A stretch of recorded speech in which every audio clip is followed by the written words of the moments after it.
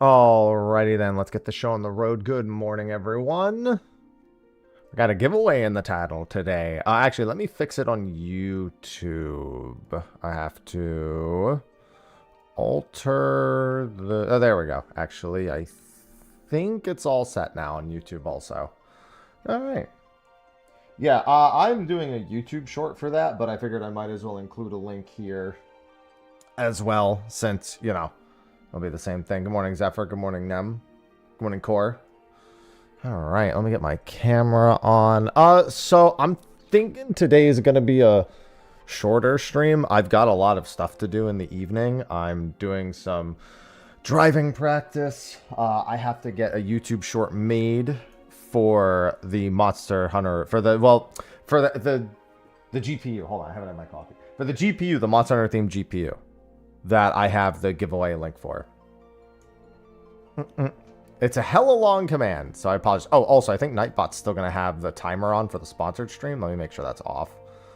And then what other timers does he usually have on? This one...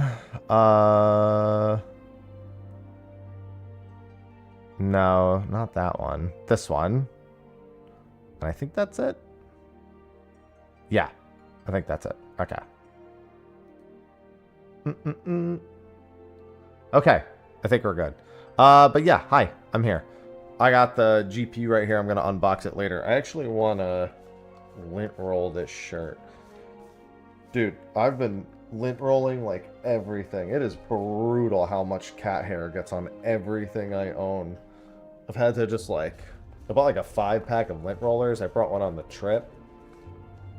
And I've been lint rolling nonstop. It's not even, I'm not even rolling the lint. I'm rolling the friggin' cat fur. It just gets all over me. It is brutal. Alright, there we go. I think I'm good.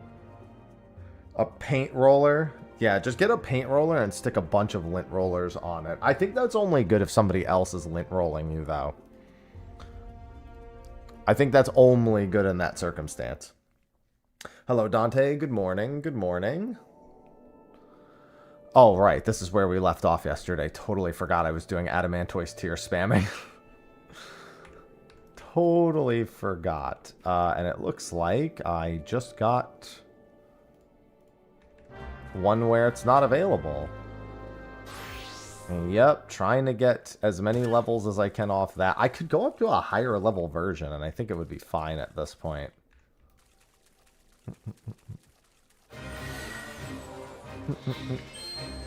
Yeah, we're still trying to get our Marauder leveled. I should consider picking up, or crafting, I'm sorry, a weapon for it soon.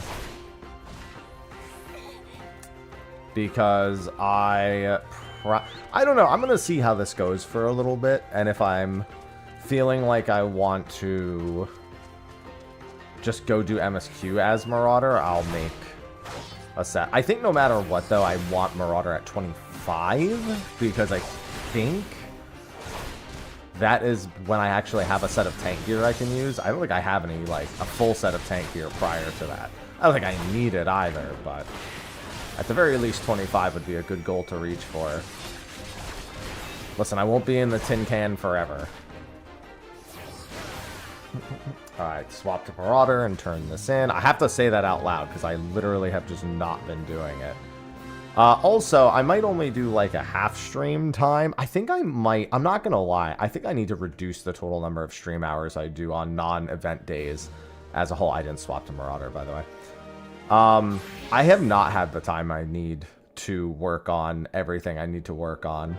And today has made that abundantly clear. So I'm going to be weighing that. I mean, I'll probably just plan for the normal amount of time unless I feel like I have to do something.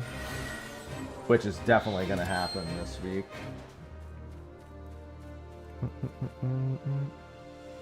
Iron Man in the tin can. Figure that New Balance out.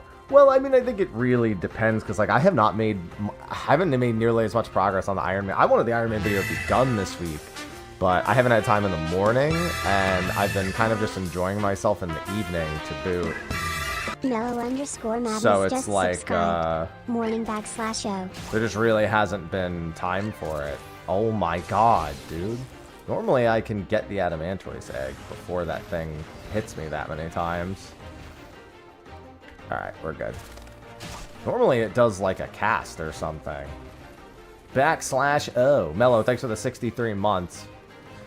Yeah, during the busy seasons, I think it'll go the other direction, where I'll stream more and work on YouTube less. But during the off seasons, I need kind of like a decent balance between the two. I'm excited to make that second Ironman video, but I need to have the time for it. I also, you know what I just realized? I think tomorrow I also have to start stream late. I have to go pick something up. Actually, I don't know when tomorrow I need to do that. I guess I should wait today. I might get a phone call today. We'll see. There's a few things. It's just the last couple weeks have been very busy. And there's something I kind of had to do, like, had a quick turnover on this week. I needed something done before Saturday. Oh, god damn it. So much menuing to be done. Gotta make sure that's at +4 every time. /O.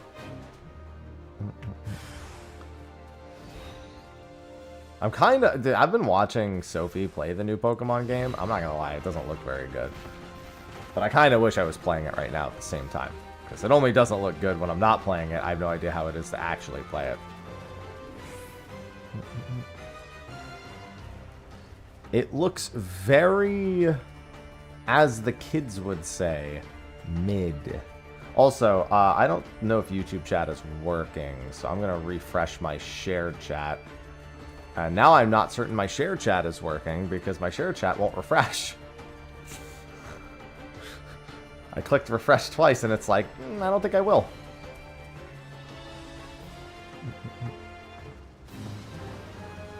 It's like, I don't feel like it.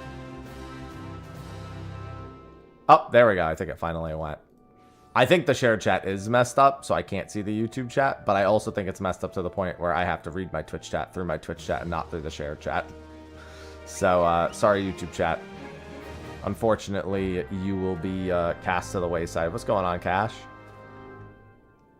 It's been a lot of fun. It doesn't seem it at all. It looks like they took a lot of the feedback from Arceus and implemented it in some of the worst ways imaginable. Like, oh, they're like, we wanted more trainer battles. You wanted more trainer battles, so now you can sneak up on and jump people in the wild. And the battle system is this more like individual skill cooldown thing that it's like kind of weird because you and I don't know. It seems like oh my god, I have to drop aggro here. I got really unlucky on the Condor spawn. Good morning, Kel. Okay, I think the combined chat's working again.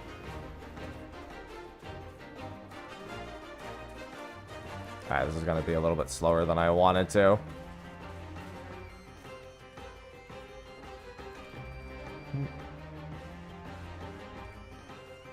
Yeah, the whole, like, I don't know. I feel like Arceus definitely had a few of its issues, but it definitely seems like Arceus is the better game between the two at the moment.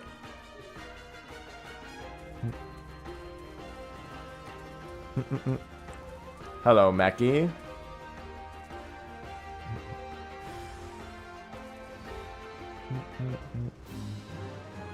It's really just dumb fun.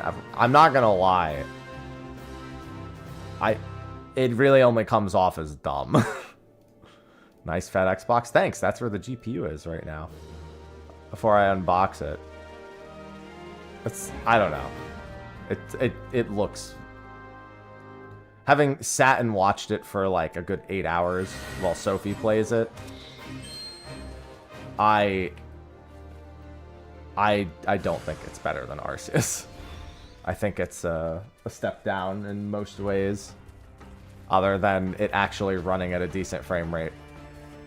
And technically, I can do that with Arceus too if I just play it on the Switch too. Yo, these Condors are being brutal. I do this route every time. There we go. I don't know why it decided not to do that all that time. Yeah, at least I can do that. I still kind of want to play it because I want to like see how it feels to play.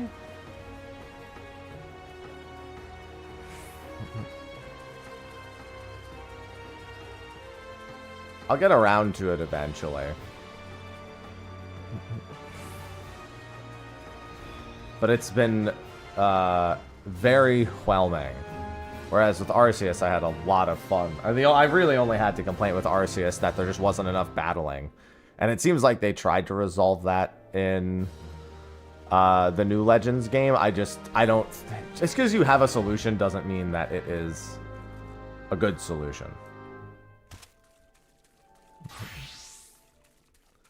And that is the general emotion I have towards the city. Yeah, there's a lot of things I don't really like about it.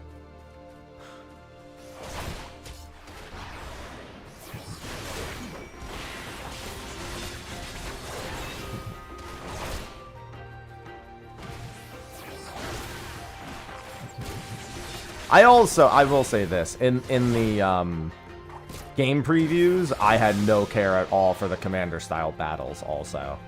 So that I haven't even seen yet. But at the moment I saw that, I was like, why the fuck would I want to do that?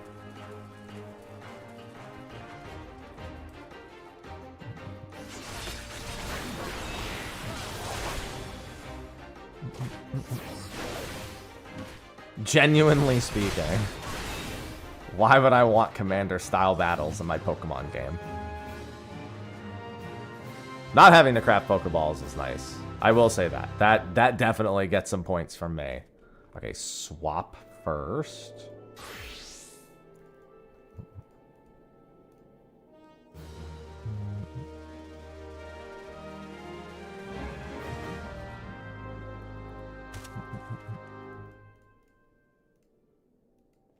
But I still want to play it for myself. I really need to play a game to know for certain. I'll just say that my couch side experience has been whelming.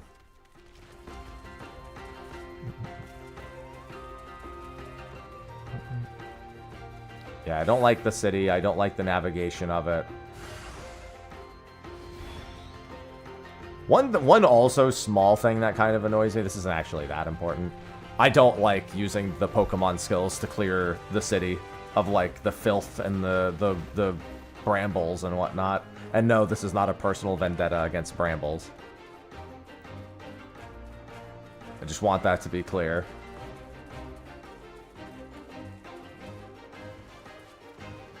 I have a lot of mechanical issues with ZA that just make me much prefer Arceus. I will say both of the game's innovations on the combat I didn't really care for. The whole agile style and strong style thing in Arceus, I didn't care for that either. It wasn't like terrible, but it was indifferent. I actually can say for certain that I don't like the cooldown system for skills in ZA. Yeah, except that in this one, because of the way the Pokemon are kind of, how do I say this? The Pokemon themselves that you control are not responsive enough. Clearing them can sometimes just be really fucking tedious. Like, even more tedious than just walking up and being like, would you like to use Cut? I'd straight up rather have that option than have to command my Pokemon. Because if your Pokemon's at like a bad angle, you either have to take the time to line up your Pokemon shots to make sure that they can actually burn or clean or whatever the fuck they're going to be doing. And if you get a bad angle, you just miss them entirely and you have to wait on the fucking cooldown to do it.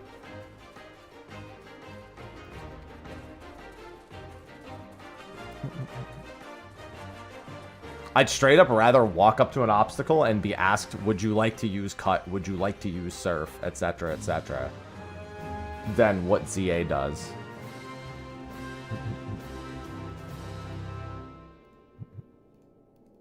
I'd say the only major benefit that I feel like from the combat system is that doing things like sword dance setup is a lot more fluid when all of your skills just have a cooldown.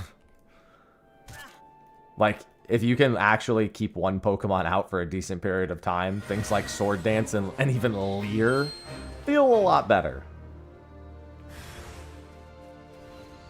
Like, you don't feel bad. Like I'd say one big barrier for, like, less experienced Pokemon players is actually setting up versus just bringing a bunch of hard... Like, the average Pokemon player just brings a bunch of ultra hard-hitting skills, right? They just bring, like, whatever the strongest fire move is, whatever their strongest... Like, they at most, they go for coverage, or they bring, like, a couple of fire moves or whatever. Like, that's what most people tend to do when they play Pokemon.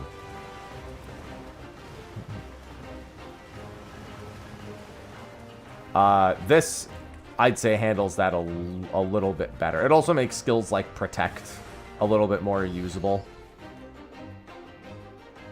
Without, like, needing to, like, do a fucking Wobbuffet setup or something like that.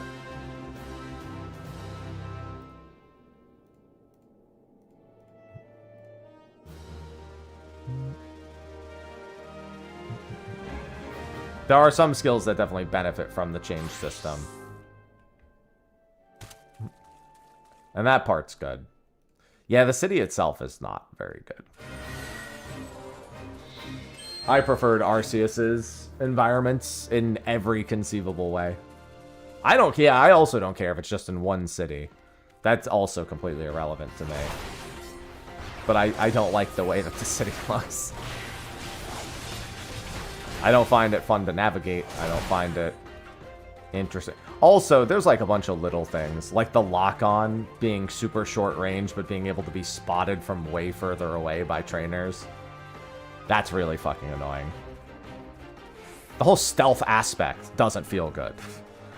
I'll say that from start to finish, the whole stealth aspect straight up isn't well done. If you even want to call it stealth. I honestly, I don't think it's worth calling it that.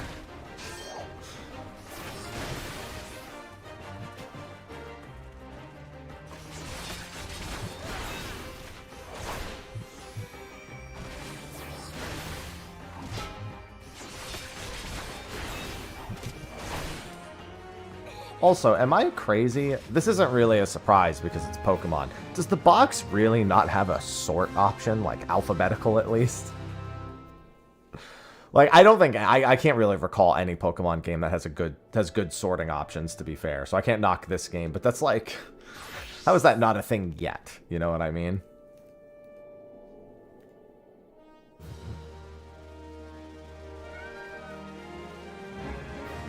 I mean, what's the harm in just a sort by highest level, sort by type, sort by alphabetical?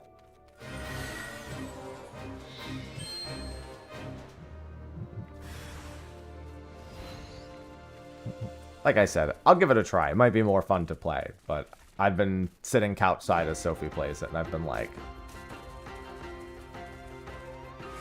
Went from Arceus to this? Ugh. What happened?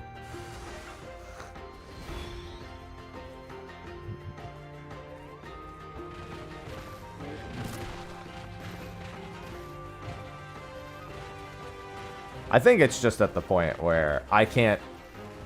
I will say this, actually, hold on. I was going to say something that actually is, I think, incorrect for me. I think the next generation of Pokemon will be very well received. And I have a key reason for that.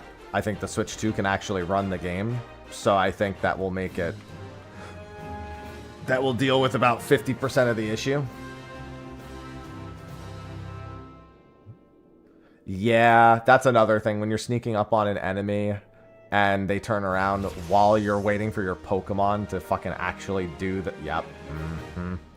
Yep, that's another thing. I mean, that's part of why I don't think the stealth is well done. What's going on, Alice?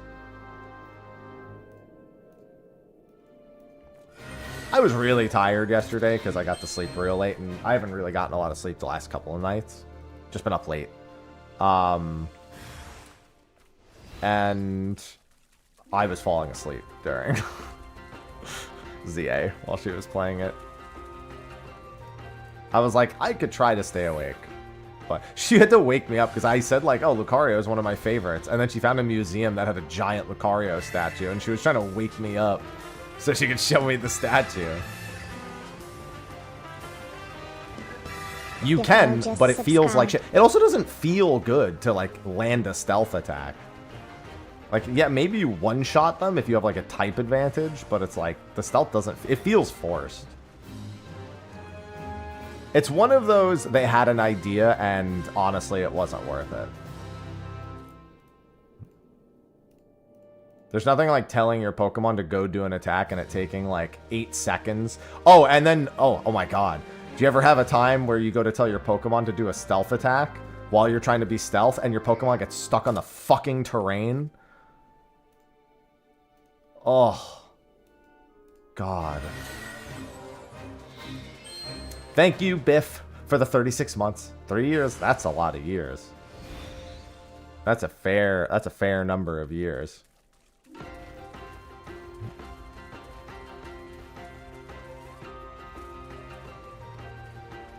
It's funny because I actually think if this game wasn't just in a giant city, if it was actually in an open field like Arceus, I think some of these things would actually work better.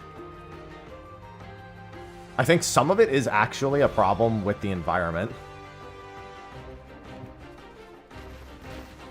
Like, genuinely, like, it makes certain features, like, less functional being in the, like, city streets or, like, the parks or whatnot. Weirdly enough. Hello, Tuchikol.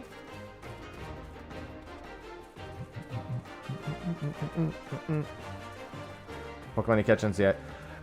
Yeah, the whole... I think... I will say this. I think Arceus had the same thing where you can't transfer... Because, okay, so I know that if you transfer Pokemon into ZA, you cannot then put them back in any other game. I think Arceus worked the same way, or any Pokemon in Arceus was unable to go to any other game, and also if you put a Pokemon... I think it worked exactly the same. So, I mean, that's shit, regardless of which game it is.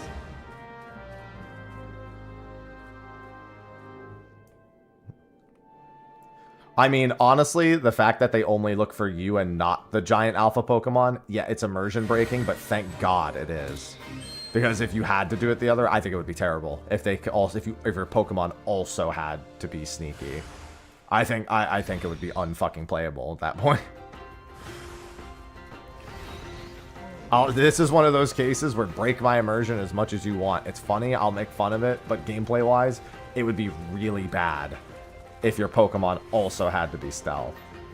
Good casual game. I think the game's better to play casually than it is to play hardcore. If you play casually, like, you will never finish everything in this game if you play really casually. You'll literally, you can log in every day and have something to do. It's impossible not to.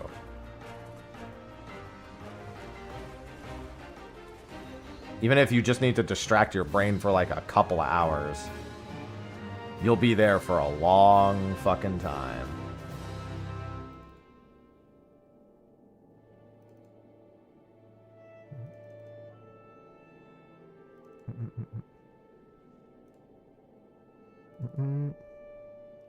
Yeah, and you can use NPCs for, like, most everything. Not absolutely everything, but honestly, even the things you can't use them for. By the time you've done a bunch of things with NPCs, the game's taught you pretty well what to do in general.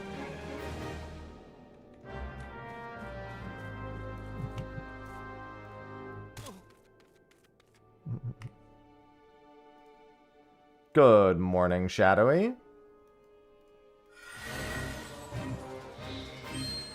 Ironman stuff is moving along. I'm doing some Marauder power leveling real quick to try and get it to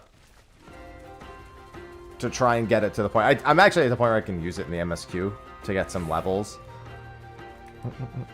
I really want to get it to Warrior because it'll make doing Palace of the Dead, because Warrior is probably going to be my chief, like, job for a little while, because now it actually has self-sustain at this level. And as such, it is capable of it's just a little bit safer for everything. Yeah, 14 is a good beginner MMO. It is and it isn't. Like, there's a lot of game systems that you can easily miss. And that can be really tough as a new player. But it is a game that's well worth taking your time. It's not a game that's trying to rush you. That part of it is good.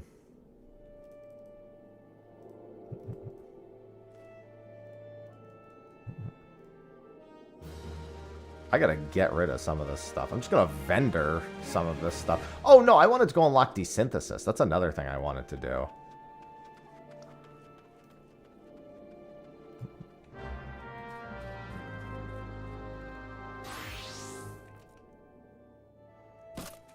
Oh, well, I mean, I can't die. I'm not in combat, but still.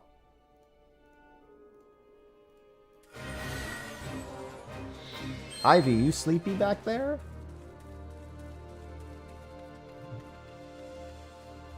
Yeah, Pals of the Dead's always rough getting party members, but that's why they made 1 to 50 ultra soloable. That being said, if you're a brand new player, it's kind of it's a little bit of an undertaking. Although I did take 3 people who had never touched content like that yesterday through it, and they were surprised at how simple of a time it was. They're like, wait, that was super easy. And I'm like, good, I'm glad you thought so, because that's exactly what people who haven't done Pals of the Dead 1 to 50 need to think.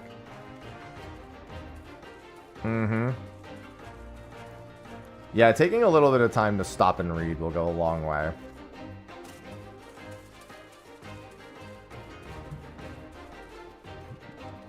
Gunbreaker is okay at 60. But it's unlikely that I'll need it for... I'll only need it for very specific things. There are places where it will be better to be Gunbreaker. But sustaining more will generally be preferred over killing slightly faster.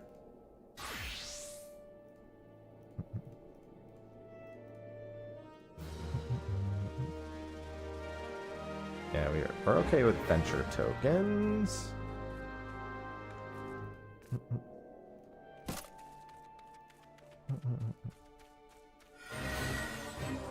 Burning through these lead quests. It's a good thing I saved a whole bunch of these.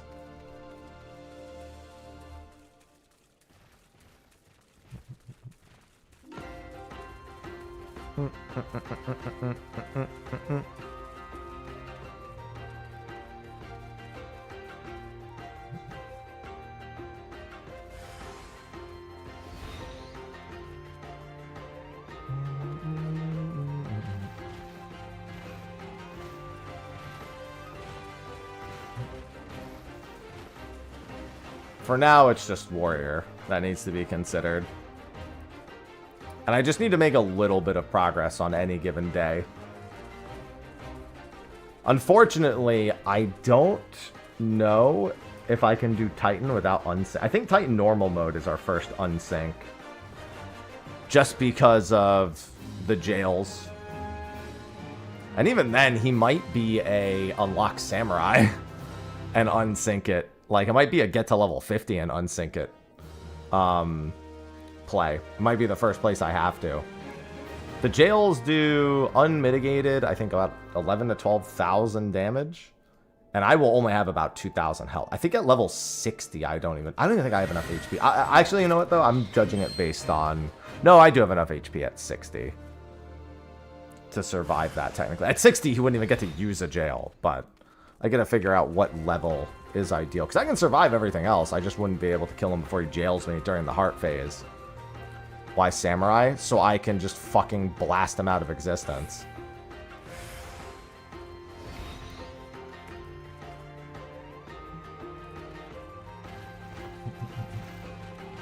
There's no universe where I can survive the jail blowing up. So, unless I unsync it and I'm like level 60. And there's no way to kill the jail, and I think maybe mitigation will... I think mitigation will work if it's long enough, but I don't think... I think it's like 20 seconds for the jail to explode. Maybe Rampart, but that's about it. So I'm hesitant to assume that most things would even work for it. I definitely can't home gang it or anything. I'm only allowed to use whatever gear is required. Like, if I literally can't change job because I can't use the weapon that the quest gives me, then yeah, I'm allowed to do it. All right, hold on. I think I should go unlock desynth real quick. Desynth is in will die, I think. I have a few level 30-ish crafters. I really need to get that a-moving.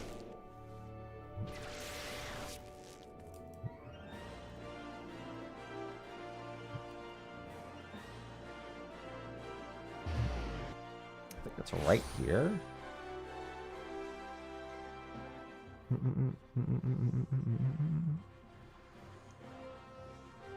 Here we go.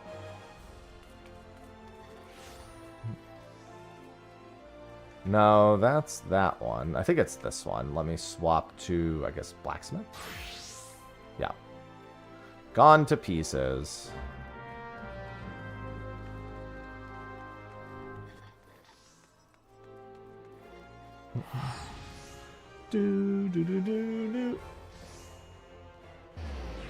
Yeah, generally speaking, the only real limitations we have gear-wise are things that allow me to take shortcuts. It's why I have the general removal of quest-related gear for the most part, unless absolutely necessary. Like, if I literally can't play the job without it, then so be it, right?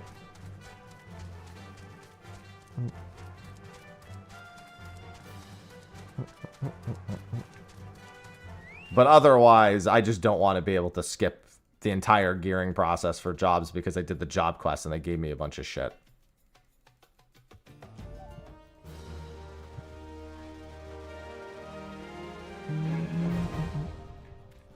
Alright, let's see. What do I have the desynthesis level to even destroy that's on me?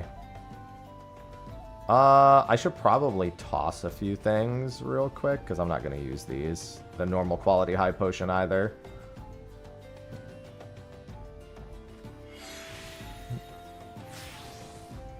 Growth Formula Alpha.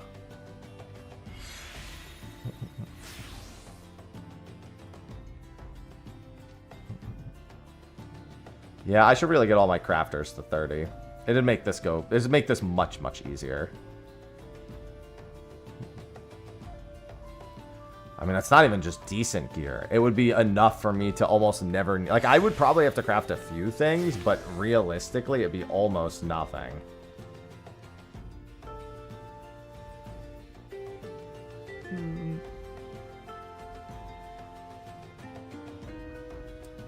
I kid you not when I say it would be almost nothing.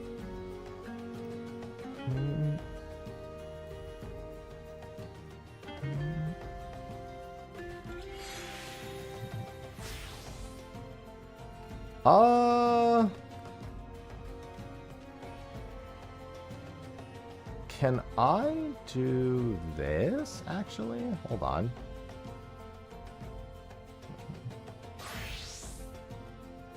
Do I have any other items that can be desynthesized? Not that. Not that. Come on, man. There we go.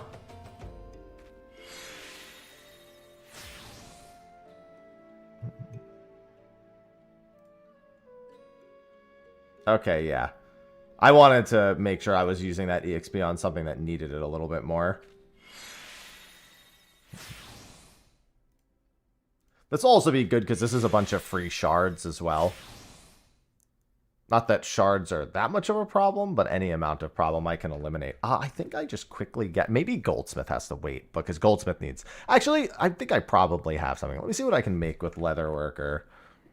Boar leather? Do I have boar hides? Do I have any more boar hides? I have 16 boar hides. Okay, that's enough to get to 30. We'll make those.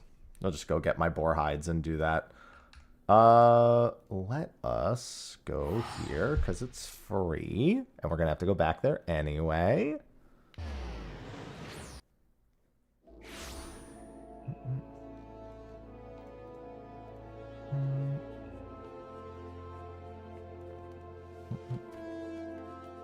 It at least makes all the gear that I pick up that I can't use from things that aren't quest rewards. In reality, desynthing quest rewards is probably an okay thing to do, because it doesn't really help all that much.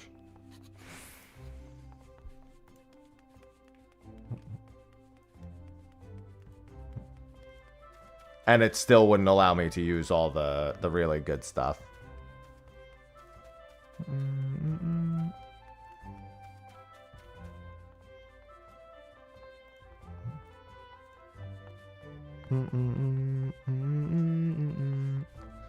Alright.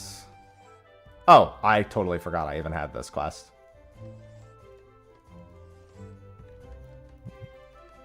That was not what I meant to do when I came here. What do you need for the next quest?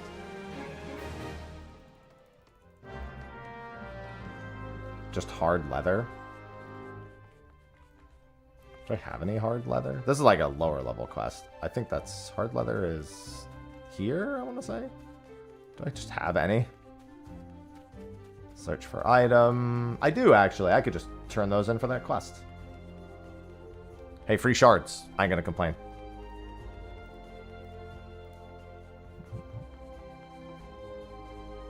Okay, let's get the boar hides. I think they were on Zilch. Yeah, here they are. And then what's the other thing I need for these? Boar leather is Alaman. Which NPC has Alaman? I'm almost certain I have some. Yeah, there's a lot of entries for the GPU. But you do also get, like, you don't just get 1 or 2 entries with the things below. I think it's like plus 100 for some of them. Alaman.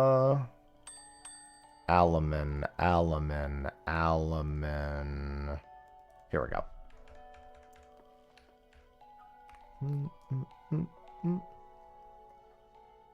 Alright.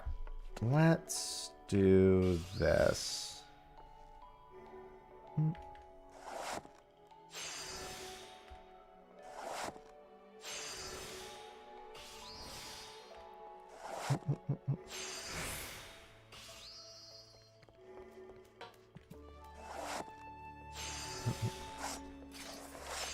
This will also eat my reset XP, but that should be fine.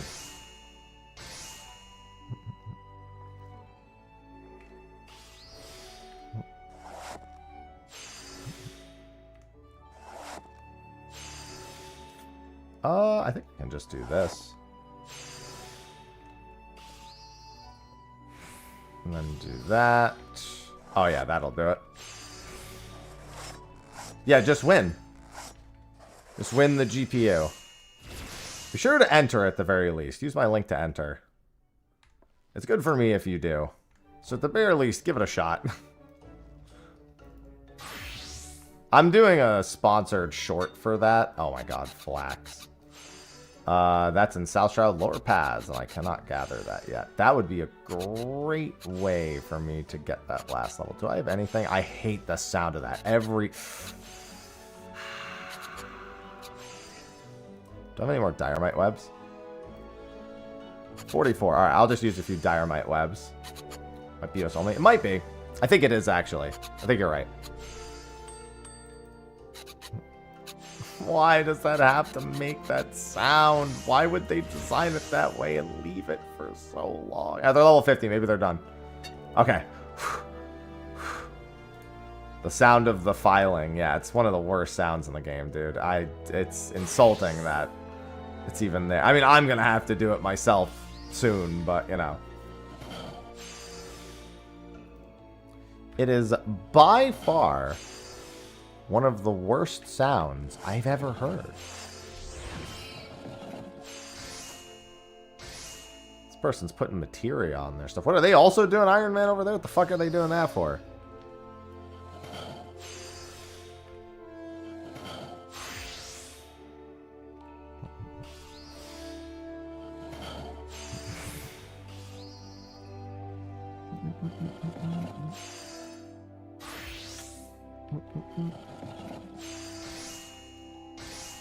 That filing sound has...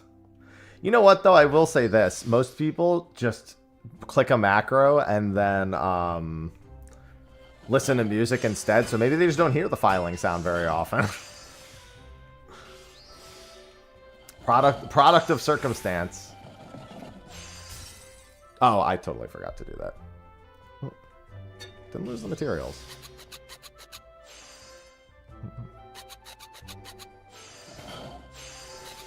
Well, back to hating my existence.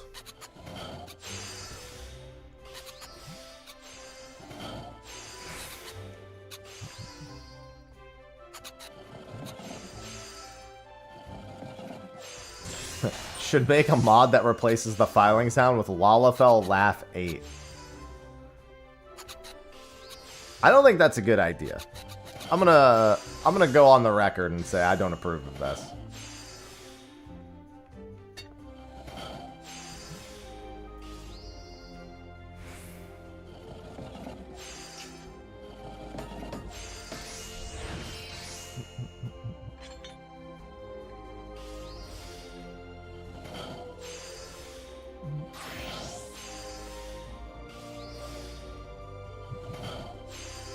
See, Xanthia doesn't have to hear... Well, you say that, but now you have to hear my filing sounds. So if anything, you're just trapped in hell forever.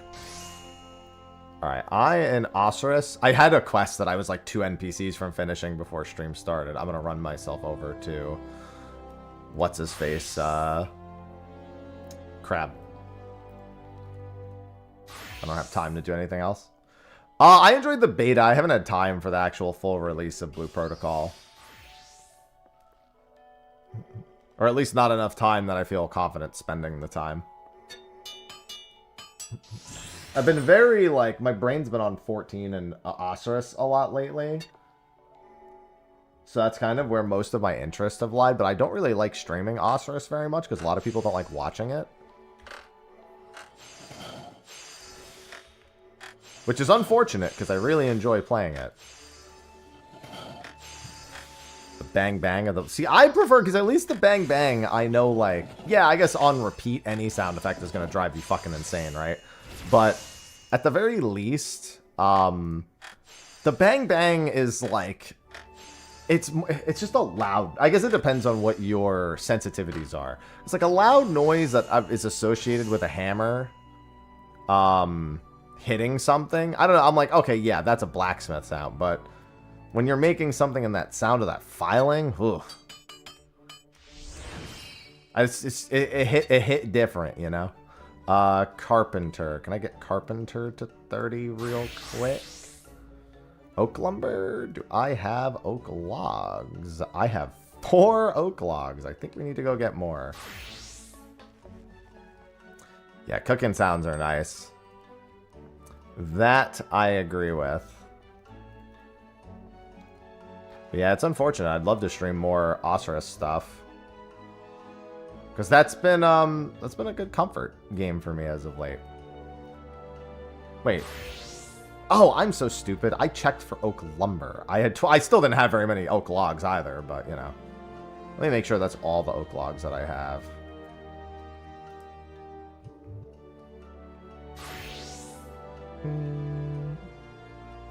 Yeah, I've got more stuff I can desynth on this character. I can actually desynth more things now, also. We had all these elm mako. Oh, that's one of the things I want to be able to desynth. Is all these extra elm swords. 31, 24, 24, 24.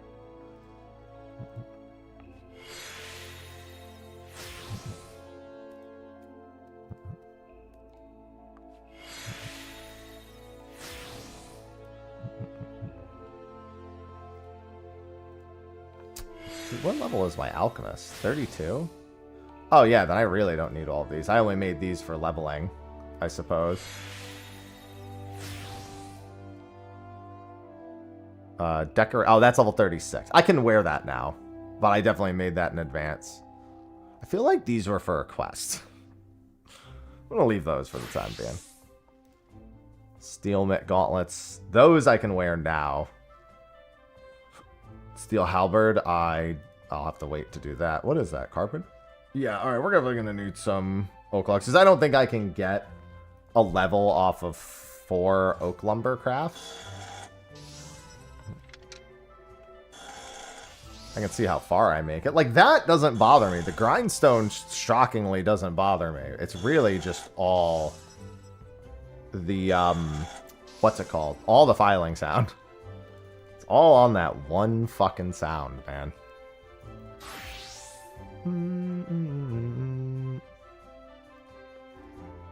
Alright, let me set myself up at crab real quick.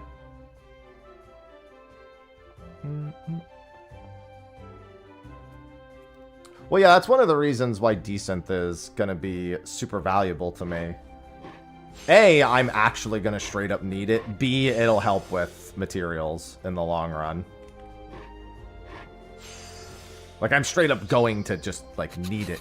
Like, I'm not going to be able, oh, and they're back. Why does this person have to be crafting here? Why do you insist on being a part of my existence? I don't approve.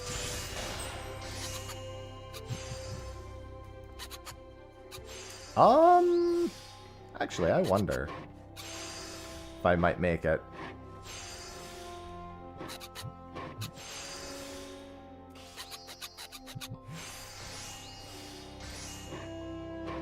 Good morning, Purple.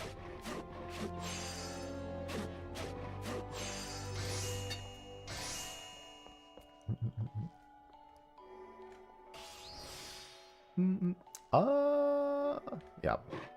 I think I can actually just craft something slightly lower level, so I don't have to go out and do that.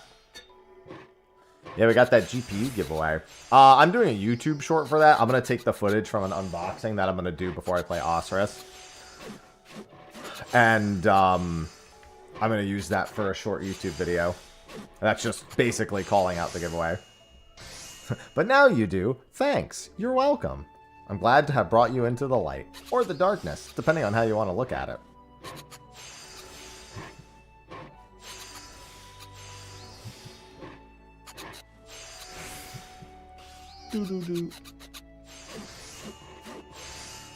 Man, yesterday was fun. I have to decide how I want to progress with... Oh, that actually was just barely enough. Beautiful. Let's do some desynth then.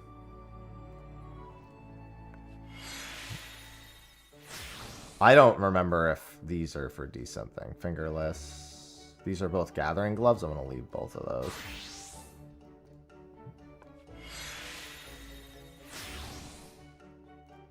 Antique leather. What the fuck is this used for? Oh, it's used to make the other expeditioner pieces. Which is not very useful, but at least, hey, I can desynth. Silk thread. Applewood longbow. For a level 72 bow? What the fuck? Didn't see that one coming, I'm not gonna lie. Alright, we're gonna leave that. We're gonna leave that.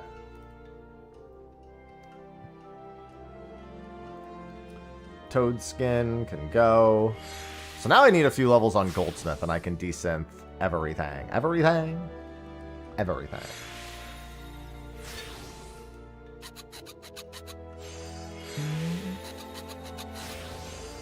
Velveteen dress shoes. Destroy these.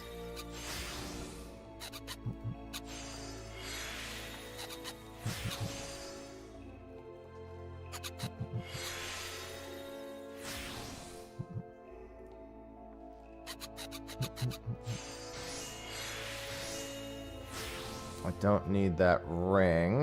That's goldsmith. And I really should wait to desynth this stuff. I really should, because I want a higher desynth level. I want a high enough desynth level to have a bonus chance of getting certain items. The level 5 all.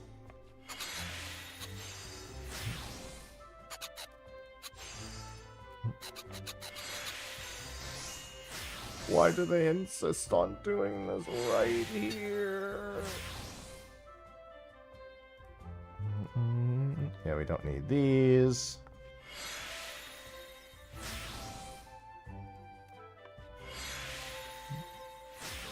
Oh yeah, that's right, I got a wind-up Edda. I totally forgot. I love getting Fieldcraft Demi-Materia 3. Thank you, game. Those might actually be useful to me, unironically.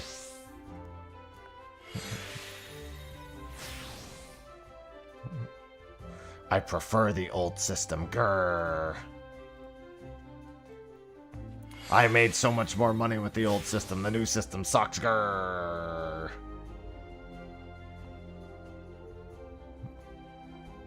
I already have gear. There's no point in me doing that.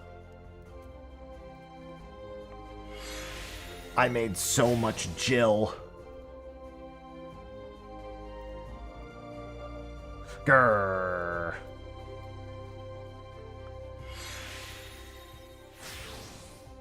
The old system where you could only max out 3 of them and you could lower your skill in other ones as you raised certain skills. So basically you could only have 3 really good desynth levels. The other ones were all kind of bad. And you needed to reach the minimum desynth level to even desynthesize equipment.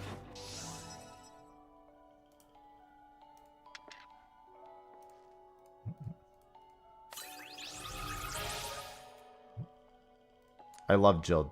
Would you love a Jill sandwich?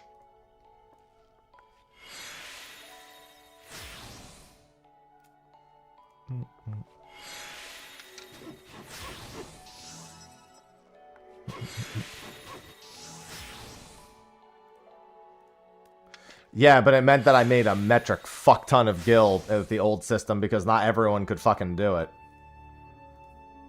Sometimes that's okay, in my opinion.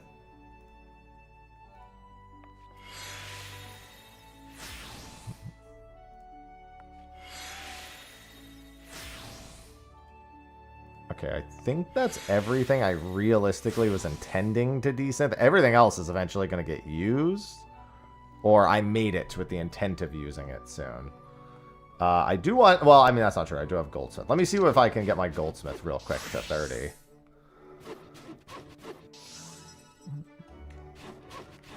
Is any of this Goldsmith stuff? No.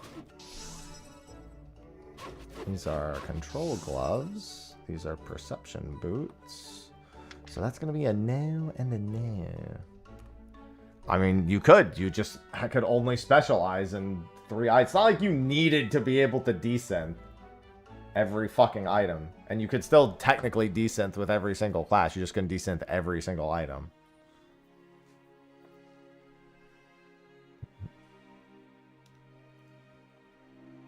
It was much better for the overall market. Now nobody gives a shit about any of those items.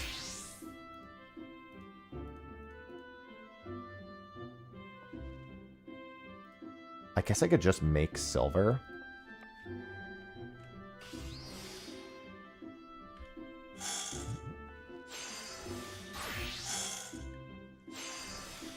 I prefer when my items actually have value.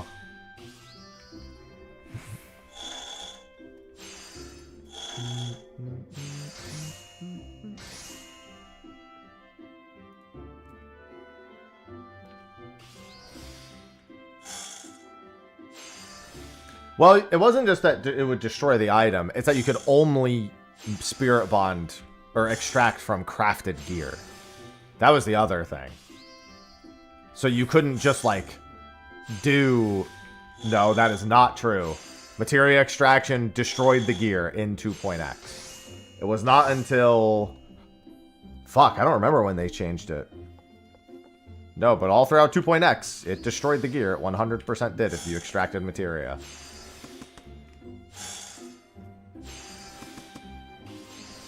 Source, I did a lot of it.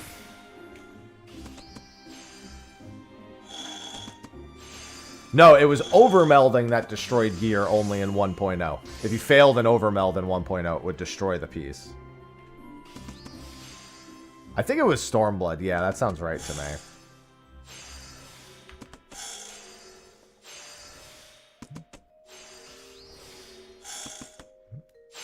There's a reason why grade 4 materia was 400k a piece in A Realm Reborn.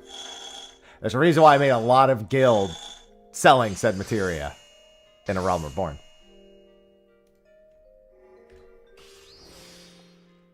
I mean, I'm the one who made the suggestion that materia slots move over to jobstones. The problem with materia slots moving over to the jobstone, there is a singular problem with it. You need to artificially inflate how often you add new materia or invalid. Like, it still needs to be tied to the equipment in some way, because otherwise you will meld once and never meld again. And that's not good.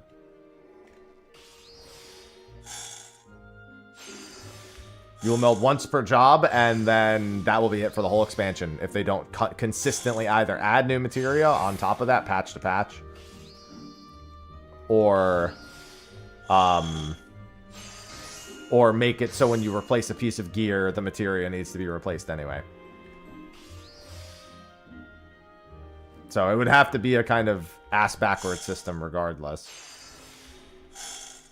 I think it would be terrible if you only had to meld one time and then that was it, you were done. For a job, for the next 2 fucking years. If you're gonna do that, you need to go back to making materia super fucking rare then.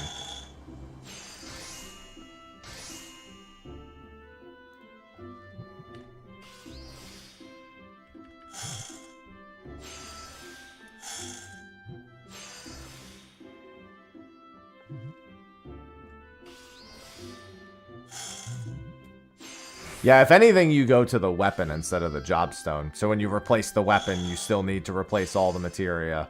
And it's every materia to boot. The bigger problem with that actually becomes overmelding goes away. And I think overmelding is... The system's made with overmelding in mind. Well, I guess it doesn't go away. It effectively is no longer tied to crafted gear, which means it has to be rebalanced, which means that crafted gear falls into a really weird space.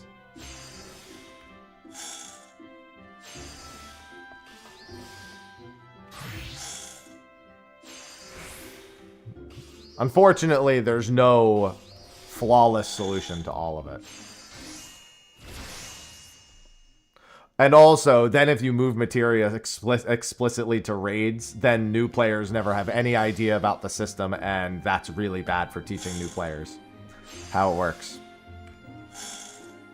Because it means they'll never make the effort. They'll be like, no, that's raid shit. I mean, there are people who don't make the effort now, but they'll have every excuse not to if it becomes a fucking raid drop. Exclusively a raid drop.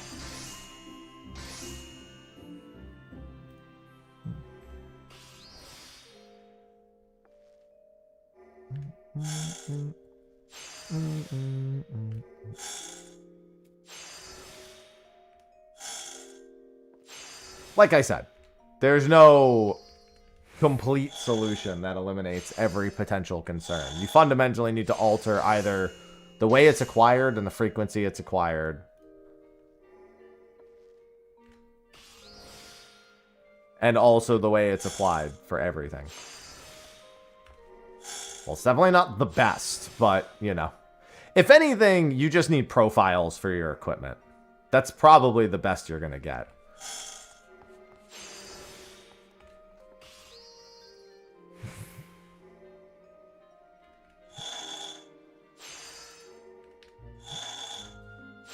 You just need to be able to make a materia profile for it and put the materia you want in it, and then have that tied to the gear set. That's honestly still a lot of fucking work to add on top of an already existing item system. So much so that it would probably, yeah. Materia plates. Honestly, yeah, that's kind of what I'm suggesting in a sense. It's the only way to keep almost everything exactly the same and simultaneously update it to be less of a pain in the ass. Without needing to fundamentally rewrite the entire way that it's all done.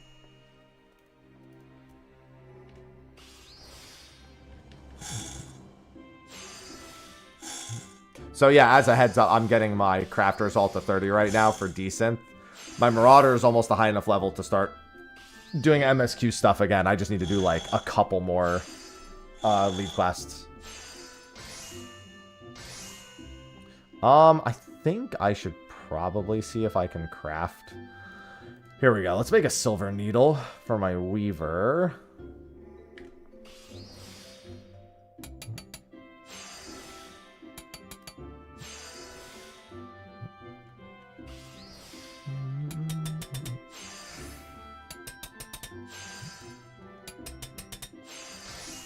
Well, that was not worth nearly as much as I thought it was going to be.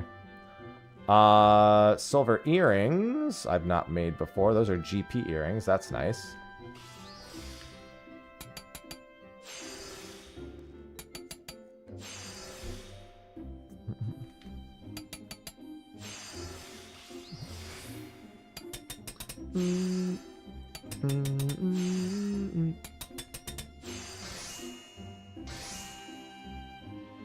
I may want to see also, where is horn necklace? That's this one, right? Antelope horns? Do I have any random antelope horns? I do, actually. Perfect. I thought I did. I have a bunch of stuff to desynth in here. Here they are.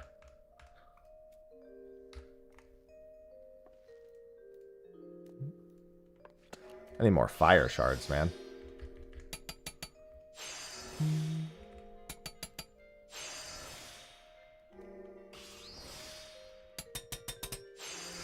Yeah, I mean, I have to get all the way to Heaven's Ward. I forget what level I can start. I can actually unlock the Ixal. So those should be coming up soon, but... Do I have any more Mudstone, Whetstone? I do not. Alright. Danburite. I don't think I have any Danburite. Malachite. Yeah, all of this stuff is really easy. Oh, there's also the cut stones and whatnot, too. I should probably just make these. Search by gathering method. Can't gather. Really, I'm not a high enough level to gather granite. What about this? Siltstone and oakwood. The Kirby Direct. Don't mind the eye roll. I like Kirby. Just the idea of a Kirby Direct is, I feel like I need not explain.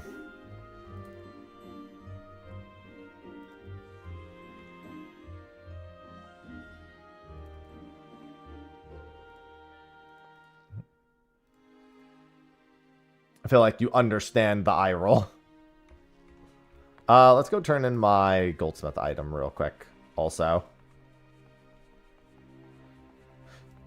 Operation Archon. Yeah, that's a whiles away.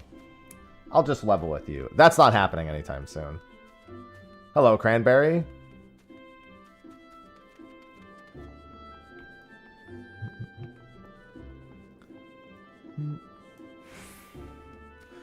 Yeah, it's a bit much, Doctor. I didn't know it was that long until you just said that, but that's crazy.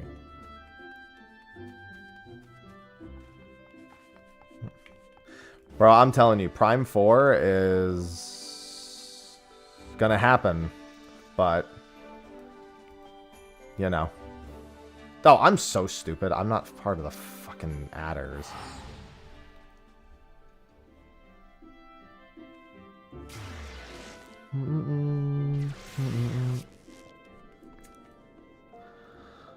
Alright, let's just do this.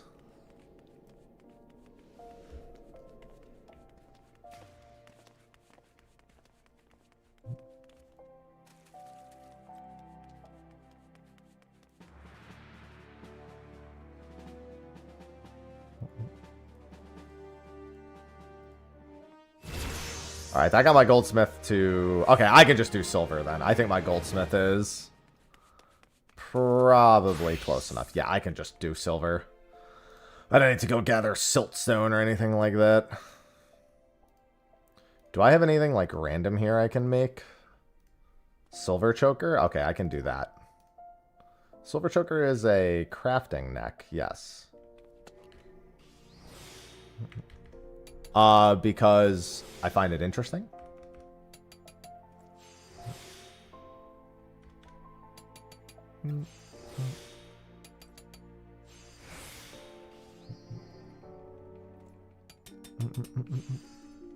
I should have... I guess it doesn't matter.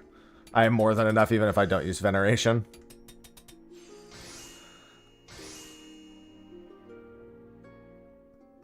Anything else here? All the goat horns. And then these are all the raw things. Silver headpieces. Silver spoonler. Okay, I'll have to make some of this stuff sooner or later. I can actually almost make that. Mithril would be the easy one. Alright, I am going to... Where is my... There they are. I'll just do this until I get level. It's only a few crafts. Yeah, I would not be optimistic about Metroid Prime 4. I don't know. Nothing I've seen of it seems very good.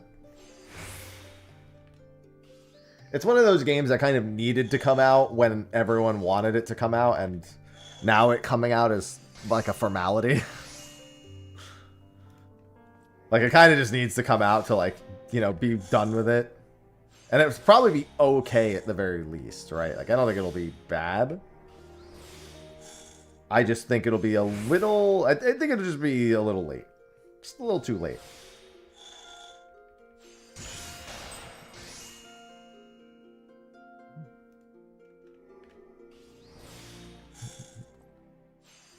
I just don't understand what's taking it so... Like, what is happening that Metroid Prime 4 needs this amount of time? I fundamentally don't get, like... I just don't think they cared. Like, I feel like that game doesn't need to take as long as it has for what it wants to be. Especially after Dread came out. Because Dread was great.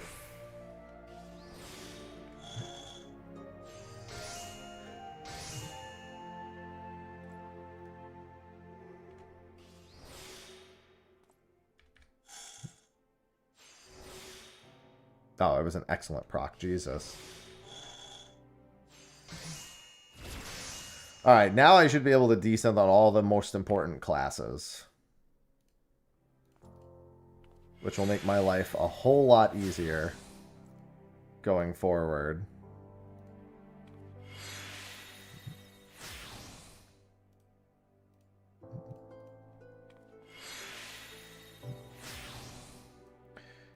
Yeah, I get rebooted. I don't know.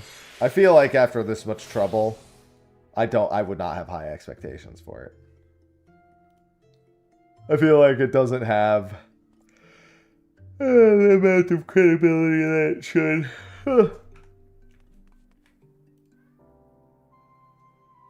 No, there's no way it's environment detail.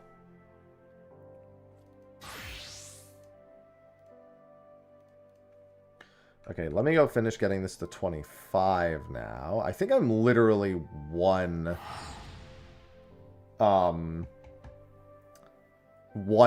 Adamantoise Tears from this being done.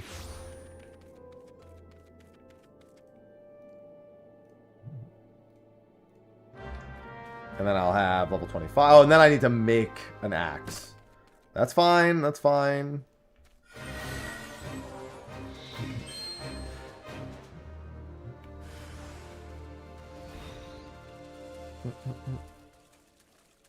I could just burn through the rest of my leave allowances on these before doing MSQ also. I think I might lose my fucking mind if I do that, but I'm already losing my mind, so what's one more thing to do it?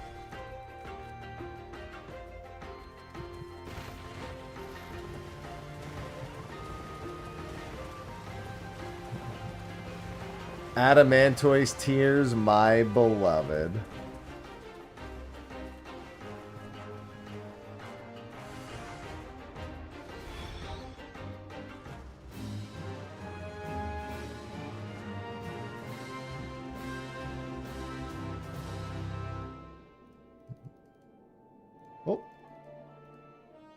May as well go off. I don't know about that. I don't know if that's a may as well moment. I forget what the next one up the chain is after Adamantoise Tears also. There is another one that's... I mean, there's a bunch that are exactly like Adamantoise Tears. I can probably go up to the next one now.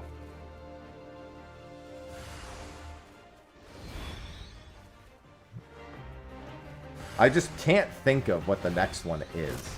I also don't think it matters until after I hit level 34. I'm pretty sure it would be the same EXP rate. Adamantoise Tears just happens to be a very conveniently placed one, which is one of the reasons why it was always more popular and well known for the 1 to 34 grind.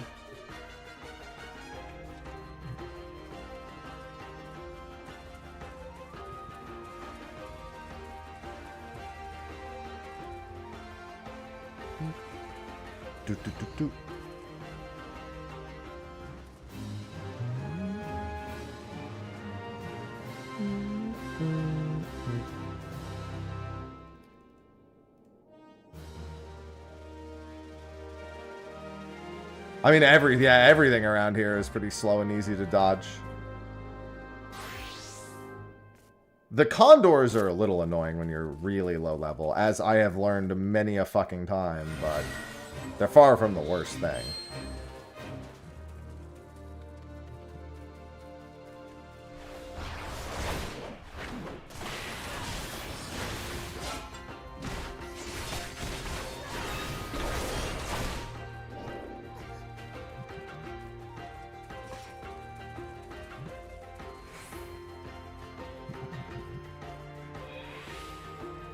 Costa's fates.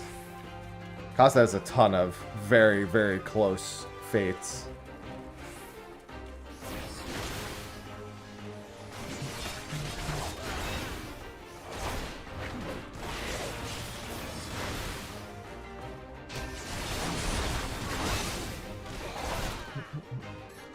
I mean, there are lead quests there, but I mean, I don't think there's any that are comparable to Adamantoise tiers.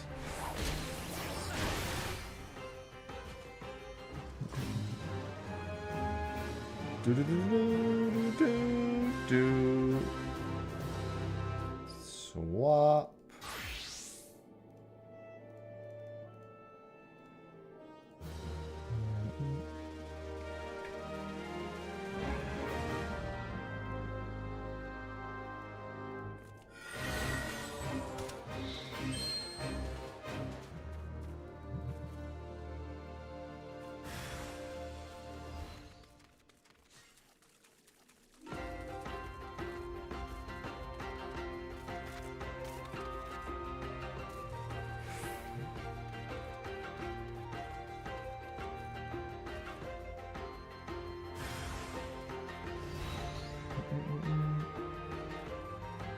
So it's been treating me fine. I haven't really had much time to do really anything in OSRS as of late. I've just been doing like skill training and stuff.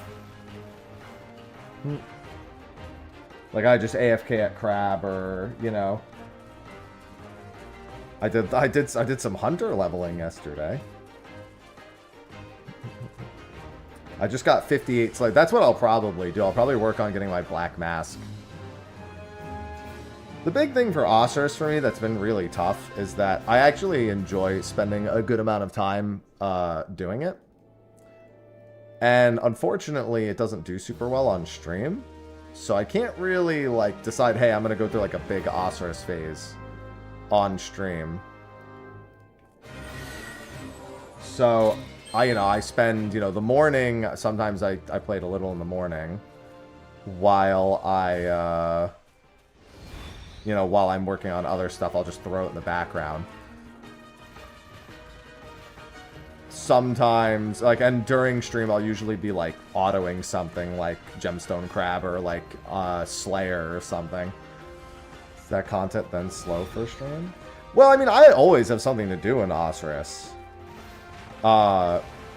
It just doesn't do well on stream. I'm not really, an OSRS person. Hey, what's going on, Joshing? Hello? Unless you're doing, tons of quests or bossing or something like that, it is a lot of just trying to beat a lot of... It's a lot of trying to beat RNG. I would have no issue streaming Guardians of the Rift for however many hours on stream to get whatever, to go for Abyssal Lantern, Abyssal Needle, get however many runes I can get. All that would be fine.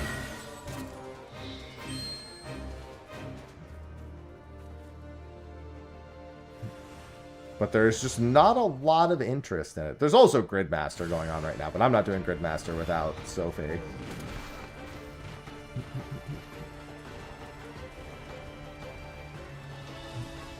Ironman's going well. I'm getting my Marauder leveled.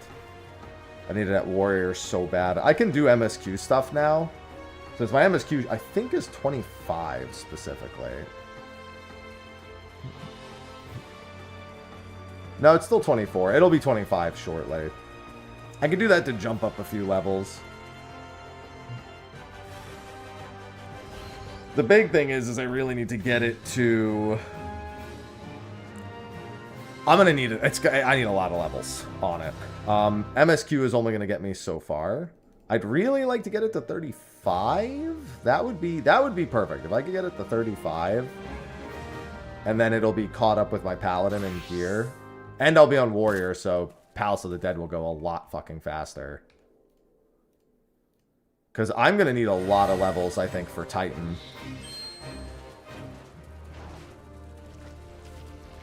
Get out of here. I don't want to kill you.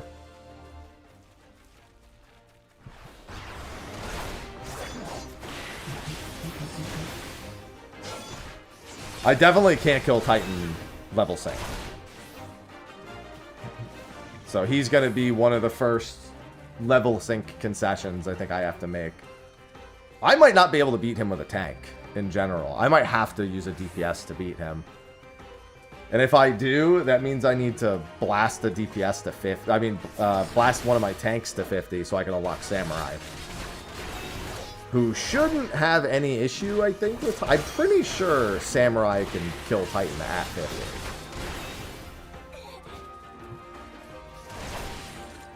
50. The NPCs, yeah, I mean, there's a good amount of story. That's a pretty major turning point in the story of A Realm Reborn.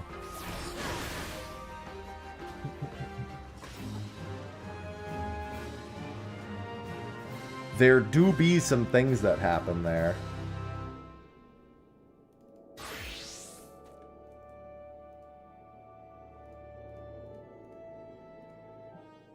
Wait, what? What about your SAM weapon? What about it?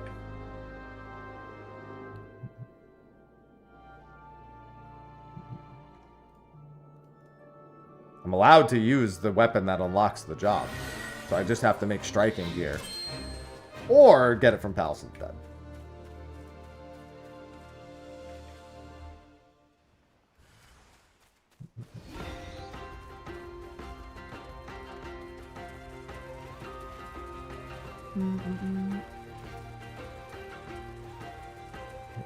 I don't understand the question, Skill. Oh, content slow for stream. I said Guardians of the Rift, Slayer. I'm farming my Black Mask. Those are the things I mentioned.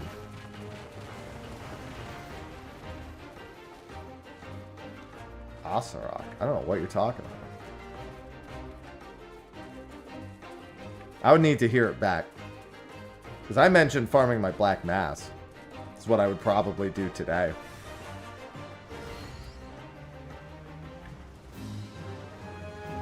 Honestly, I've never been able to figure out what I would... I think silver chocobo feathers are for some gear. I honestly don't know what those are ideal to spend those on. I've never had enough of them on any character where using them in a particular manner has mattered to me.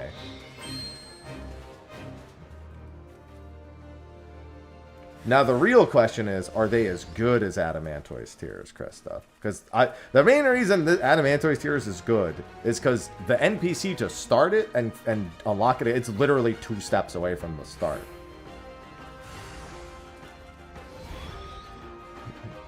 There's no travel time, and then, yeah, it's just constant.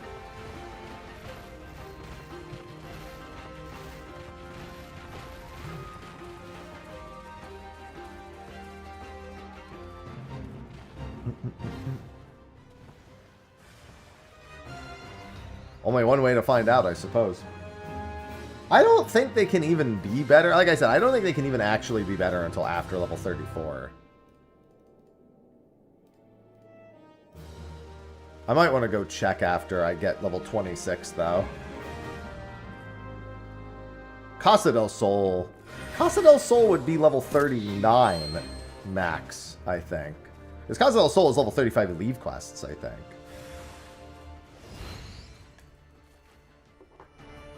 What?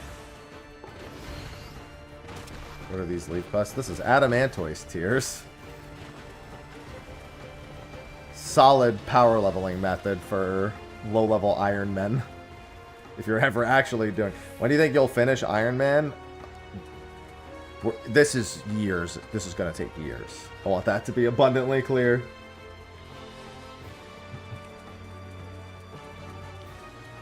Yeah, this was a really popular leveling method back in the Realm Reborn days. It was a solid use of leave quests.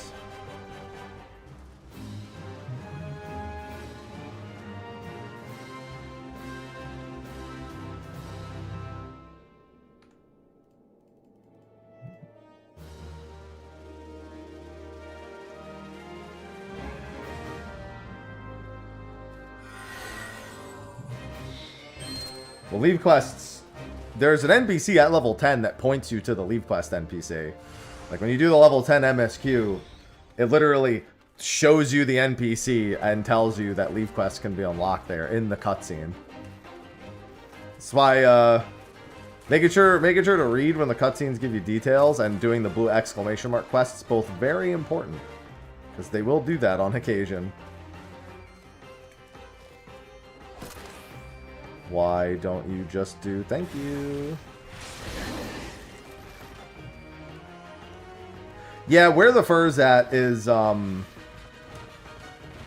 so I think where the fur's at is right here.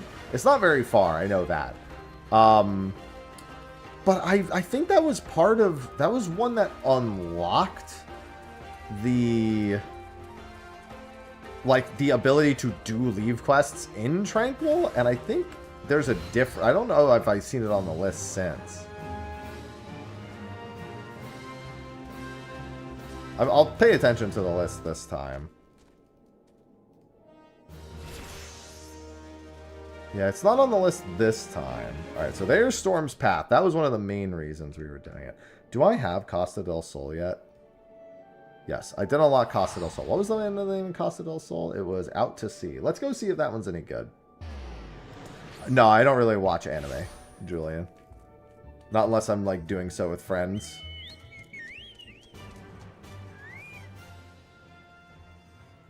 Yeah, leave quests are only for crafting and gathering now. Alright, I'm going to have to do this on... and turn this in on Paladin. What level is this quest? These are the same as the ones in Tranquil. In fact, with that in mind, I probably don't care about doing this. These are literally the exact same level. Okay, well now I don't have it. It's going to be stuck in my log, so I'm just going to do it.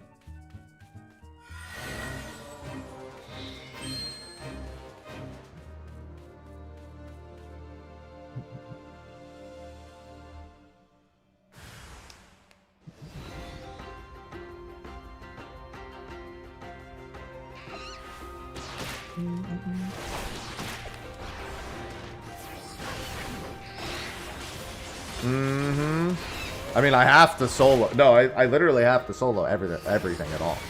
Anything that would stop me from progressing, I have to solo. There's one guaranteed exception where I will have to call on other people, and even then, I am going to do what Raph did for that.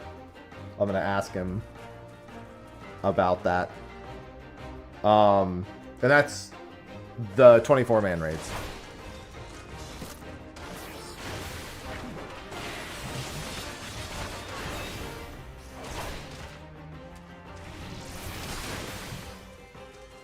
Yeah, we were just looking for alliteration. Besides, every time I jump, I'm hopping, see?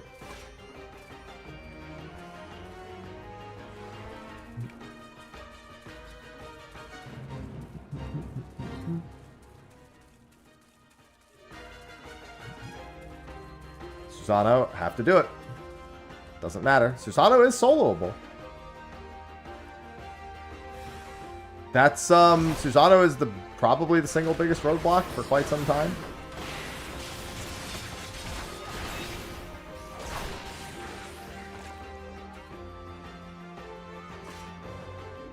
Susano is actually the reason why I will need to be diligent once I unlock Samurai of literally doing Palace of the Dead every day until I get the Stormblood.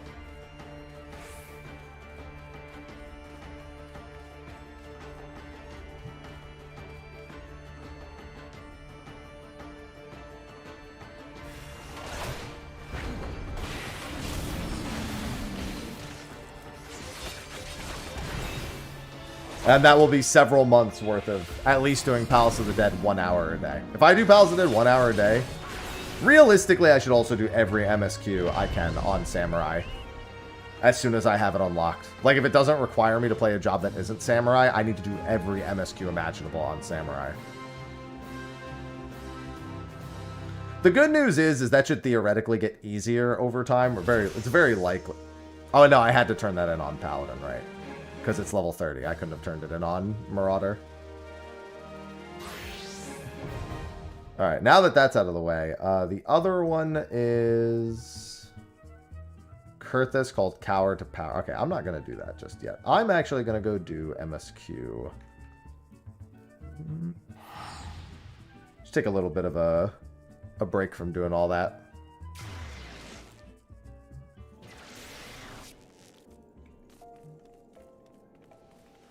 Get some Marauder XP. I also have my level 10, 15, 20, and 25 classes. Which will make for, well, not that much. Actually, no, I'm sorry. I only have 15, 20, 25 at the moment. That is Grand Company Seals, but I have no use for it otherwise. Also, with all that leave quest spamming, I've got a good amount of gil to teleport, so I can just pretty freely teleport around now. I mean, the MSQ would have given me... Excuse me, would have given me more than enough, but I don't really have a good use for most of that gil anyway. I can also turn in these clear demis. I can't turn in these Allegan pieces because these did not come from Descent. Those are going to have to get... In fact, I'm going to toss them now. Tossing them is annoying because I'm just going to get more from the MSQ.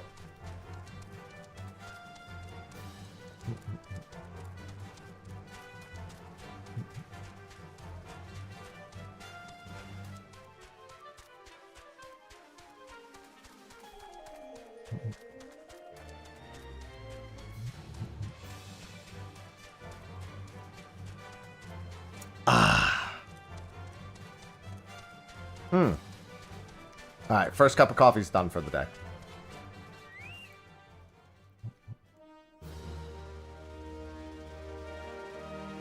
Yeah, they come from MSQ, so I'm just tossing them. I did get ventures, but I was in... for now, the intent is not to do any ventures, because that is a quest reward. That being said, I'm contemplating allowing quest rewards for the sake of desynthesis only. That is something I'm considering. So, meaning I would take gear and destroy it, but never ever use it. Just because that's something that's a little bit more functional and doesn't really provide a major advantage in any way. No, the clear demis were from desynth. I mean, they're useless, but the clear demis were from desynthesis. From desynthesizing all the gear. And a lot of that gear was also pink gear, which comes from the chests in lead quests. It does give shards. Shards are already something that we made a concession for because they're kind of weird to begin with. Like the quest reward shard. You can't split shards until you have a retainer. And thus, the entire start of this character had a ton of shards I couldn't separate. I mean, the clears don't do anything. They're not quest rewards.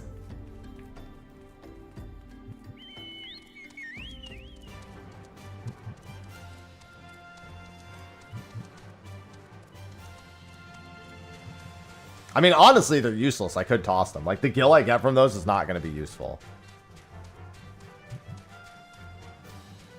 What I'll probably do is in the part 3 video, I will... Yeah, I'll pass that off to the people watching. Yeah, I might need to start wrapping streams closer to 3 p.m. on average, if it means I'm actually going to get any YouTube work done. I think that's the next thing I need to do to make sure I have time. I have a good work-life balance.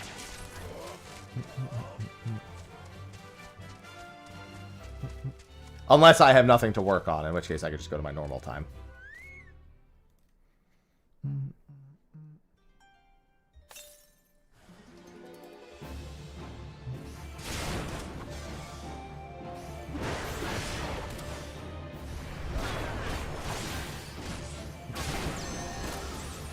And he's fast.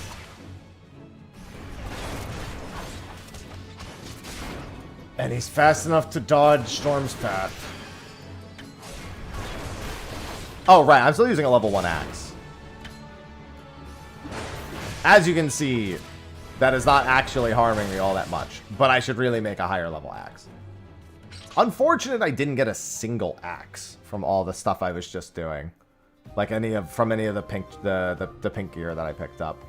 Alright, axe. That should be smithing. I'm level 26. That's a thunderstorm axe, which I would need an inferno axe to make, which the inferno axe is right here, and the inferno axe would take an iron war axe to make. So the iron what the fuck? I mean, those aren't the only axes, but I'm annoyed that I kept checking backwards and it was just like, ah, yes, here you are. Okay, I can make that. That's fine. I have all the materials to make everything.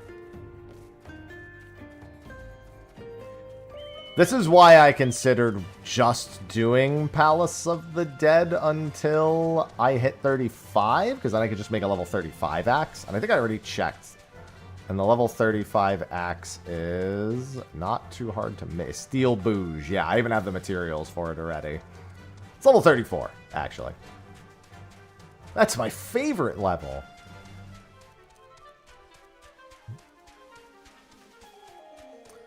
Yeah, I might be a play where I just pick up a few, I pick up a few levels from the MSQ until I unlock Hawk Manor. And then after I unlock Hawk Manor, I go do Palace of the Dead to 34 and then craft that weapon. And I think I'll be fine in Hawk Manor. I don't think I need to level up to 40 or 45 and get that gear and then sink it down.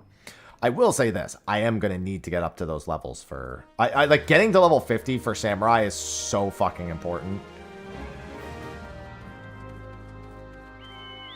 That in a lot of ways, it actually is a priority.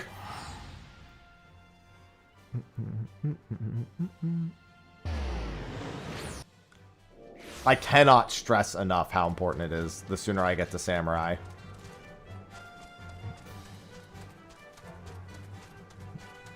Well, I mean, the MSQ just levels you through a Realm Reborn. The pace is the MSQ. On secondary jobs, I mean, leveling super fucking easy. There's only really one level range that's not great, and that's the Stormblood level range, in which case you just usually do roulettes. You can spam some dungeons, but most people just do roulettes challenge logs. It's a lot of like daily and weekly stuff to get through that level range, so you don't actually have to burn out on it very hard.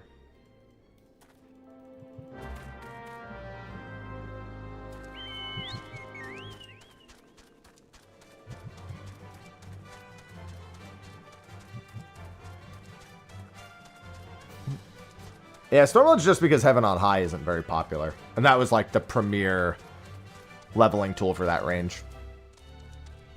The good news with Stormblood, though, is you get to hear Triumph over and over again.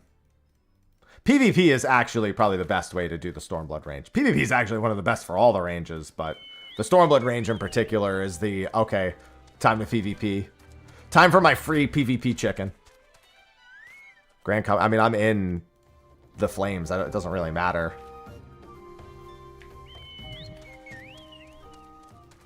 I don't think there's ever going to be a point where I'm low on gil. Well, yeah, you do the front lines, or you do a frontline roulette, and then you can do casual CC, or you can do more front lines. What's actually hilarious is one of the best leveling methods for that level range is to wait for what are they called? Rival Wings events, community events, and just spam it. Then just spam those. Unironically, that's one of the best things you can do. Just wait for the community run Rival Wings event, and then just fucking spam Rival Wings. Or Moogle Tomes, that too. I was just thinking, you know, there is like weekly Rival Wings queues.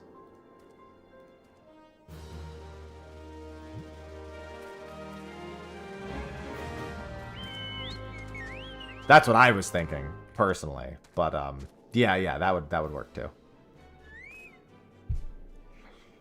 Yeah, in another month or so, Moogle Tome will be around.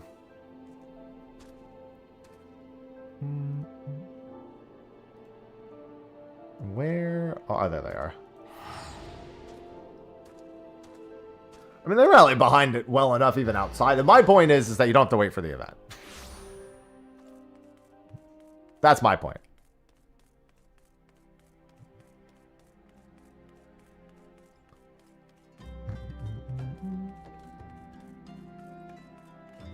I mean, honestly, you don't even need a roulette. You just need a daily bonus for rival. There's no roulette to be had. It just needs a bonus once per day. A rival wings. That's literally it. Just give it a daily.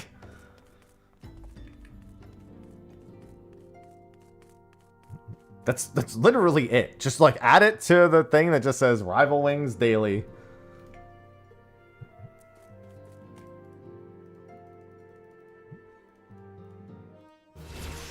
$27.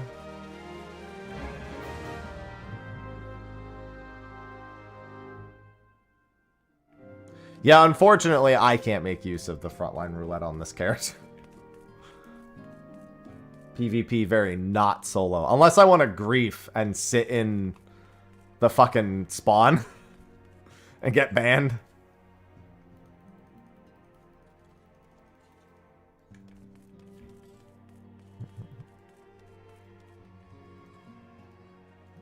That's technically pretty solo.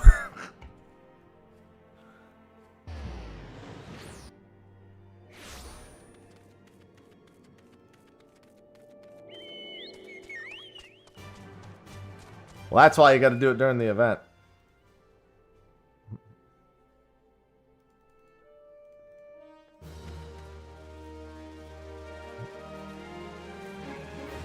Yeah, I think we'll get to 29 before, and then I can do my class quests. And that might get me to 30. We'll see what happens. I'm already here. I'm kind of tempted to just run through Palace of the Dead one time real quick.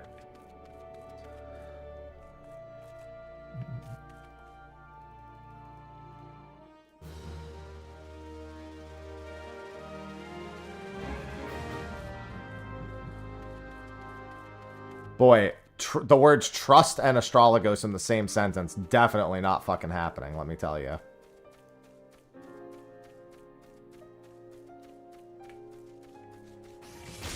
Those two things do not go together well enough. Don't worry, I'm killing them with my level 1 axe.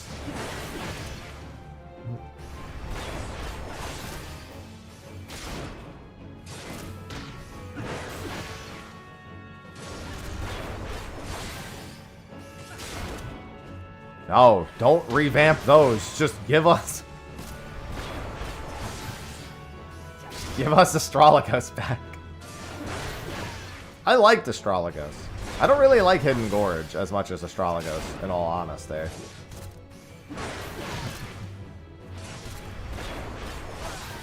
By the way, in a little bit less than an hour, I'm going to unbox that FedEx box behind me.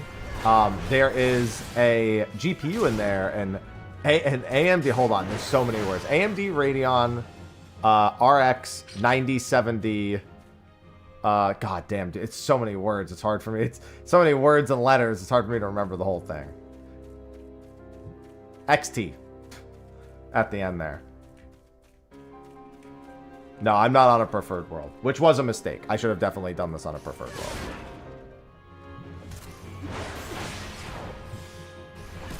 It's an arcane incantation, yes.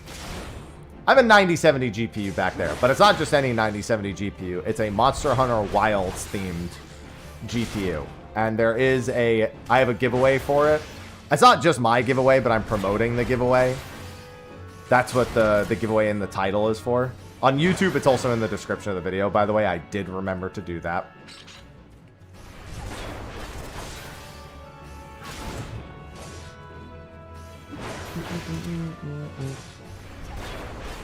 Yep, there it is. AMD Radeon RX 9070 XT. See, I was right. I got there. I forgot the XT part of that. But yeah, I'm going to be doing an unboxing and using that footage to make a YouTube short that's also going to be promoting that. But if you want to enter, that link is there and you can enter. There's a lot of entries, but you do, I think you get like 100 entries like per thing that you do. for the thing. Because there's a whole bunch of ways to get entries. And I'm pretty sure they're all worth a decent chunk.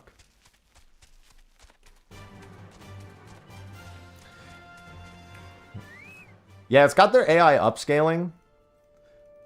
I find it very funny that it very specifically says how great it is for Monster Hunter Wilds because of the FSR, the AMD FSR, and frame generation. I'm like, yeah, that checks. I've played Monster Hunter Wilds. Mine actually runs pretty well on PC.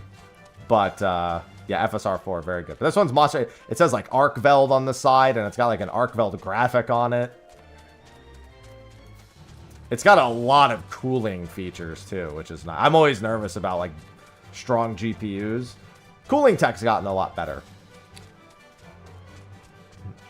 But it has a lot of cooling. It's got, like, 3 fans, 3 very quiet-running fans. AMD runs nice with most things now. We're past the era where you really have to worry about having anything AMD-related.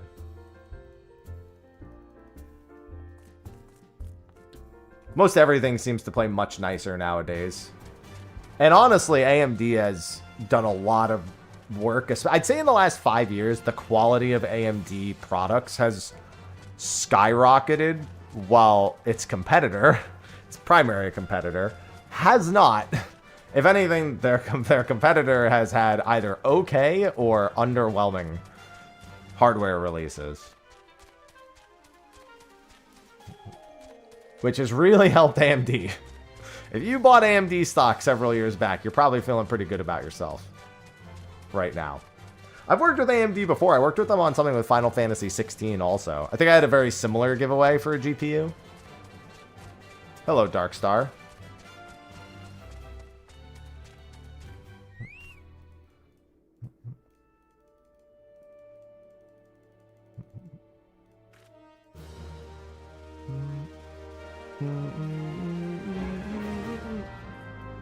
But yeah, I just have to record a short YouTube thing.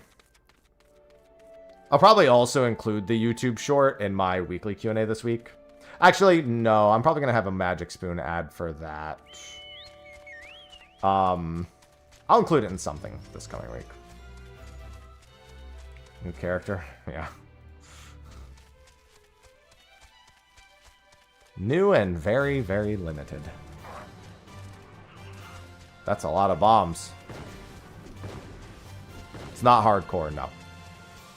Hardcore, it's theoretically impossible to do hardcore for a number of reasons, but you're actually forced to 0 HP for a story mechanic. So theoretically, that would be where your run ends if you were to do it. I guess technically, if you wanted the stopping point to be at literally the last solo fight in A Realm Reborn, then there you go. The goal is play the game.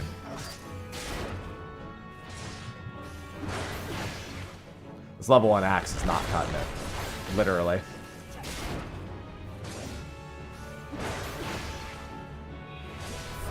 The title tells you what you need to know, Loss.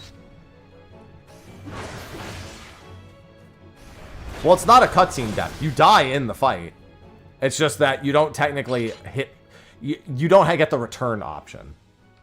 It then, after you die, shifts you over to like a small animation to bring you back. But you do die.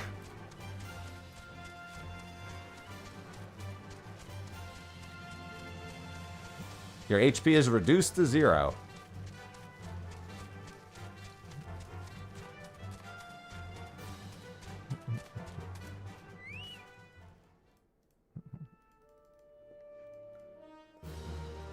Level 27. Oh, I'm glad you're enjoying it. Yeah, I'm doing a sponsored thing every Wednesday for the next couple of weeks, where I'm taking a few people that aren't really super familiar with 14 through. Yesterday, I tried to make them do a Aetherochemical Research Facility. It was a bold move. I've got some advice for next week that I think will help some people out a lot.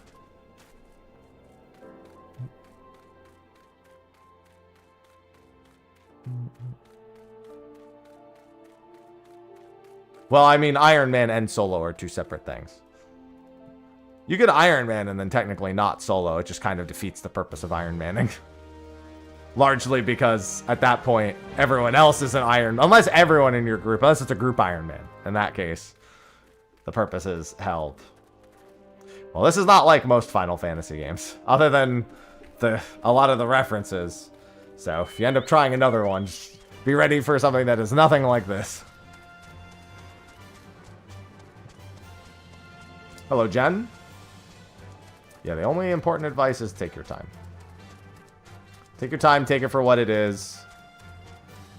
And I'll say this, don't let other people just tell you what to do. I mean, if you have genuine questions, but if somebody just starts injecting things that you should do without you asking, just ignore them.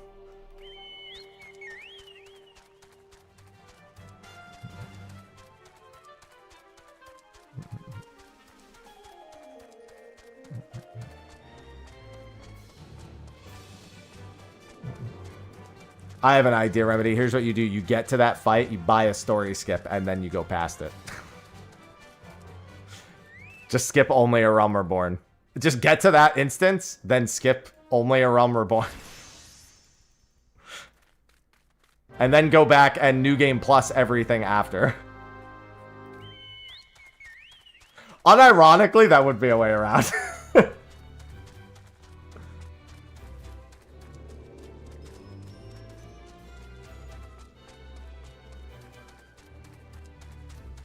That would be really fucking funny. You'd lose out so much EXP, though.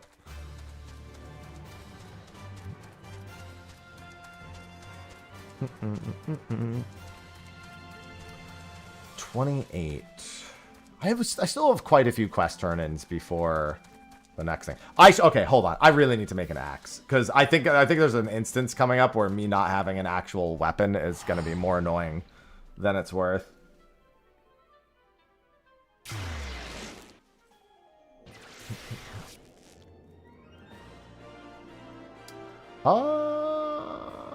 Let's do Sapphire. I have all the items to make it, I'm pretty sure. So we're gonna make, what, the Iron War Axe? Yeah, I should have Ash Lumber somewhere.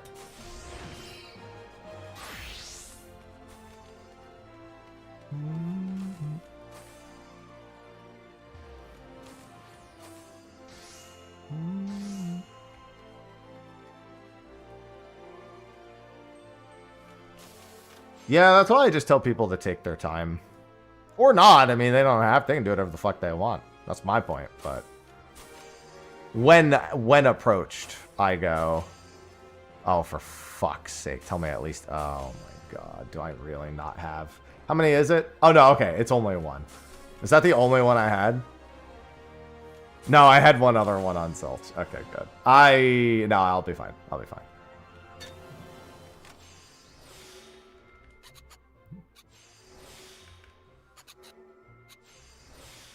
Oh, whoops. Thought that would be enough. Alright, there's the Iron War Axe. Then I need to make the Inferno Axe, which needs iron ingots. Which I have a handful of. I have iron ores, I'm pretty sure, too. Zinc ore, tin ore. I'm sorry, I have the stuff to make iron ore. More accurately.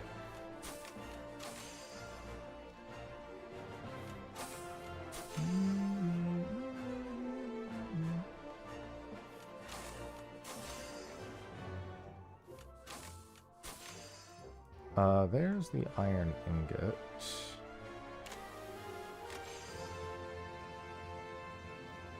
Select.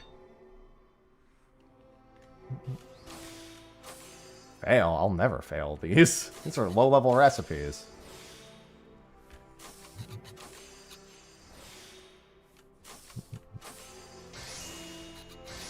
If anything, I almost completed it too quickly.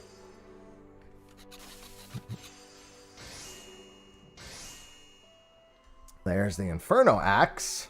And then I think the Thunderstorm Axe, which needs one more iron ingot.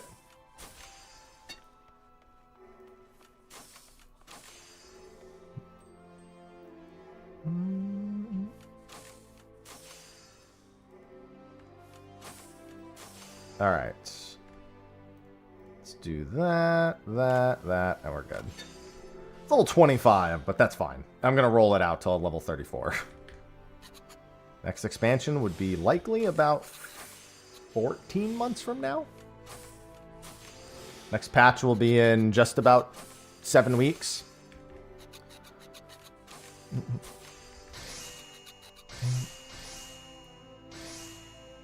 What do I do for cardio after the gym? I don't do cardio after the gym. I just walk. I hate doing cardio. Cardio, like, I don't know, I hate cardio. Alright, that's an axe for our warrior. Well, I'm sorry, our marauder. Oh, I also am a high enough level for the sunstone stuff now, so that's good. For the last one, I just hope it's as, I mean, the first 2 tiers were great. It just needs to not suck. If we can have 3 actually good tiers, that would be a fucking first.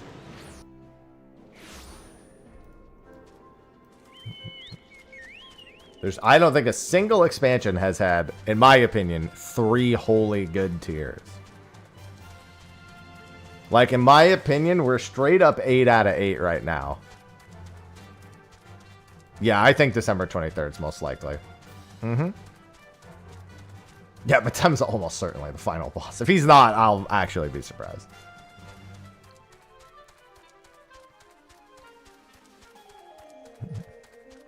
Well, I mean, I just try to walk. I either go for a good long walk in the morning or in the evening.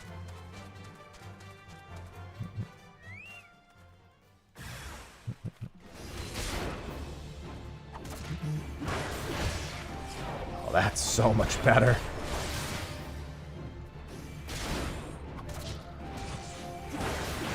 Yeah, we had Christmas chaos. I already told my group, like, I absolutely can't, like, raid on Christmas. I have much more important things. That's not happening. Like, if I do, it would be in the morning. Hello, Max. Well, I'm promoting a giveaway more so. It's not like a giveaway that's exclusive to me, but I am promoting it, and everyone should enter, because why wouldn't you? It's a chance at free stuff. It's a chance at a free high-end AMD GPU with a Monster Hunter Wild skin on it.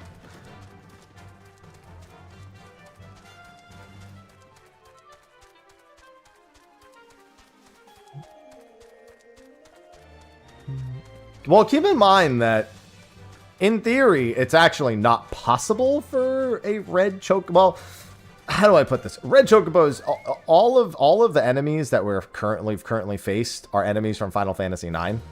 The only red chocobo in Final Fantasy IX is one the player makes, and it doesn't. It's just like it's a non-combat thing. It doesn't have like the special abilities we know from the rest of it.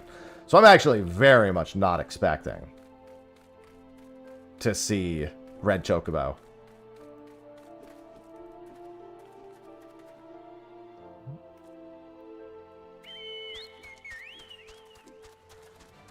Zagnals or behemoths, possible. I think they're largely going to stick to the Final Fantasy IX enemies. Even the stuff that's part of Brute Bomber, which is largely Ormvale related, we have some iteration of those in Final Fantasy IX, so it's fairly normal. Death guys, yeah, that would be a pretty what's its name? Silver Dragon is another one.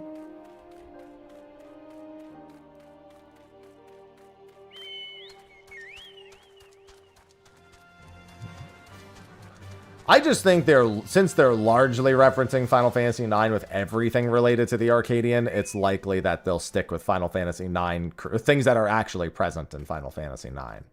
Hence why I wouldn't expect a red chocobo soul. The red chocobo thing is really an Ivalice thing more than anything. Like, it's in other games too, but like, the majority of our red chocobo experiences are Ivalice related.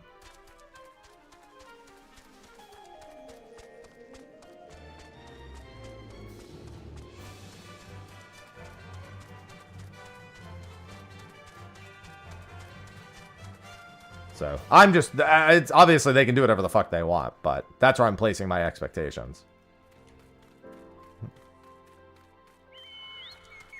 Oh, Gundabald.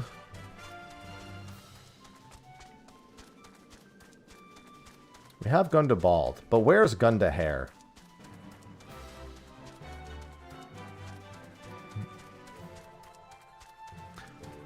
I'm not gonna lie, I don't think Mr. Ozma's gonna have much to do with the next raid tier.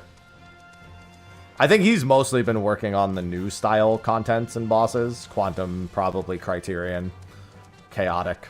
I mean, he supervises, but they're not like his creations. The other stuff. He's the lead. He's obviously a part of it.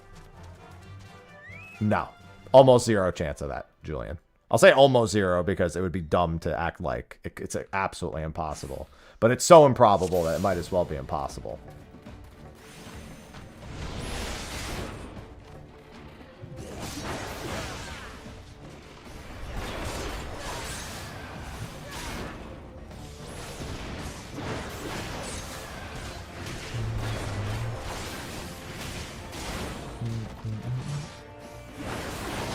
Yeah, I showed the crew for the first time crew, Arcadian, as you know, just a little teaser of things to come on the first week.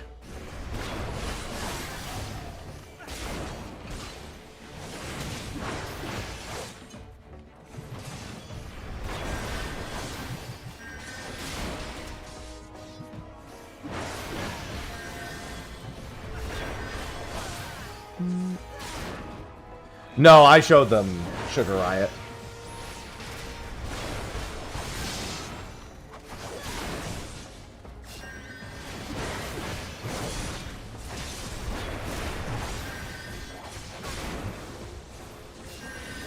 I kind of want to take them through Sephiroth next week. I think we should largely stick to 8-player content, so they can take their time and just get used to things. But I do want to do some 4-player stuff too. They may want to revenge fight Aetherochemical Research Facility next week, which I will definitely oblige to. Hello, Streak. Oh no, the Underbomber is definitely on my list of things I want to see happen. I definitely want to see the Underbomber.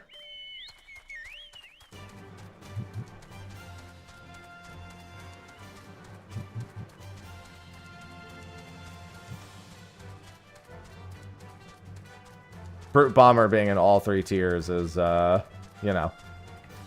I feel like everyone wants it, so.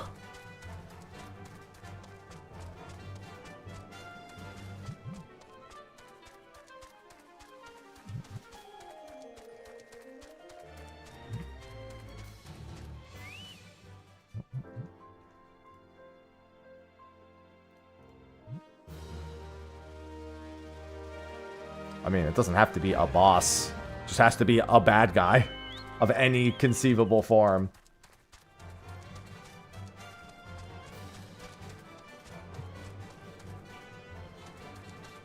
Or just exist, period. 28.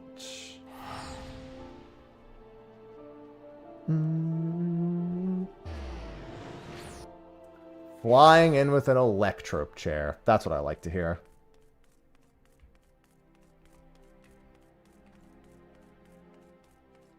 The Underbomber. That's what I'm saying, man.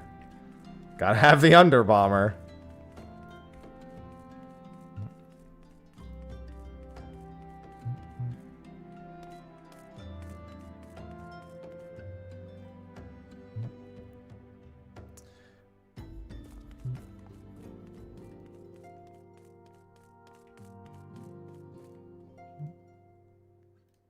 Let me check something over here.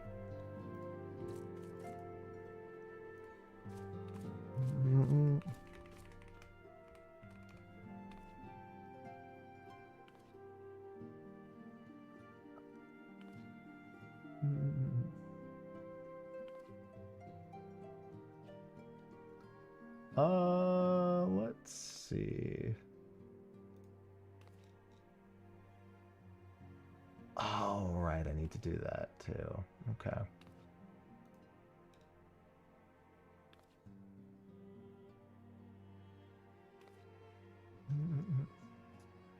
I think that's fine.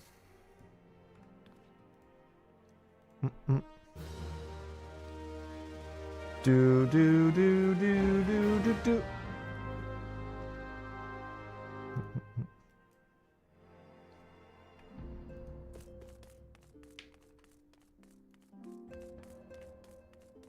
Bridges and lava. Yeah, bridges and lava is actually a pretty moderately unappreciated.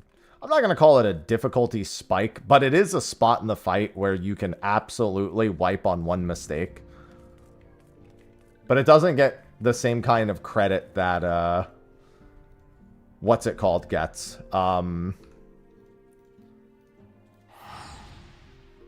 Any of the ad phase.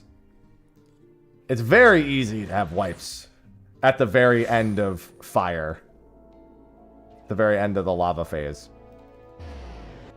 One person flies slightly wrong, one person eats a fucking lightning bolt to the face, one person misses their tower, and you don't tank LB. Even if you do tank LB, the follow-up AoE right after can be really scary.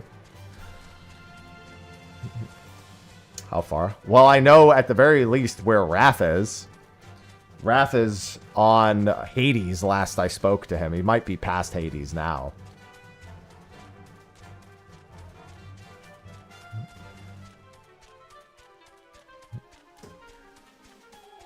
Hi. Buddy? I will take our fur baby. Attention. Buddy. He actually loves being in here, so I think he'll just chill. He was in here all day yesterday anyway. Yeah, he just spent trying to knock down all the doors. Oh my god. Bacon. Hi, Ivy. You coming out too? It's a floof. Yeah, he instantly ran though. Cinnamon was in here earlier too. He just chilled. He just went into the cappuccino until I left. I think we're pretty close to being able to just let Ivy and Cinnamon coexist. The problem is Ivy. Ivy is the problem. It is wholly not Cinnamon anymore. It is entirely Ivy. And in fact, well, it was a little bit. They were closer to like equal problems in terms of like not getting along when they first got here. Then it shifted to being more Cinnamon's fault, and now it's entirely Ivy's fault. Yeah, Ivy's holding a grudge. Cinnamon was, you know what though? I can't blame her because what he does, or what he was doing, was really bad. But she's, honestly though, he was only being that way because she, oh hey, Odin's up. Because she was being, it was literally just back and forth bad behavior. So they both ended up being like, to different levels of blame at different levels of the, you know, the back and forth. Because at one point, you know, when she first got here, Cinnamon was all up in her grill and she didn't really like it. And he also bullied her a little bit. Not a whole lot, just a little bit when she first got here. Then she started defending herself. And so anytime he got near her, she would slap him in the face. So then it became her fault because he had kind of chilled out, but she was still upset with him, right? So then after that happened for like a couple of months, Cinnamon started straight up like hunting her. So he would, what's it called? He would like, if he saw her somewhere, he would chase her until she was like stuck, like hiding under a couch or in my office under the bed or something. Like he would just chase her down and like make her stay there. And then occasionally throughout the day, go and find her and just get in her face again. And that led to the problem of her, he basically chased her away from food, from the litter box. So she started, you know, just peeing like wherever she could because she was afraid to go to the litter box because Cinnamon was like going after her any single day, like just way too much. So that's when I first separated them. I locked her in here. Where'd she go? Did she just jump under there to hang out with Cinnamon? Oh no, she's eating. Okay. And then I had to, you know, train her to make sure she was using the litter box again. And then after like a week and a half, I started reintroducing them to each other. And it was okay for like a day or two. But then she started getting really pissy with him. I think she got her confidence back, was like, I'm not going to call that the problem, but it was the reason for the bad behavior loop. So now she was willing to fight him again, which I didn't want because that's going to make him want to fight her again. And it's literally going to be the same fucking problem. But now because she has her confidence back and she's been kind of treated the way she has, she's like, it's really bad. Like, if she is close to him, she's ready to fucking, like, destroy him. Or at least the last time they were close to each other, that's how it got. Like, she was straight up ready to go full claw and just do as much damage as possible. And the problem is if he were to see that and walk away, it would be fine because he will really only respond to that if she actually does something. If she growled or hissed at him and he walked away, just going like, oh, okay, I shouldn't be here right now. Or because that's what Bacon does. When Bacon gets growled or hissed at, he actually walks away. He may start problems a lot with the other cats, but when a cat finally communicates to him, hey, fuck right the hell off, he actually does it. To Bacon's credit, like, he'll leave Sausage alone, he'll leave Cinnamon alone, like, he'll stop. He will actually stop. The problem is he'll then go attack another cat because he's just got too much energy. Cinnamon, when he gets growled or hissed at, he instigates more because he's got kind of like an alpha mentality to him, and that he wants to be in control. He wants to be in charge. He wants to be the big daddy. So when she does that, he gets in her face even more.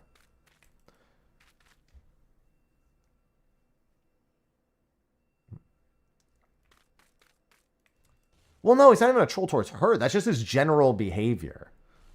I think Bacon is the only cat he really doesn't do that with, and that's because Bacon is way younger and has way more energy. So I think that's like the only case where he doesn't actually do that. But every other cat, he is at least willing to mildly instigate. But with Ivy, she's really small, so he feels really good about it, I think. She's agile and strong for her size, but he is literally twice her size.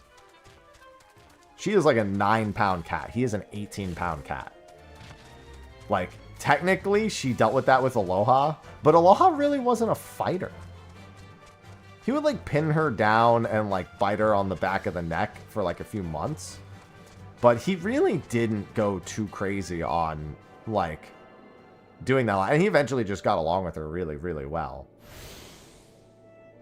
Well, the thing is that if she goes after him, right, and he responds and starts chasing her, she will run and she will hide again, and then she will have the same issues as before.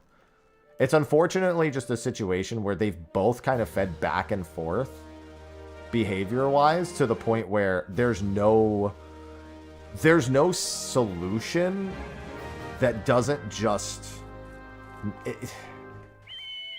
there's no solution where we can just let them exist and hope it works itself out. Like, with some cats, you can do that. This is just not one of those circumstances where we can just let them, you know, hopefully get over it eventually. They need to be away from each other. And I can still see there's trepidation because Cinnamon, sometimes I, like, let him be an eye shot of her and I can see the energy.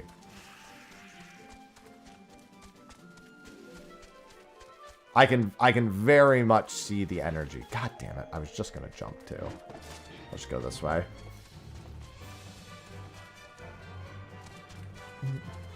Hey, Bacon. Like, I can tell if they get too close, she's going to start hissing and growling. But here's the thing. I really want to foster, like, good moments between them. So, like, I was using treats to do that. It was kind of working, but I don't think it's not really working that well anymore. So it's rough.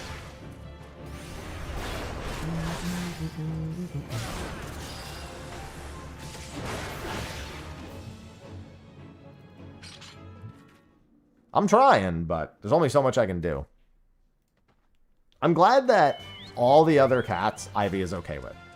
Temmie, well, I will say this. Ivy actually was kind of pissy towards Temmie. And, yeah, and Temmie. Because Bacon, she's only pissy towards when he jumps on her. And he does that to all the cats. Like, that's an ongoing thing. That's not going to stop.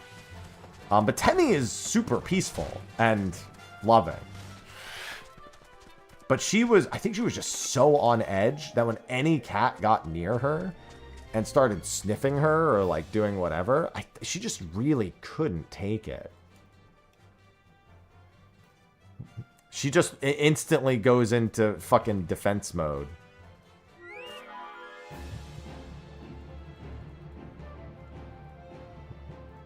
She's not gonna wait for them to cause problems. Okay, my class quest will be enough to get me to 30. This was a good idea. Because I think I have this quest, and then the next quest unlocks Hawk Manor. And then I just need to do the class quests. Yeah, I feel like if Ivy was an outdoor... Ivy's not an outdoor cat. I don't even like the idea of outdoor cats to begin with. The idea of an outdoor cat... I've seen people make it work. It genuinely makes me way too fucking nervous. And keep in mind, when I see it, quote-unquote, work, it's because people treat their cats like a dog. And they, like, put them on a leash. And actually can, like, walk their cat. Which is mind-boggling to me. Or they, like, take them outside in, like, a container very, very often.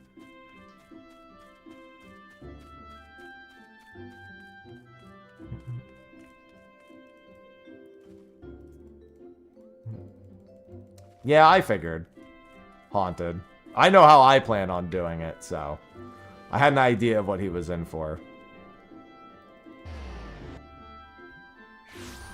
Well, I mean, cats and sorting out issues is not like... It's not like they're going to sit in a room and be like, okay, so how do we resolve this? You effectively have to foster good moments between the two so they don't associate each other with bad moments. But they both have to be open to that. So I need to be able to get them in the same room long enough to have a good experience. And then I need to do that repeatedly.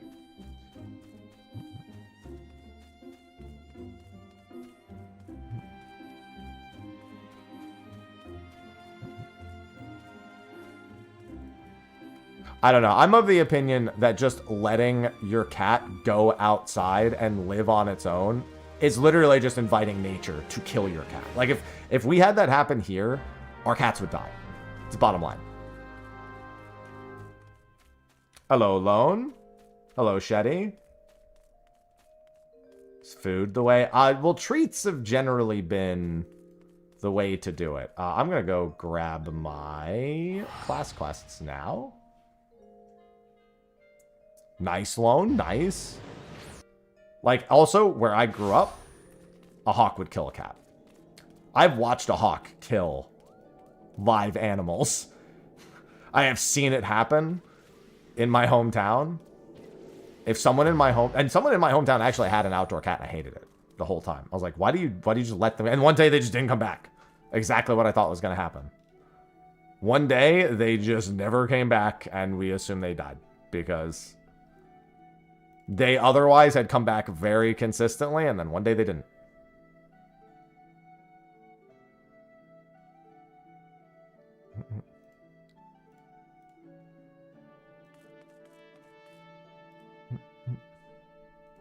So I am super not a big fan of the idea of a full-on, let-it-live-its-own-life outdoor cat. But saying it's your cat. It's different if it's a stray, and it's like, you know, you're not taking it in. Like, maybe you call, like, a shelter or, like, animal control or something to, you know, get it off the streets.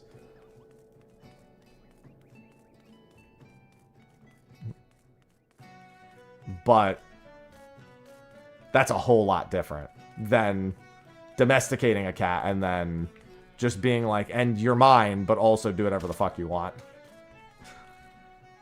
Ironman's going well. I had to level Marauder because now we're at the point where Warrior actually has its first bit of self-sustain.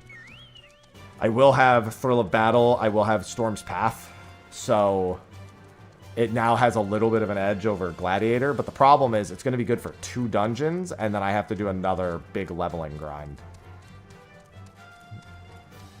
I have to get it to 50 after the next 2 dungeons.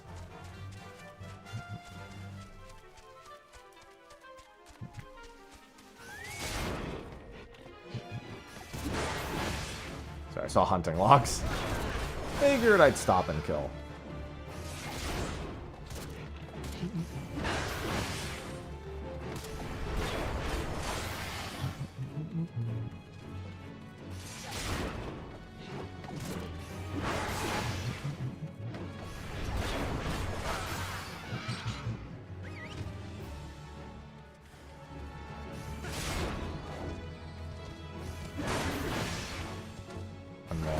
Respawn will be here. 1 dungeon? No, I have Hawk Manor and I have Brayflocks. 28 and 32. And then after that, I need to get Warrior to 50. Realistically, I should be pretty close to 50 by the time I even finish Brayflocks if I'm doing this correctly. If I'm being diligent, I will be already close to 50 by the time I do that. But then it becomes a matter of doing Titan. Titan's going to require a DPS job. I don't see a universe where, unless I want to severely outlevel it on tank, I think it's going to need to be a DPS job. No, I know what you're referring to, and I think I know what the solution is for that. It's a weird workaround, but it's going to be a bit of a pain.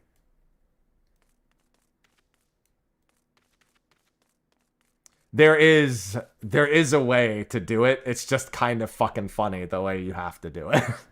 I know exactly what you're talking about. And I know what the solution is. These things really haven't respawned yet? What the fuck? What is this? Final Fantasy 11? I'll just go over here and kill one. It's gonna be not unlike the solo portion of Labyrinth of the Ancients. You need 7 very dead people in the vicinity.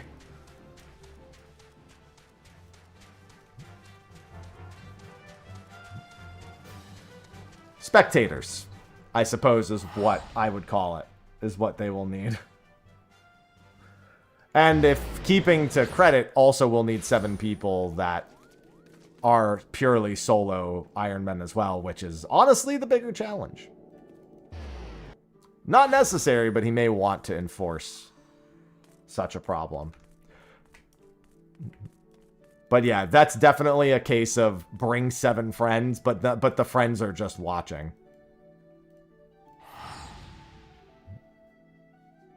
I already thought about that. I thought about that when I had him on State of the Realm. I was like, I think I know where you literally can't solo. And that's why I asked, have you thought about... I didn't say it out loud, but I was like, have you thought about there's one fight that's quite literally unsoloable, no matter what level you are. And he's like, I have a plan. And I'm like, well, there's only... In my head, I was like, there's only one plan that works. There are no other plans that work there. So... I'm assuming that's what the plan is.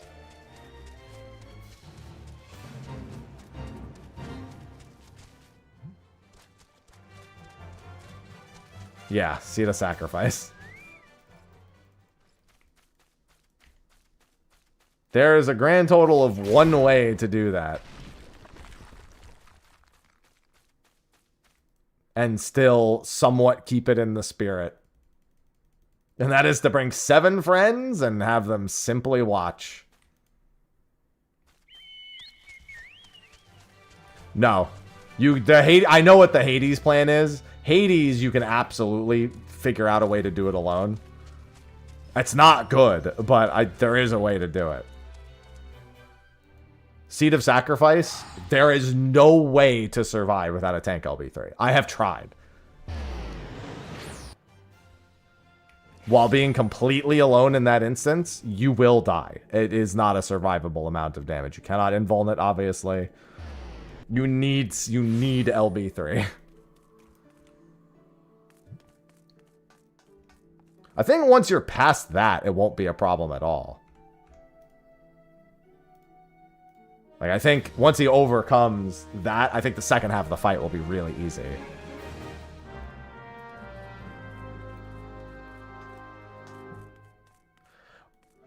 For Loda, you can't do it alone no matter what. The rule for Loda is very specifically, or all of the 24-mans, is you do it specifically with other players that are also doing the solo challenge, or have done it, and make sure they don't, like, hard carry you through anything.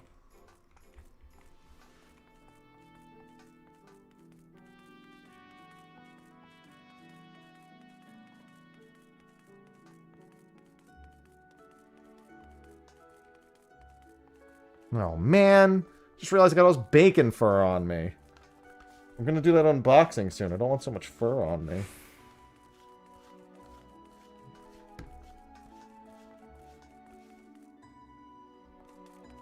Mm-hmm. Yeah, I mean, the real way to do that is to just have 7 people around without having them do anything.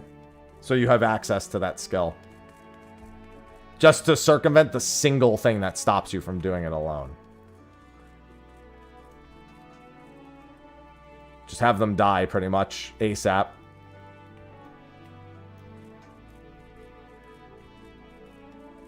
But we're so far from that being a consideration for me. Let me go to this, actually.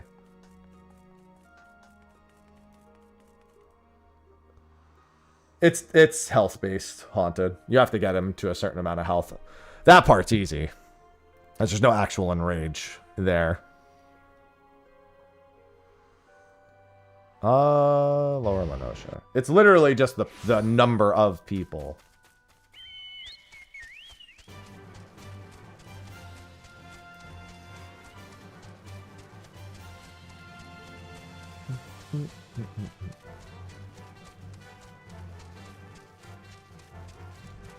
Yeah, Endsinger needs bodies for the LB3.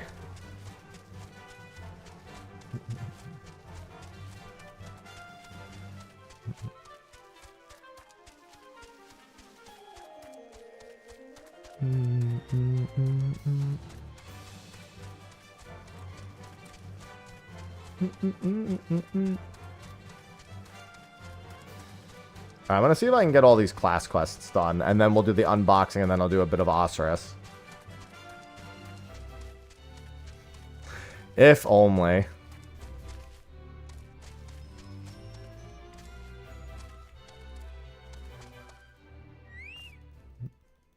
Blue Mage might be another genuine way to get through a lot of stuff. Even synced Blue Mage can get a lot done. And as long as you're doing it synced, I don't think using Blue Mage is realistically a breaking the rules thing. I think it's mostly in the spirit of Blue Mage if you are using it like that. As long as you learn, all the spells on your own, and nobody helps you with the spells.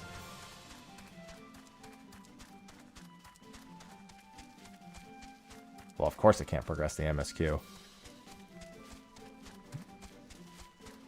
But any place you can use it, it's pretty good. It can still do most of those fights. It just, you can't do the solo instances, but it's not like it can't queue into the things that are required for the MSQ. It just literally can't turn in the quest.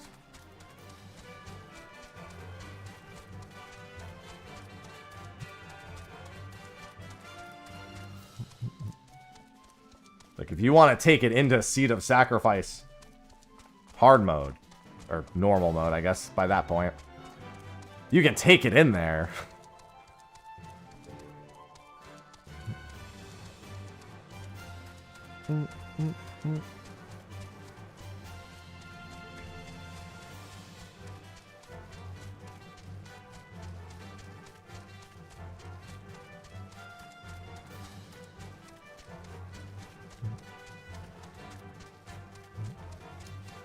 I don't know about that.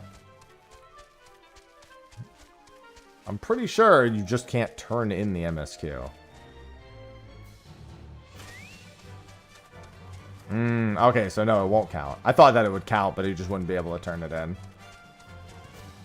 I will say this, for the sake of getting a limit break, yeah, bringing 7 of them in and then just having them blow the fuck up does actually.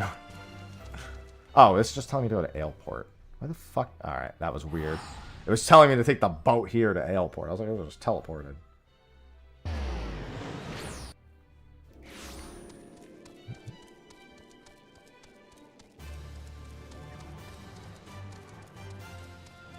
Well, yeah, I mean, of course it can't queue an Endwalker.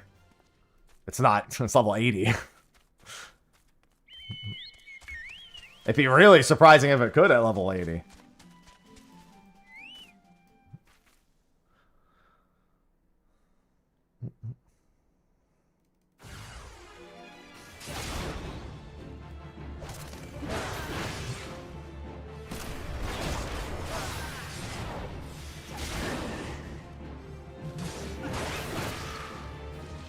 Hello.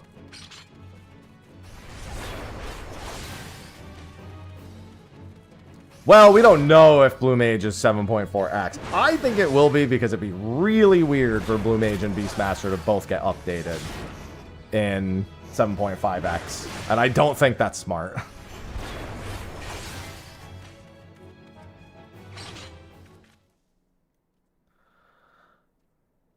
There is no confirmation technically that it's in 7.4x for Blue Mage.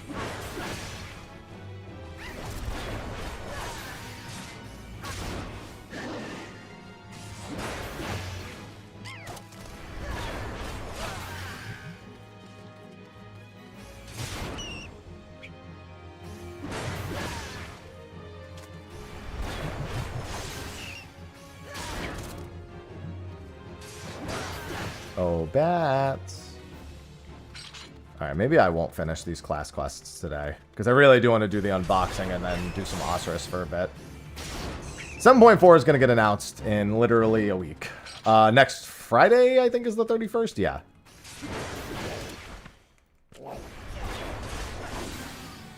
Next Friday is live letter day.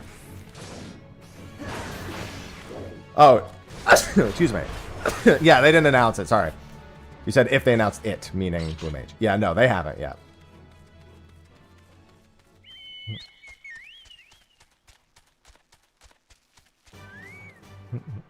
I would be surprised if it was in 0.5x to do 2 limited job things in 0.5x. Percentage, I mean, outside of anniversary streams, I don't think they ever have done that, so I'm not going to say it's very likely.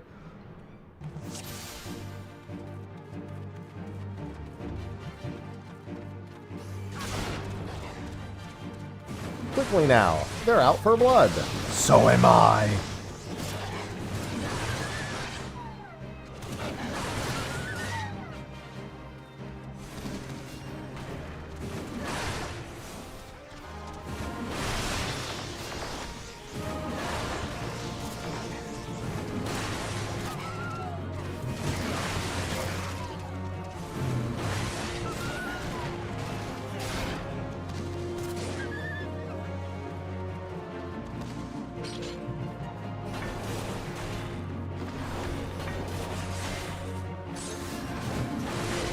Come here.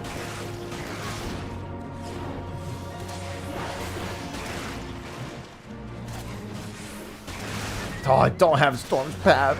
It's too low a level. Stone Skin? Man, imagine if we had that ability, Smile.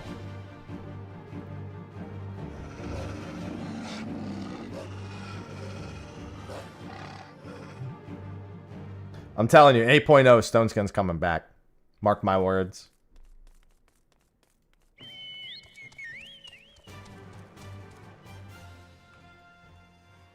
Nope, that's not what I want.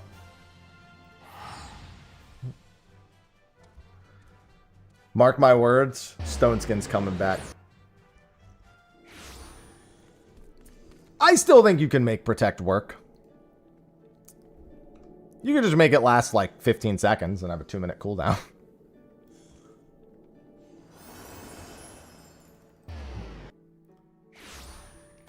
Increases the defense and magic defense of all nearby allies for a short period of time.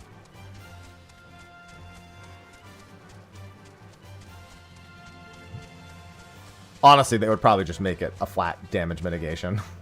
No point in making it defense and magic defense. Makes the calculations weird. Also makes it scale with gear in kind of a strange way. Although then again, damage reduction does too. But it would be weirder because we already know all those calculations.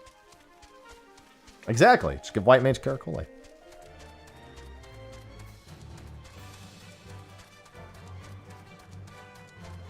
Listen, everyone else can do it at this point. I know we have wings, but I don't really give a shit about wings. Is this game fun? That depends on what you're looking to get out of it. It's a very story-driven MMO, especially when you're first starting out.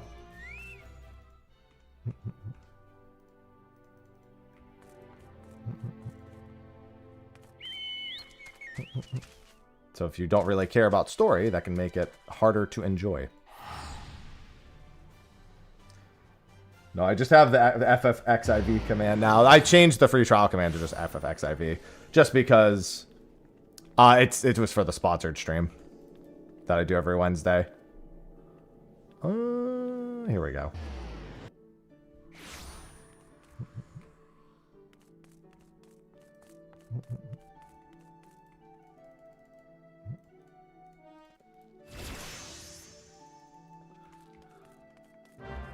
All right, I think we take a brief moment, do this unboxing, and then I think I want to OSRS for a little bit. A few hours of 14, a few hours of OSRS. Sounds like a good balance to me. I'm feeling the OSRS. I'm feeling it.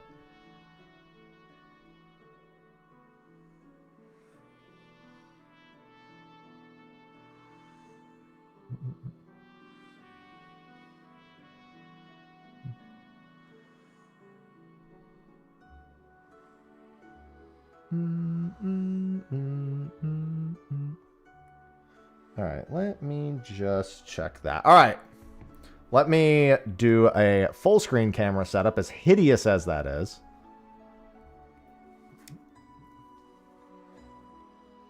And let me mute the game sounds. All right. Let me just stretch that out real quick. Looking good, because I'm going to use this footage for a YouTube video. I don't know if I'm going to voice it over yet, or if I'm going to just use the audio from this for it. I'll set it up as if I'm going to do both. But yeah, but I'm going to be playing OSRS soon. Before we do that, I was recently... Hold on, let me start over. I'll do that real quick.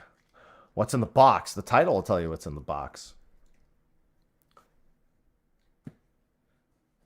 So recently, as in... Well, hold on. Let me do this.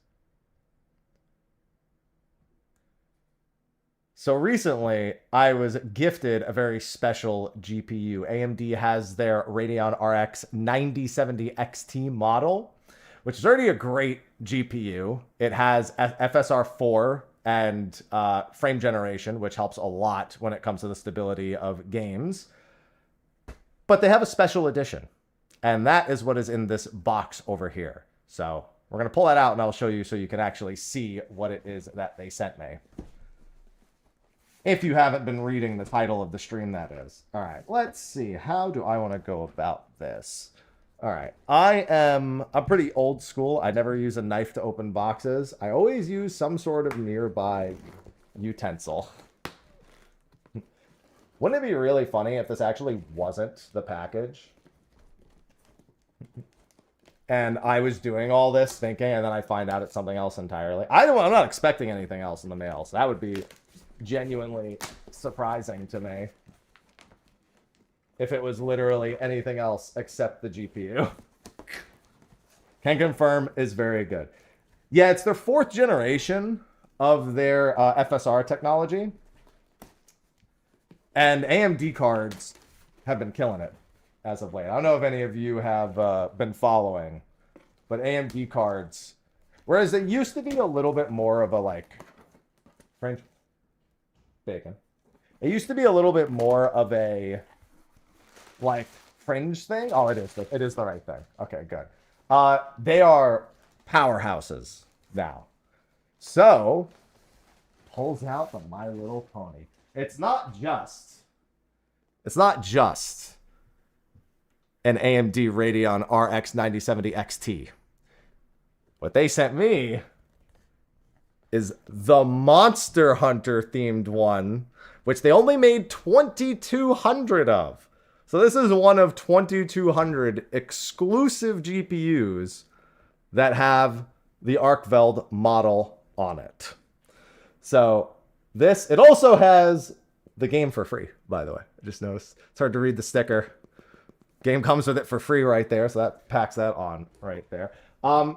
Because I have cats in the room, let me see if I can show some of the design stuff on the back. So you can get an idea of what it has. There's the polychrome sync, triple fan design, stylish metal backplate with ArcVeld on it. It also has the words ArcVeld on the polychrome sync. It also has the ring fans, the silent cooling, and the reinforced metal frame. This thing is a beast. Can we get a cat for scale? Bacon, where'd you go? Bacon ran away.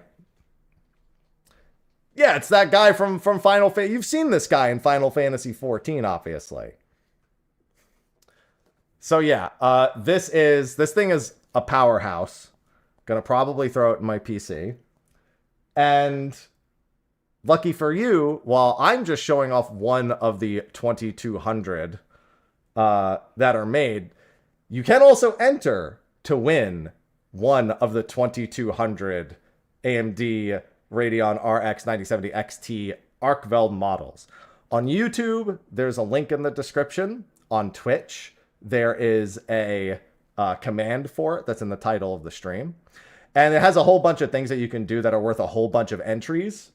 But it's a big giveaway. It lasts into early November. So be sure to try to get it for free. I mean, why wouldn't you, right? It's free. It's free if you win it. So, I mean, it's free to enter also. It's free. Try to win free things. Why would you not try to win free things? So go for it. Do all the things. Get all the entries. And yeah, thanks to AMD for sending me this.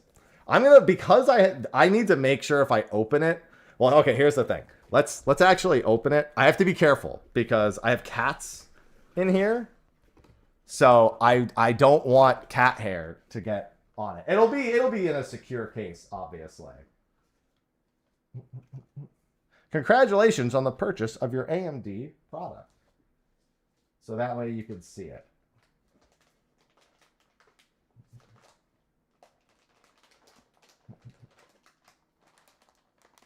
All right, let's be a little bit careful here.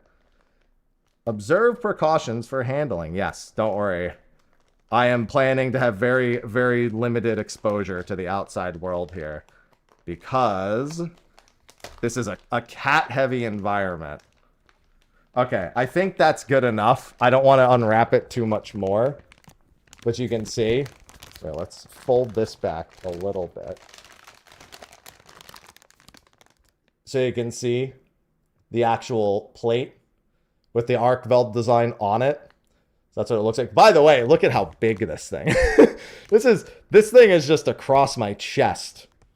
I mean, to be fair, it is a powerhouse GPU.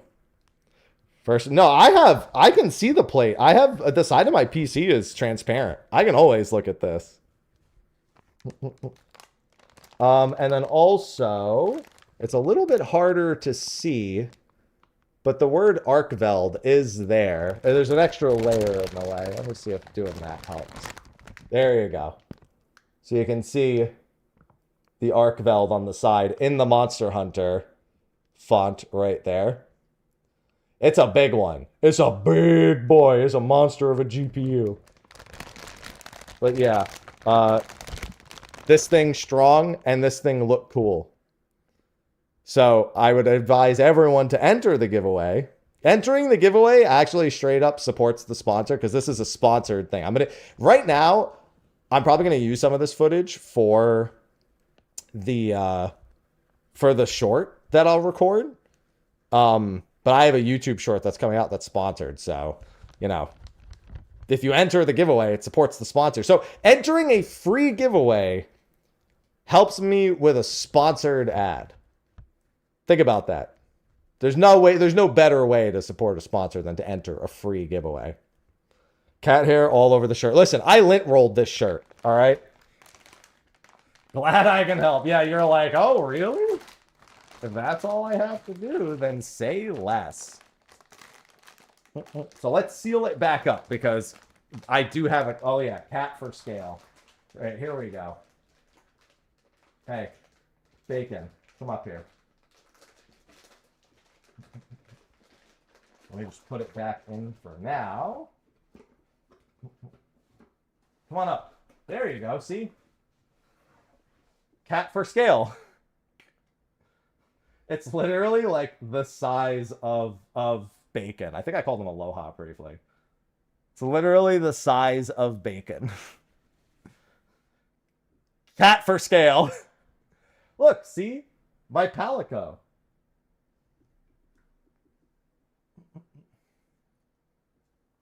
Hey, buddy.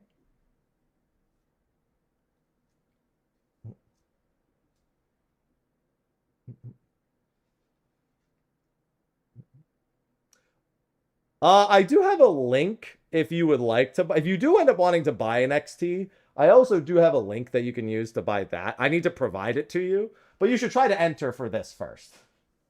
Because if you buy one and then win this, you know. Cat yearns for the GPU. Yeah, he really does want the box. You want the box, Bacon? Here. Box is yours. There you go. Over a 4070 Super T. I'd imagine it's a pretty decent upgrade over that. Yeah, now I've probably got a whole much more cat fur on that. So yeah, enter. Feel free to enter. Every entry actually directly supports the sponsorship. I'm not even obligated to be doing this on stream, but I have an audience on Twitch, and I figured an unboxing for it to show would be cool. When the YouTube short comes out, I do ask that you at the very least click on the YouTube short, because that will also support as well. Can I have the box? No, the box is mine. It's mine. Everything is mine. Yeah. And since there's only 2,200 of these, if you win one, you will be part of a very exclusive club. And if you don't own the game on PC, it comes with it. Yeah, he's in the box now. Hi, Bacon. I'm going to take a picture of Bacon in the box. Hold on.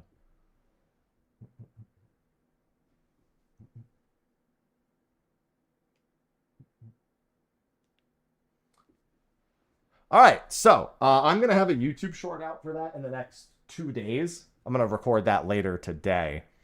But I actually want to chill and do some OSRS. I'm going to go back into 14 for a bit and turn on the music. We got a good bit done. We unlocked desynth for every class today, which was going to be really good for me dealing with any excess stuff that I pick up from like leave quest spamming or everything.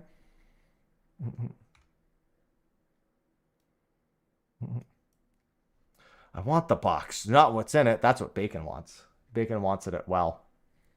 Yeah, and this is also a US giveaway. I'll have to remember to mention that in the YouTube short.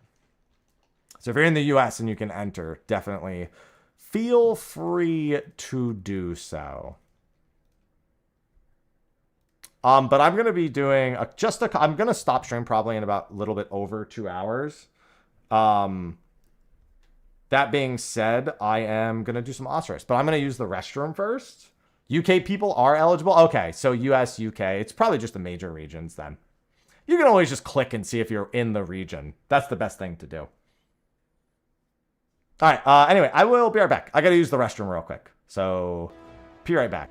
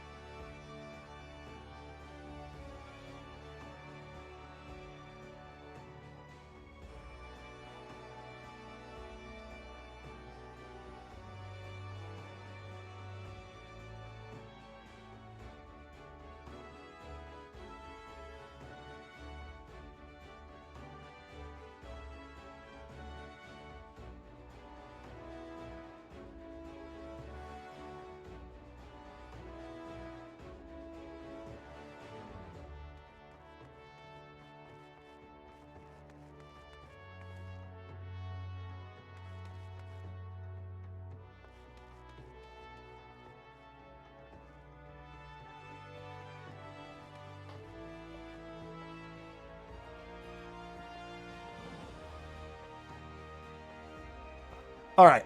Oh, that is back. Oh, you guys are having a whole conversation while I was gone. Yeah, it's first world. That's a good way of putting it, Ocarus. If you win, you do. Okay, yeah, there's that.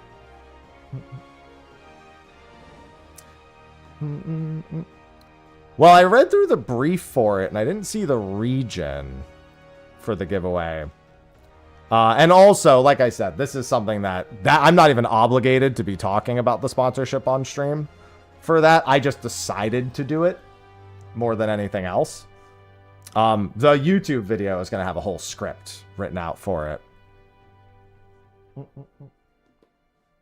I just wanted to make sure to do the unboxing and get people clicking on the giveaway because the giveaway is only until like early November. So because I just got it yesterday, like after stream.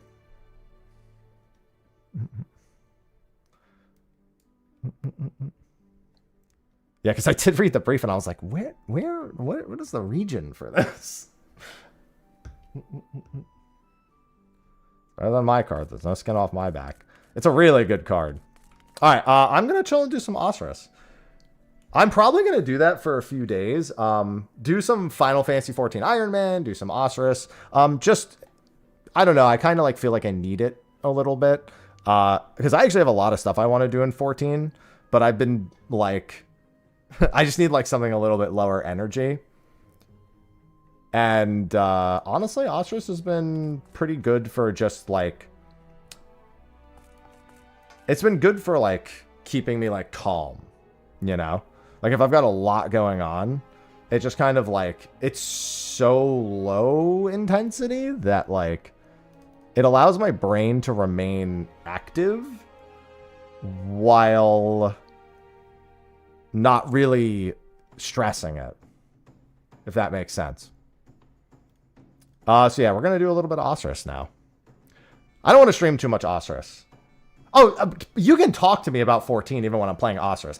I feel I feel like I do need to always reiterate that, so thank you for this, Jen. It doesn't matter to me what game I'm playing. My entire stream is about whatever chat wants to talk about. If chat wants to talk about 14 while I'm playing OSRS, great. If you want to talk about OSRS while I'm playing 14, great. We were talking about Pokemon earlier. I'm not crazy fond of ZA, in all honesty. I think it may be different when I play it, but I've been watching Sophie play it, and I haven't been wild about it. Thoughts on Chipotle? Okay, I'm not a fan of Chipotle very much. I can eat it, but I will never go out of my way for it. Sophie loves Chipotle. So sometimes I'll eat her leftovers, but I prefer to cook most times. There's only a few foods that I prefer to order out and cook. Pizza, if it's like good pizza, is one of them. But Chipotle and Kava Fiend. I got like I think TwitchCon gave us like a Kava discount. Like they gave us like a free order of Kava or something in the card. No, I don't think 7.4 will get pushed back at all.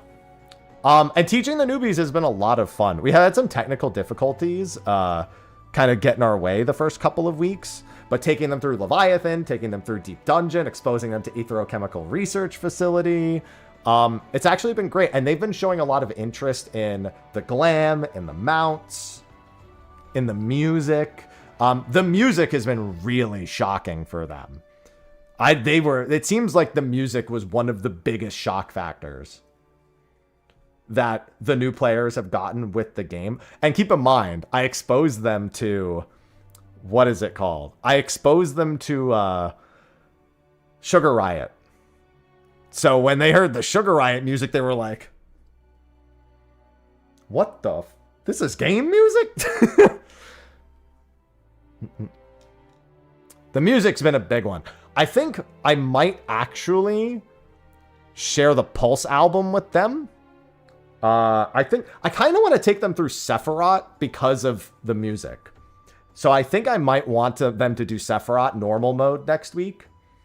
Just to get another style. Like, I want the content to simultaneously come with some sort of introduction to a new musical theme. So, like, Leviathan has that, like, J-Rock music, so we did that. Arcadian has that more Splatoon-y music with Sugar Riot. Etherochemicals, very standard Final Fantasy 14. Palace of the Dead's got a couple of tracks there too. Brute Justice would be a great one. The only concern I have with that is I don't think Brute Justice is unlocked through the main scenario. So they would have to not only go out of their way and unlock Alexander, but we'd also have to beat 4 and then unlock the second tier as well. That's not that hard, but we only get a couple of hours per session. So unless I can get them to commit to unlocking at least 1 through 4, and yeah, just play the song instead. I do think there is some room for me to show them things without them being able to do it, so they have something to be excited about. That was what I did week 1 when I showed them Sugar Riot, because they couldn't do it. But we also kind of had like some things like get in the way of our plans on the first week. So I wanted to show them something high-end. And I think that there might be room to do that with something like Brute Justice as well. Anything with too long of an unlock that I don't really think they should do off stream, I think would be like I present them with the option. Would you like to do this thing, or would you like to see this other thing? Like maybe as like a capstone to the events on any given week.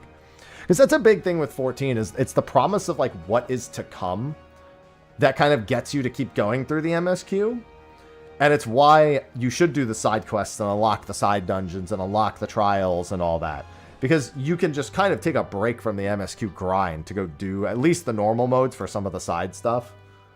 And kind of broaden everything that's in your duty finder. Like you can... Coil's a rough one, unfortunately. But at least with Alexander and onward, stopping to unlock the 8-player raids and unlock the 24-man raid series that are optional is usually a good way to shake up the MSQ bit. Omega is one thing I actually really did want to do. I actually very specifically wanted to do Omega in the last week. But again, I'm concerned about the unlock, because there's also the solo instance for Omega.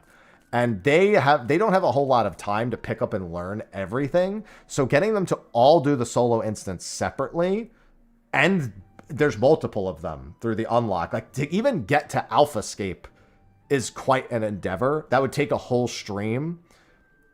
And it's a lot to make them do, and we have very limited play sessions. So sticking to stuff that's unlocked largely through the MSQ or as a very quick unlock is, I think, the more ideal circumstance under the pretext of what we need to do. Or what we have time to do. Anyway, I'm going to do some OSRS. Or shown as a treat. Yeah, I think showing them something as a treat is really the way to do it. Because I just don't want our entire stream time spent unlocking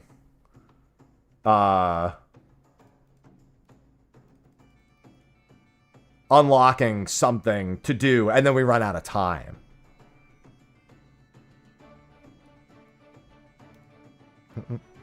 But it's been a lot of fun, and they've been showing a lot of interest in the simpler things in the game, which I think is actually how you enjoy 14 more. I'm like, oh, we should go do this content, and they're like, I want to stand around and dress up my character. They already have further in the game than me.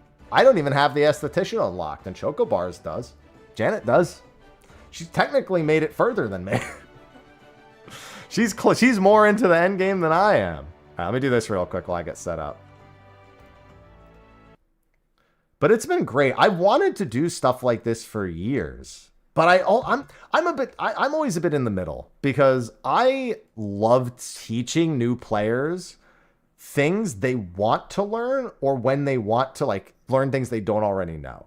I don't like forcing a player to do what I want to do so that they can progress through the game. I really more so want to be like a guiding hand whenever I am helping someone. And it's kind of hard to do that when you're like helping a new friend through the game organically. It's just not the easiest thing to do. And I think many people here who have probably, experienced that, if you've like tried to get a friend to start playing or something, you probably understand what I mean when I say that. It's not ultra intuitive to do that. So treasure maps is something. There is an unlock quest for it, but it is very quick. The problem is I would need to supply all the maps. So I need to start getting them. Like, I mean, I could just buy them on the spot, I guess. I could just like stock up on 4 and show them treasure maps. Gold Saucer is the fun activity for next week. And then I think treasure maps could be the fun activity the following week. I do want to take them into Gold Saucer. I really do. I have mentioned the Gold Saucer to them, that there is a full-blown amusement park inside of Final Fantasy XIV with card games, racing. Like, I brought that up to them. And they would also have to be old world stuff too. If they want a more freeform feeling rotation, Bard, Dancer, what's another job that feels pretty okay with that? Black Mage, even after the changes, Black Mage still has a lot of room to express itself when it comes to combat. Picto, yeah, Picto's really good. Full Mahjong, God. Yeah, there's specific jobs that feel really good. I think 8.0 might have better solutions to this stuff, but I am also of the opinion that people are placing way too, including the dev team, are putting way too much emphasis on 8.0 and the changes that it's supposed to be.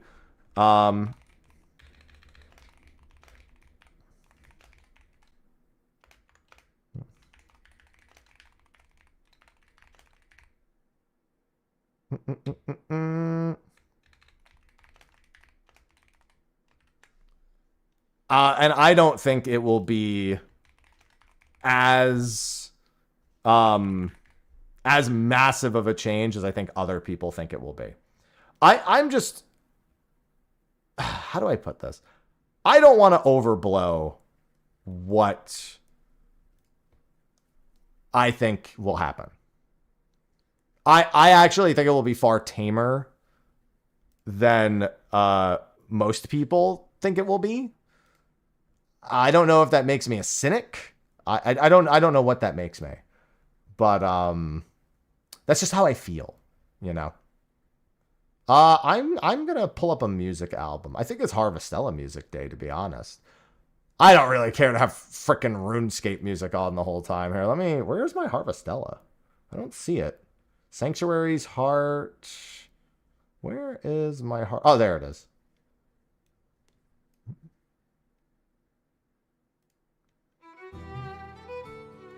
There we go. Yeah, I don't know. I don't really consider it pessimism as much as I have no reason to have large expectations. There's nothing that has happened ever in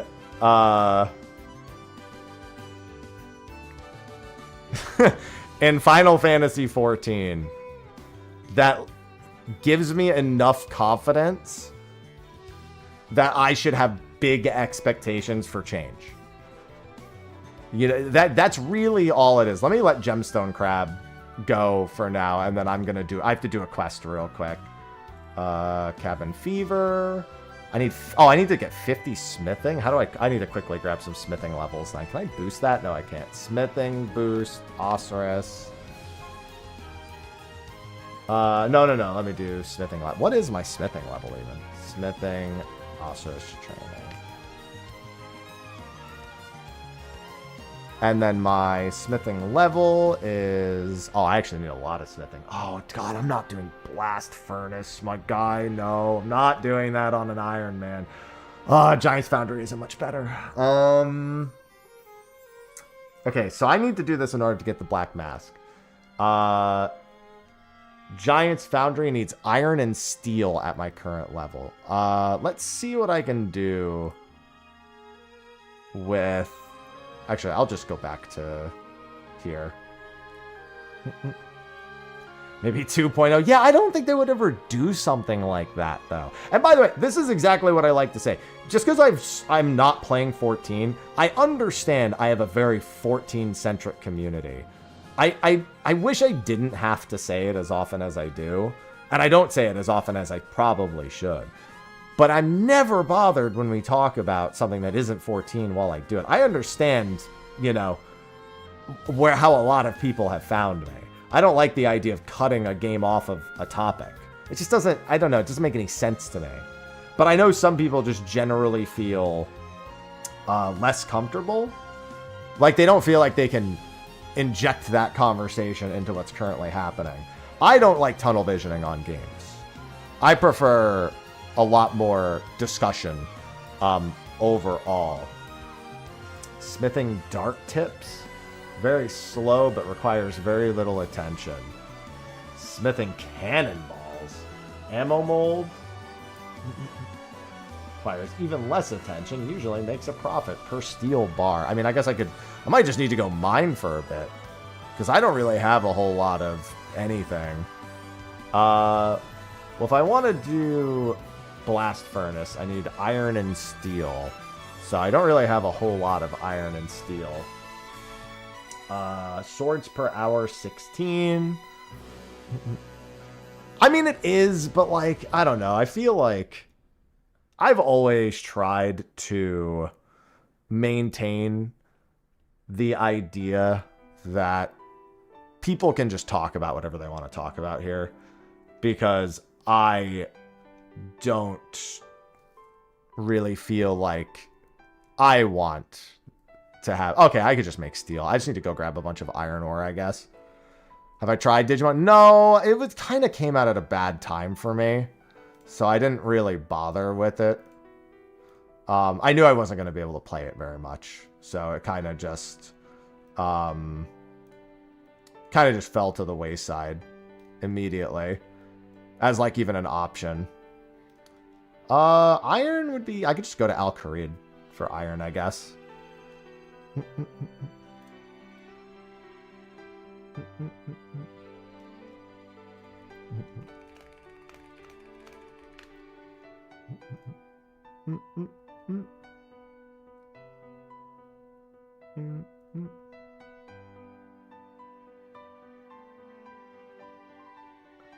Where is my best iron spot? The mining guild.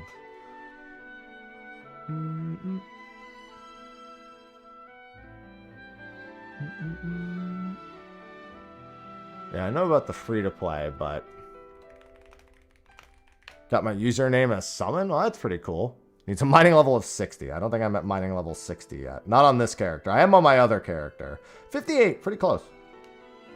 11 server locks. I'm actually kind of surprised about the 11 server locks.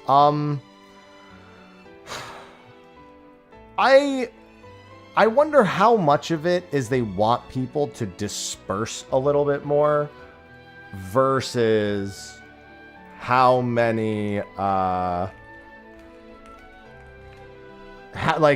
actually being a problem that there's too many people. You know what I mean? Like, I wonder how much of it is actually, you know, good for that. I guess I could do that. Let me grab my actual pickaxe, by the way. Idiot. Let me get rid of all this stuff. Get my Varric body and get my other stuff. Yeah, they've explained it, but I guess it's hard for me to accept that it is what it is. You know what I mean? Like, is it really like that much of a problem? And are they gonna come up with a solution? Like, are they gonna actually come up with a solution? What about server locks? Final Fantasy XI has been locking some of its most popular servers from, from having characters made. And it's just a little strange, I think. I mean, it's not like it doesn't make sense. It's just... It's surprising, is really all it is. It's just very surprising. And then I wanted my Artie Cloak. It says that the Artie Cloak is pretty good for quick banking. Is it because there's coal rocks here? Regular rocks.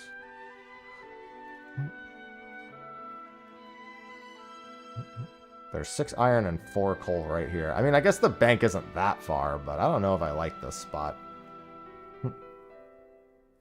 Yeah, I need to get my smithing up. So I wanted to freaking go work on my black mask, but I need the quest Cabin Fever done. Oh, I did that too quick. I need the quest Cabin Fever done, and Cabin Fever requires 50 smithing, and it's not boostable. Sophie's been playing the new Pokemon game, and I've just been watching. I haven't been wild about what I've seen. It might be different if I played it, but I've got a lot of, like, little issues with it. I think I kind of, at a glance, I think I liked Arceus more. Ion 2. Dude, yeah, I'm the same. Like, Korean games are fun for, like, a few weeks or a month, but they fall off so hard. Yeah, we were talking about it at the start of stream. I had a lot of really, like, minor issues that kind of just added up. Like, I kind of just think I think I'm just going to end up having liked Arceus better. They're like, they tried to address some genuinely, like, fair issues with Arceus. The lack of trainer battles is a big problem in Arceus. The lack of battles in general in Arceus. Like, you pretty much, having your Pokemon available for a battle is, like, such a formality that only gets used, like, very, very seldom. Because, like, what do you, like, what do you need to do? Like, I don't understand. Like, you know what I mean? Like, you pretty much just caught everything, and then, you know, whatever. And then when you needed to battle, like, great, you probably had a ton of levels for it. Arceus does have, like, the best final boss. I don't know anything about the final boss here, but the final boss of Arceus is, I think, the best Pokemon final boss ever.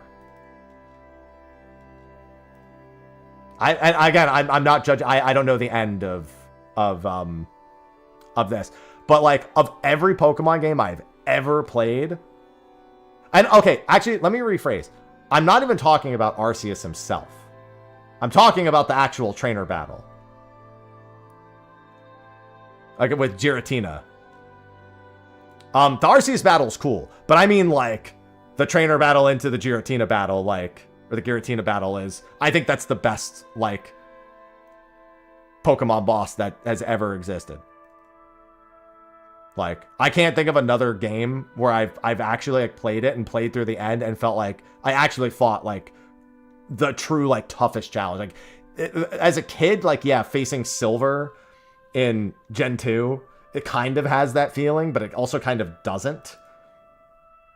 Especially when you're playing into it blind. Like, you probably have, like, level 100s, and then it's just a matter of, like, there wasn't enough complication in Pokemon at that time for it to really matter. You know, like, you had type advantages, and, like, you didn't have to worry about abilities. You had held items, but, like, it really wasn't an issue at that point. Well, that's the thing. The last boss of Arceus, the last, like, non-Arceus final boss, like, that isn't Arceus himself, is basically Cynthia, but with way more, like, difficulty. That's the thing. That's why Arceus' final boss works so well, is it already pulls on one of the game's most notable bosses of all time, boss characters of all time, and makes it, like, and amps it up, like, considerably amps it up. And I think remembering the end of Arceus, I do remember all the issues I had with it, but I felt like that's exactly what, like, I as an older fan kind of like about it. And I will say this, Scarlet and Violet, to its credit, while it had a ton of issues when it came out, it did a lot right when it comes to the story, the boss of the base game, and the bosses of the DLCs. Scarlet Violet might have had the best, like, challenging post-game DLC also. Like, I guess I can't compare it against some of the middle generations. But the second DLC for Scarlet and Violet is some of the best, like, Pokemon battling you could get. Unironically. Like, they gave all of those characters, like, full-on hyper competitive team comps that are forced to be done in double battles. like, genuinely speaking, they went so fucking hard on that second DLC. I just wish it didn't take until that. Like, Scarlet Violet, the problem with Scarlet Violet was it didn't run, and some of the decisions were annoying. That happens with every Pokemon game. The annoying decisions happens every time.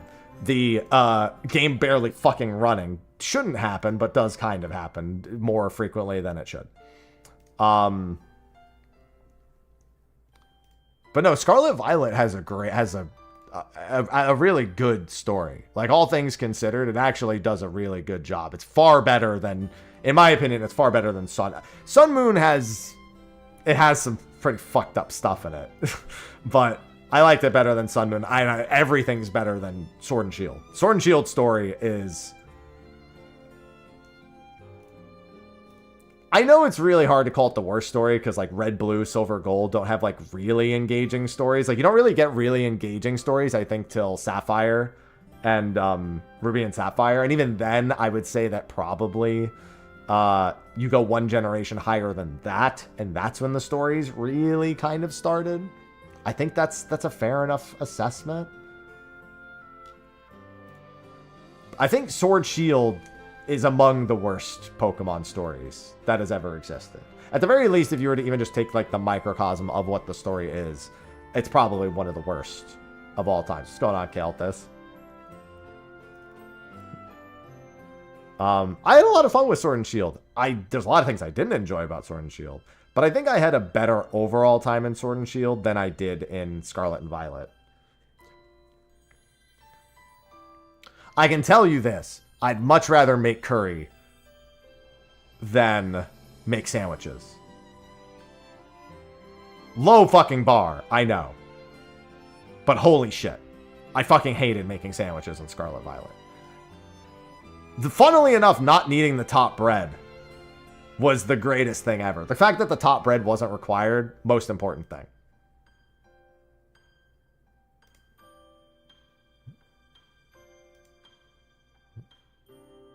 What even are the expectations? I actually don't have that great of an expectation. I think it being decently fun to catch and battle Pokemon is really all I need. And, like, a somewhat decent story. I don't really care about, like, the graphics all that much. Would I like better graphics? Sure. But I played plenty of... Look at what I'm doing right the fuck now. Seriously. Am I gonna sit here and be like, man, the graphics on Pokemon aren't great? By the way, have you seen this game I'm playing called Old School RuneScape? Listen, the hypocrite I would have to be to sit here in front of you and tell you how much I want the graphics to be. It would be so fucked up. So I don't really care. I think it's fair to criticize certain parts of, like, graphics. I think one thing that Pokemon games have struggled with, and I think this is apparent in Arceus in particular, is there's a sense of, like, it's not that the graphics aren't good. I actually don't think that's the problem. I think the graphics are, at times, and I'm not talking about the most recent one, I'm talking about, like, Arceus. It looks like they straight up looked at something and said, I don't fucking care. Does that make sense? Like, you ever go up to, like, one of the, like, cliff sides in Arceus and just see the texture and just be like, somebody actually didn't give a shit.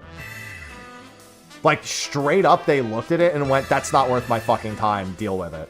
Like, that's how it feels sometimes when you're looking at things in some... I actually don't have that issue at all with the new one. I think the new one, for what it is, it's not, like, graphically stunning or amazing, but the consistency of the art direction, I think, actually works far better in ZA. Comparatively to Scarlet and Violet. So I've got no complaints there. I very rarely have that moment where I look at something in ZA while I'm watching Sophie play and go, they were lazy with this. And that's good. I don't need the graphics to be amazing. I just don't want it to look like you didn't give a shit. Like, old school RuneScape, for everything in it, it actually looks all very deliberate. Like, it's not just consistency with the old school, like, appearance and art style and skins. There are things that look good in old school RuneScape. even though the graphics are old, because the art direction on them is genuinely good.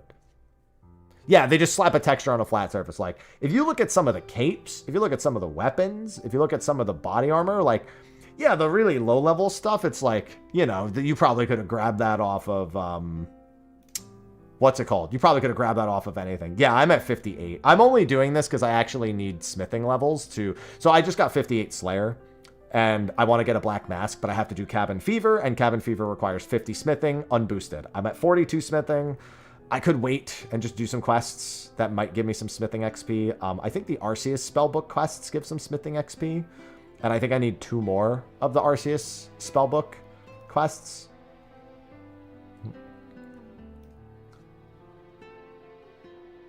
And I was, funnily enough, I was doing the Arceus spellbook quests because I have a hard clue that needs a musical track from A Kingdom Divided, which is the Yama unlock. Thank you, Varlamore. You done Knight Sword? Pretty sure I've done Knight Sword. I've got 100 and something quests done. Let's see.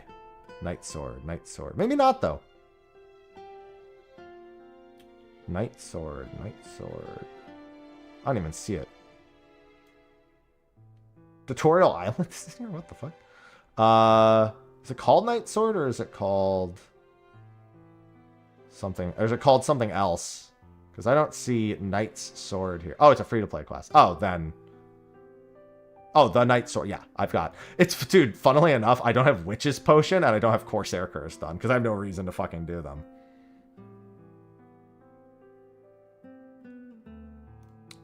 I've done Rat Catchers already.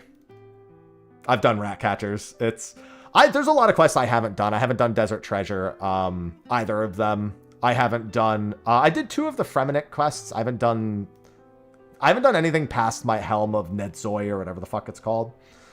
But I've done a decent number of quests. Sophie and I were doing Royal Titans the other night for the first time. Both of us had never done it before, so we decided to duo it, and it was pretty funny. We did like 10 clears. She got 2 Giant Soul Amulets. I got nothing. Neither of us got a Twin Flame piece, though. Unfortunately, neither of us got a Twin Flame piece. How many steel ingots do I need per Giant's Foundry sword?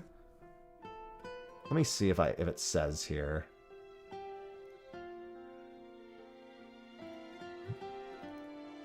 I'll do it as I'm walking back again.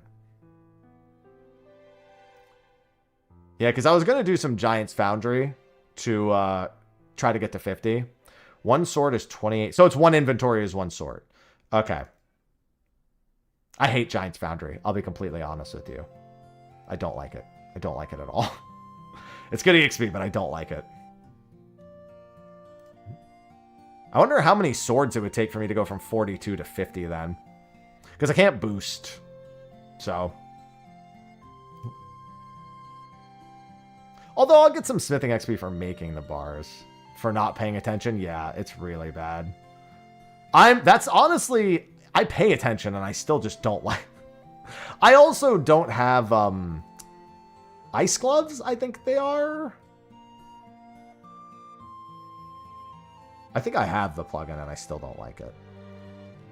Pretty sure I do.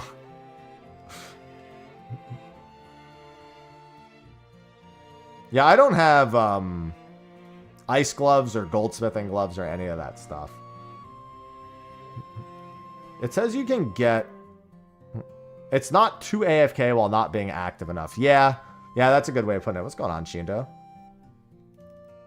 Ice gloves are really helpful. That's the thing. You have to kind of stop yourself at some point in OSRS from saying, oh, well, I should get this before I do this. Because it's kind of a fucking bottomless pit of I should do this before I do this. Before I do that. Like, I can go to Wintertaunt and get 99 firemaking right now. Make a ton of money, get a ton of resources. But I could also be like, I should just do Veil Totems. Because I should get the Fletching Knife before I do Wintertaunt. Right? Like, that's a very minor case where it's actually somewhat reasonable to actually do that first.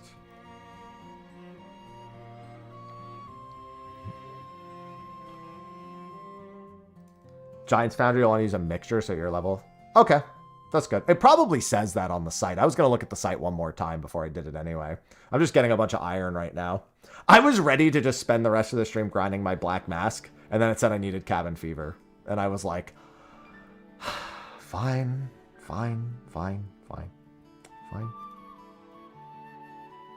Although, I have like 1,300 coal. Isn't steel just iron plus coal, and iron is just iron?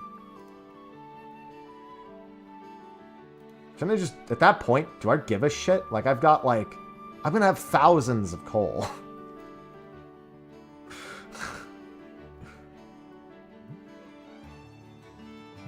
Don't worry, soon we get to do sailing. Oh my god. So, you want to hear something really fucking funny? So, I was getting really annoyed. I got 6 longbones in, like, no time at all. Now, first of all, that's really good. Longbones, I think, are 4,500 construction XP apiece in Dorgishkon.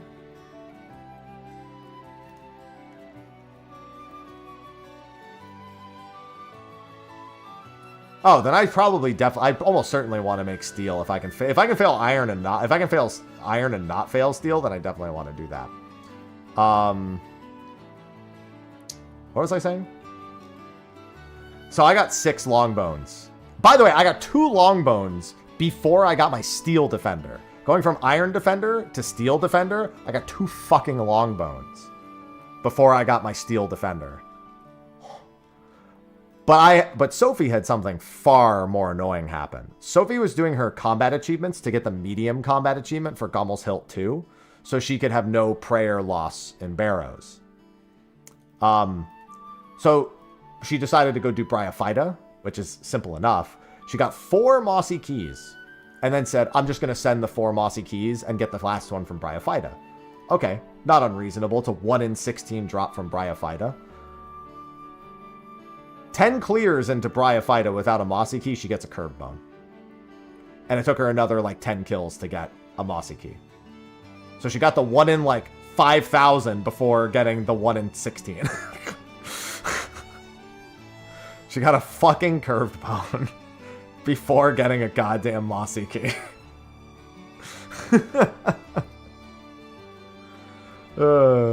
She's pretty lucky overall. She got her Berserker ring.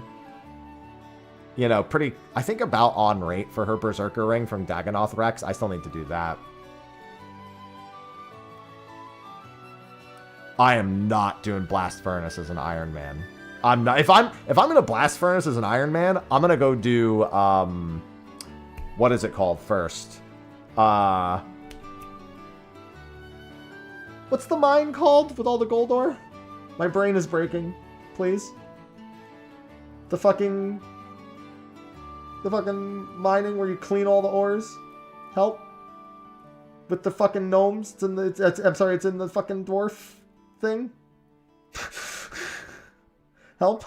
Motherlode mine. Got it. Motherlode mine. I'm doing Motherlode mine. If I'm doing Blast Furnace, I'm doing Motherlode mine to get gold ores before I go to Blast Furnace. Ain't no way I'm not getting 1 billion gold before I go to Blast Furnace. Cause it's like it's like what, 60,000 GP per hour or some shit?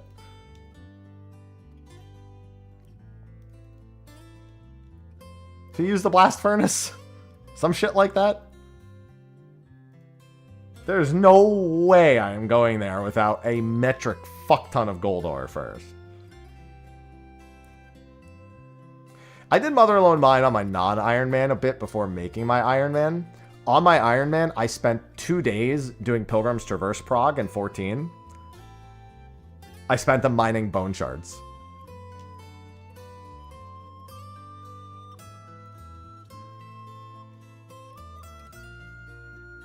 I got 10,200 bone shards. Which is only about 50,000. That's like, what, 51,000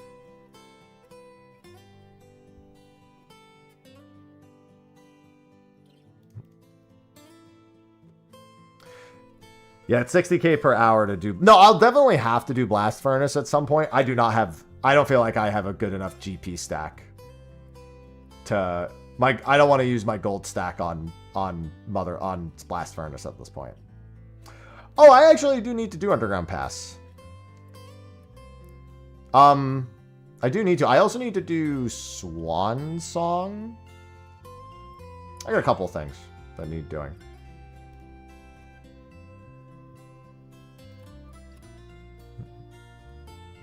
I'm behind on quite a few things. I've done a few Scurrius kills. I did some Royal Titans. I've done some Barrows runs. I've gotten no loot from any of them, but that's no surprise. I got my steel ring from the Deranged Archaeologist. What the fucking do? I need to do the Crazed Archaeologist at some point.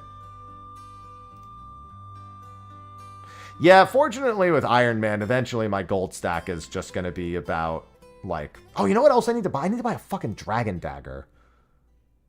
I don't have a special attack weapon, and the Dragon Dagger is right fucking there. There's no reason for me not to go pick up my fucking Dragon Dagger. I just haven't done it.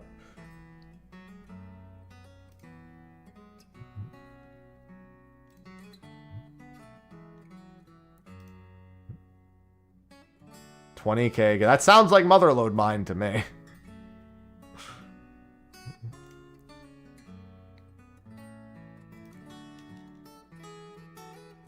Motherlode Mine. I should actually just Motherlode Mine AFK for a little bit anyway. It's so easy and so good. There's just so many things I kind of want to AFK right now. AFK Slayer tasks. I have fucking Turots right now, and I only have that fucking leaf-bladed spear, and oh, God, kill me. Oh, that's true. PVM drops. Yeah, your 30k coal is definitely from that.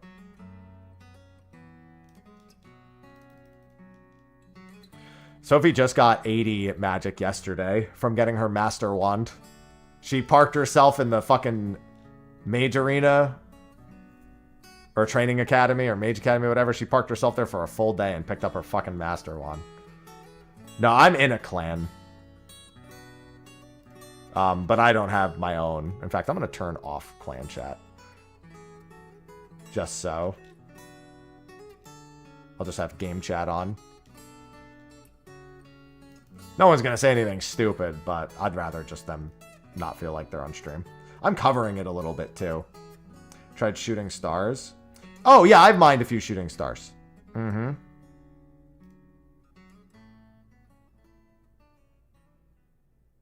Yeah, I found a few. Unless you're referring to something different. You're referring to the shooting stars that hit the ground and then you just mine at them for whatever for like 10 minutes, right?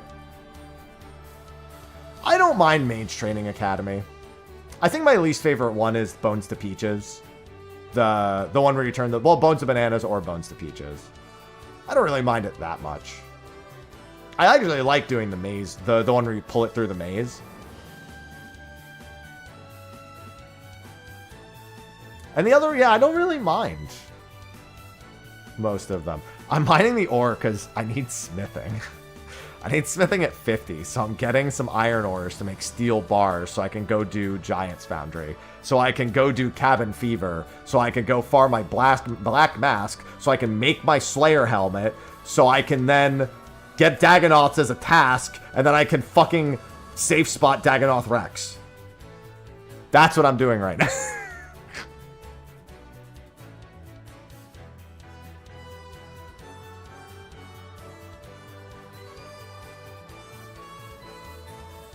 Answered?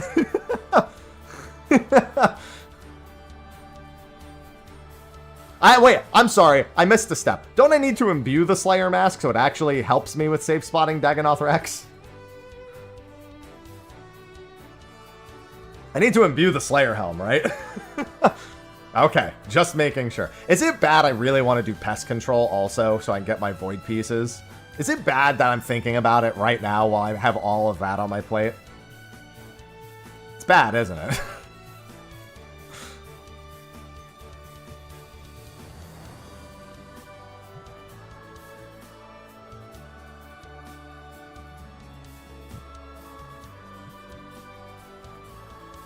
Which Void Magic set is garbage, if I recall. I know the ranged Void set is very fucking good.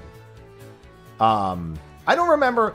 You know what? I think I'm just gonna get a fighter torso. I think I'm gonna ignore. Oh, I have done Barbarian Assault, by the way. My chat warned me about Barbarian Assault. They were like, it's not great, and I was like, really? I think you guys made it sound worse than it is. I'll be honest. I thought it was pretty okay.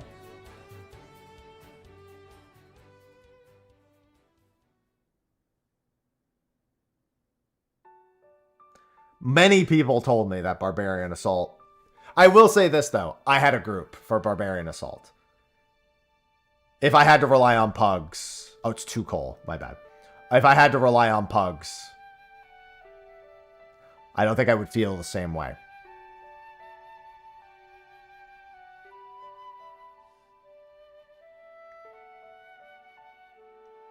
I don't think I would. Where's a really convenient furnace? Al-Kharid has a really convenient furnace. Does anyone know any really convenient furnaces? Lumbridge is not convenient enough. I have to go up or down stairs every time. Edgeville? Edgeville is very convenient. I didn't think about that. Good call. All right, let me get my my Drayman staff.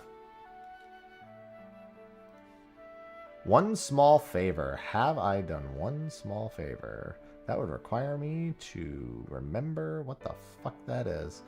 I have not done one small favor yet.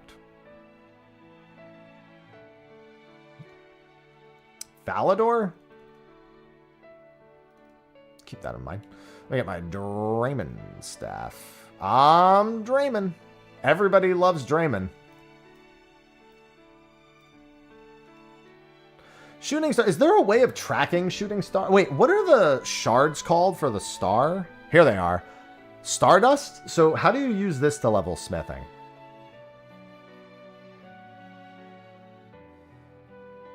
Listen, my favorite quest is still Romeo and Juliet. Let me just tell you right now. My favorite quest is still Romeo and Juliet, so. Crowdsourced plugins. Oh, that reminds me. I have a question. I was going to ask Sophie this later, but I'll ask you guys now.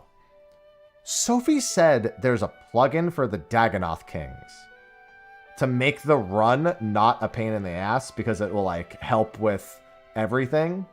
With, like, the switches. Like, knowing exactly what you need to pray as you're running through and, like, all bunch. Does anyone know what she's talking about? Because I tried... I didn't... It's clearly a premium plugin because it's not in Runelight. Or at least I didn't see anything in Runelight.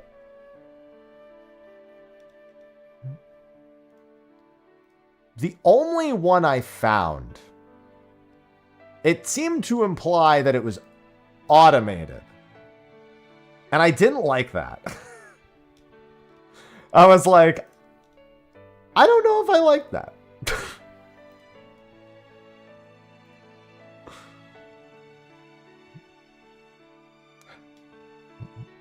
It's not that complicated, but it's not that great. It's literally just knowing when to swap and where the tile set. Oh, that's right. You can also just download tile sets, can't you?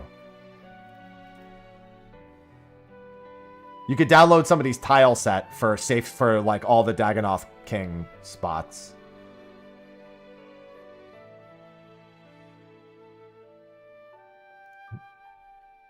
That way you know where it's like, oh, you can wait here to get your run energy back.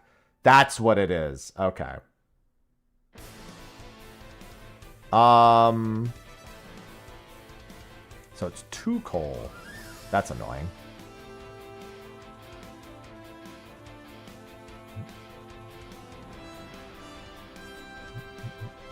DK's path tile marker. That's the thing. That's the one.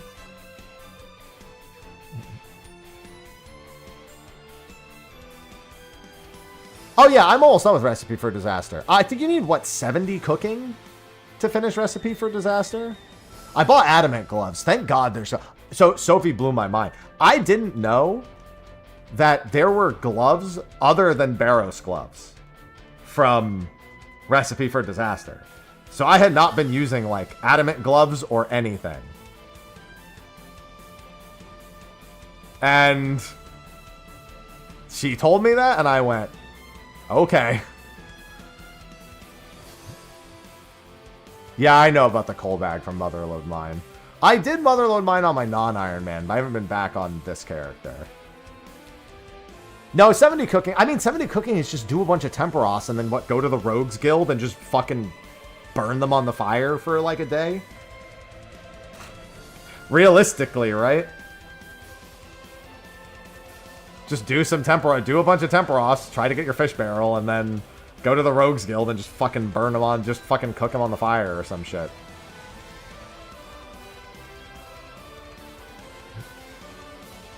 The fishing, the XP from it is just really quick.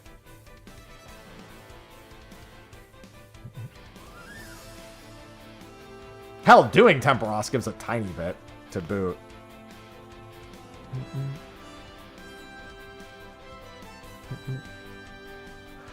I haven't done that much Temporos or Winter Tot on this character. I did so much of them on my non-Ironman before making this Ironman that I was like, I'm gonna relax a little bit.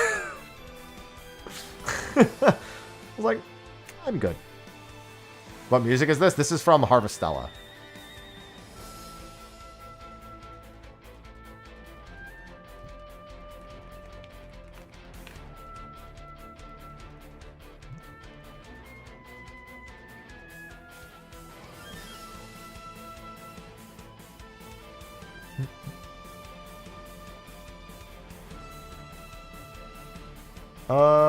Celestial Ring and Celestial Sing. How do you...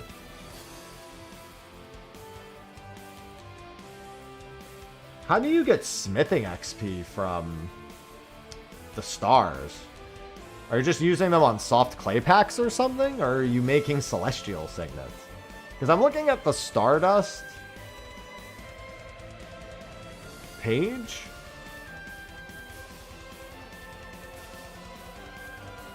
Did you get the Dragon Harpoon? Oh, that sounds like a great idea. I'll just, I mean, realistically, how hard could it be?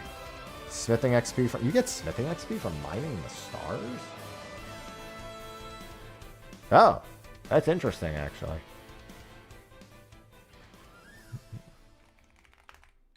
Now you're making me curious. OSRS Shooting Stars Tracker. Oh my god, I'm distracted. 1 minute ago, 3:31, Port Piscarius Mine. I don't know what the fastest... The problem is I don't know the fastest way to some of these fucking locations.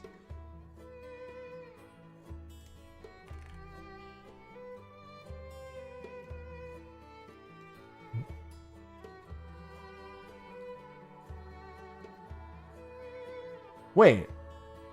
I'm so confused. Hold on.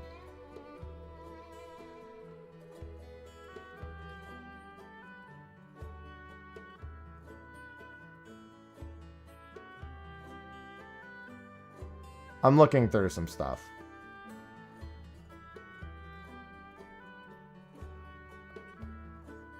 Gwen, you said, I love shooting stars. My hardcore Ironman has 70 crafting from those alone. Oh, craft. Idiot. Right. See, I was talking about smithing when you brought it up. So I was really confused.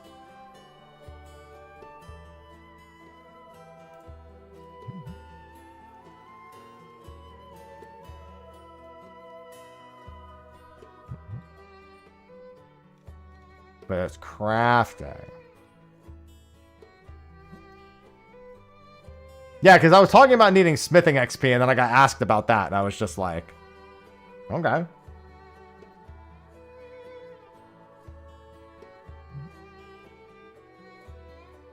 Don't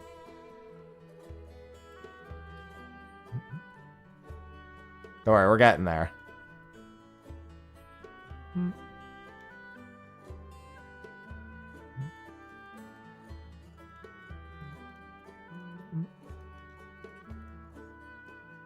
Listen, I just need these for Giant's Foundry.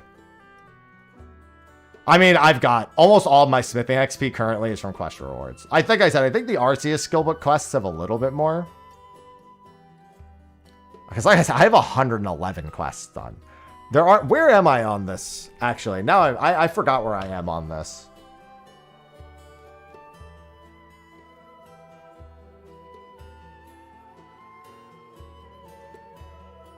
The next quest that I have on my list is Cold War. And then the Ascent of Arceus, which I think I've done already. I think I did Ascent of Arceus. That's like the first quest in the chain that leads into the Arceus spellbook. I'm fairly certain. Oh god, Underground Pass. I've done Elemental Workshop 1 and 2, yeah.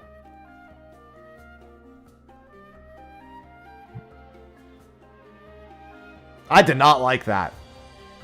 Obviously, with Runelight, Elemental Workshop's not really a big problem. It's not a problem at all. It wasn't a hard quest to begin with, but I did not like it.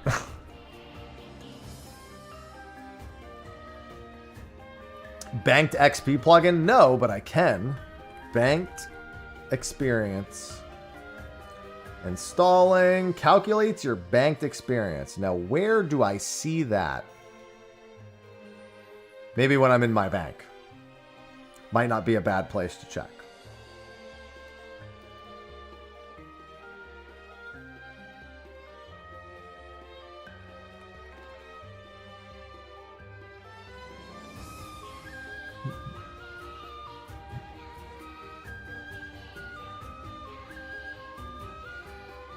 I probably need to zone or something.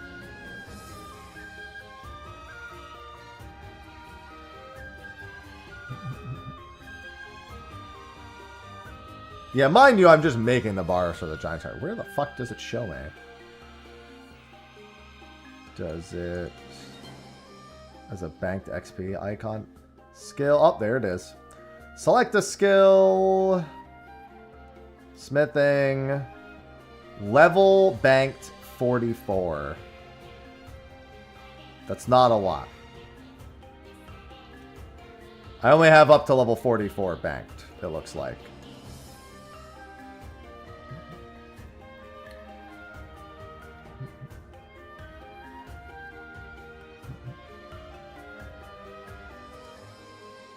I really need to finish Bon Voyage too. I think I have all but like one bone.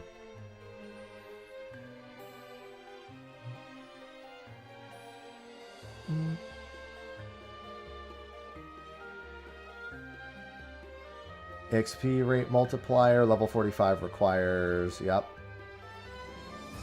Wait. Total banked XP, that's not going to tell me how much I'm getting from Giant's Foundry. It doesn't know that. Game? That was interesting. It's just telling me how much I have, like, generally banked, I think. Yeah, exactly. What the hell is going on, dude? I think I'm lagging. There we go. Yeah, I know it can be any steel item. I don't have a lot of them. I think I'm lagging a lot. Game? I think we might want to change worlds. Wait, I think my whole... Wait, connection lost, please wait. Yeah. OSRS?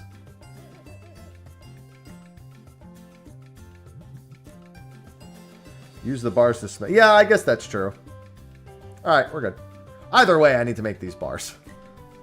Actually, I wonder. I might have a few steel pieces lying around. I have 70... I have a... I can use my steel defender. I've got 5 javelins. My ring is... My steel ring is not going in there. I'm not using achievement diaries on smithing. Smithing has some very easy ways for me to get the XP. I am not using my achievement diaries on smithing. There's a 0% chance I'm doing that. What's going on, Tyriander?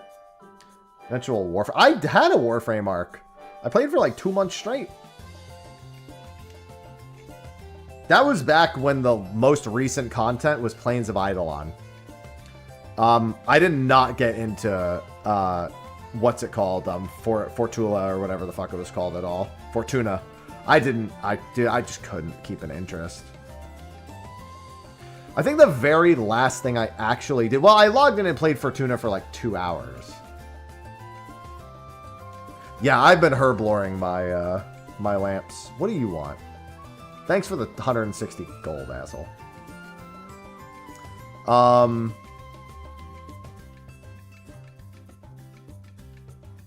Yeah, I know it's a century ago. The last thing I did was, what was the dark version of that, like, really, like, something Umbra? That was the last thing I did, was I unlocked the very first, like, Umbra thing.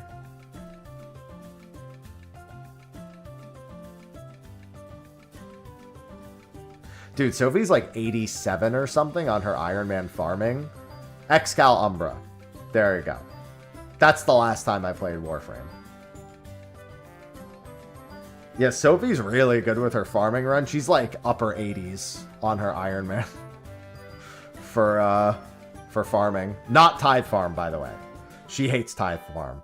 And after reading how you do Tithe Farm, I also hate it. And I have not even done it yet.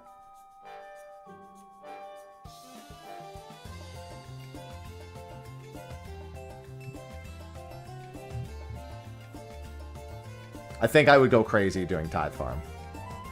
It's one of those activities that isn't quite AFK enough. But I will have to do it at some point. It's just not quite AFK enough.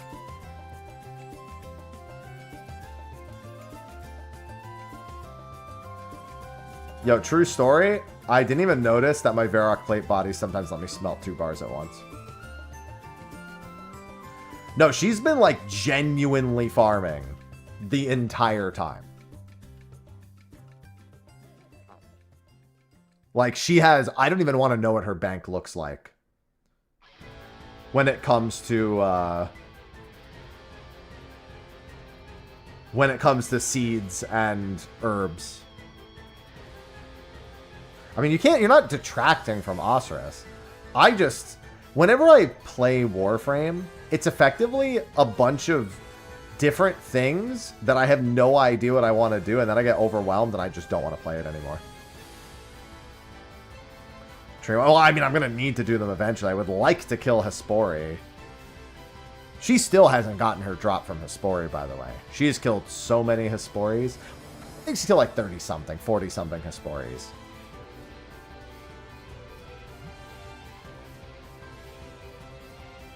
It's been pretty brutal. Hesperia has been very unkind to her.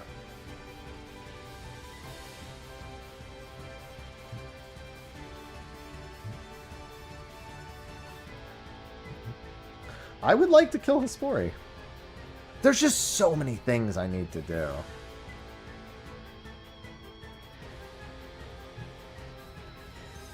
Smithing goal? 50. I'm making bars to go do Giant's Foundry. Well, I can make the bars, and then I should probably make something with the bars. As long as it's effective for me to, like, as long as I'm not going to need more than a total of 28 bars. Is that how it works for Giant's Foundry? You just need to make sure that whatever you're putting in is still a total of 28 bars, even if it's items made with bars. Yeah, the bucket. Yeah, she's overrate on the bucket, I'm pretty sure, at this point. Okay. See, that's another thing I really like about streaming OSRS. The first day I played it, people were really annoying. And what I mean by that is, I just wanted to walk around, kill chickens, do whatever the fuck. Like, I didn't have a plan. And everyone's like, go do waterfall quests. You're wasting your time. Go do these quests. They'll give you a huge boost. This is a complete waste of time. And I was like, shut the fuck up.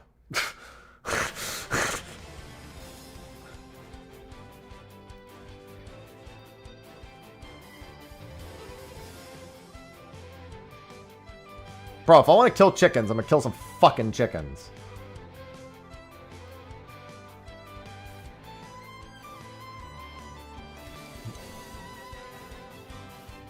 For my Ironman, I totally blasted through. I'm now at the point where I ask enough questions where some people can just answer it. No one, I'm far enough where no one's going to tell me what exactly to do. They're just going to see what I'm doing and be like, have you thought of trying that? And it's not like a bad, it's more like there are so many ways to go about doing it now that it's like, oh, you chose this way and you seem to, you probably know well enough what your options are. So it's more inquiry than it is annoying. Hey, what's going on, Virtual? By the way, I don't think I thanked that sub I got earlier. I got so wrapped up in the conversation. Abu, if you're still here, thank you for the resub. I do love subs. I do love Prime subs. I do love all subs. Doms, if you're out there too, you know, live your life.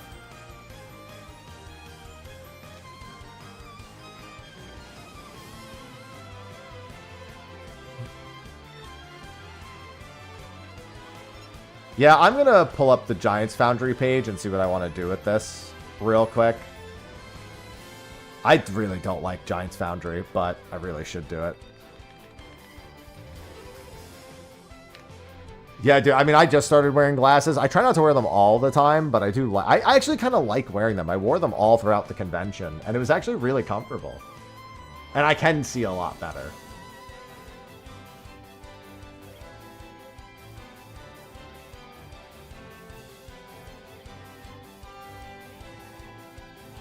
Okay, so at level 30, Giants Foundry, it says to throw all steel in.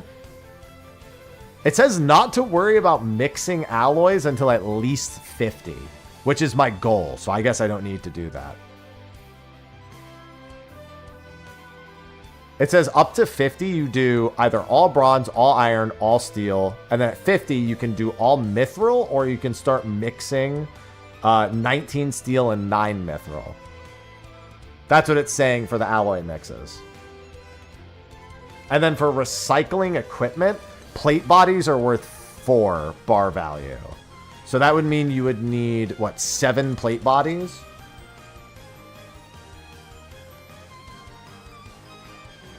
GZ to me.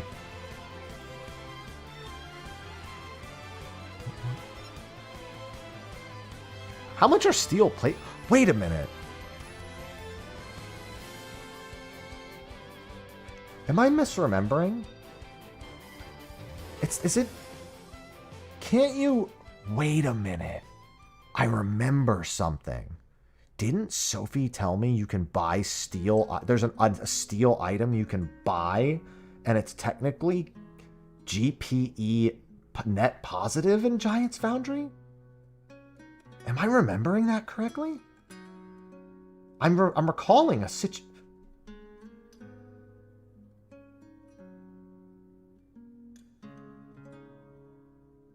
I'm recalling something.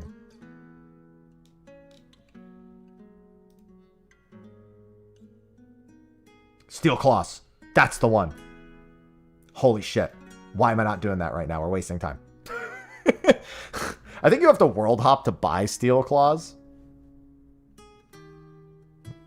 Shay's an armor store. That's the one. I just remembered we had this conversation like 3 weeks ago. It was way long ago, so it had left my mind. But I just remembered the steel claws. That's what it is.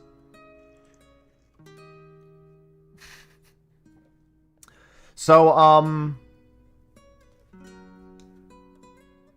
but if I'm understanding correctly, I need 28 steel claws. Am I seeing this right? I need 28 steel claws per craft.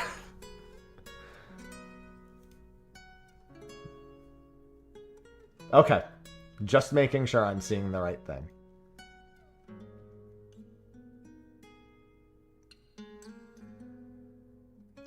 I can also make them now. I did just make all that steel. It's kind of tempting to... I know buying them is efficient, but I did also just make 196 steel bars. It would also it's efficient. Yeah, and the problem is that it is wasteful because you lose a bar value every time. But I already have the steel. And am I going to really need it for anything else? Whatever, I'll just do this. It's 28 each. So we want probably just the 280.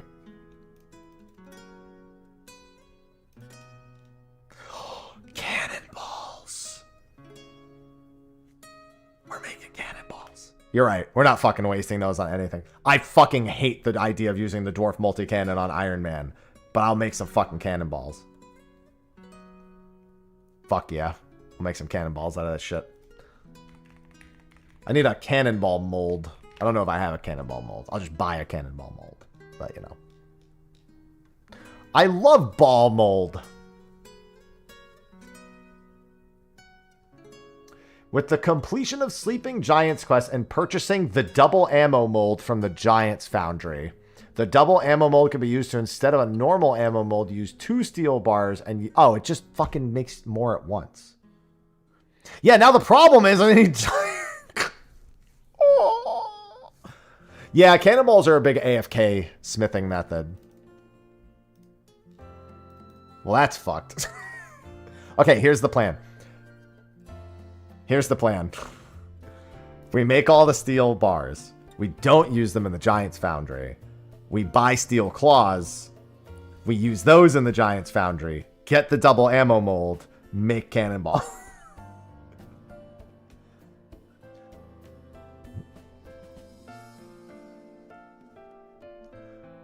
See? We made it. So stupid. I really don't need the double cannonball mold. Like, I really don't. Because all it does is make it so you complete the cannonballs faster. But if I just keep the steel bars and just use them to AFK make cannonball, like let's say I'm streaming, right? And I just want to have an AFK thing to do on the side.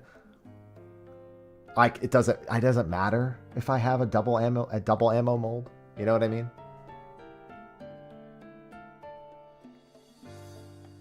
Like, yeah, it does, kind of. But, you know. Shut up. How about that? Listen, all I have to do is go do all of the wilderness bosses without getting PK'd, and they'll drop all the cannonballs I need. Right? Actually, doesn't Sarachnis drop a bunch of cannonballs? Can he drop a bunch of cannonballs? Should I go learn Sarachnis? It's good. We're getting too far off pace. We've gone too deep. We've gone too deep. Let's just stick at what's in front of us. All right. We're going too far here. I think Sarachnis does have a chance of dropping.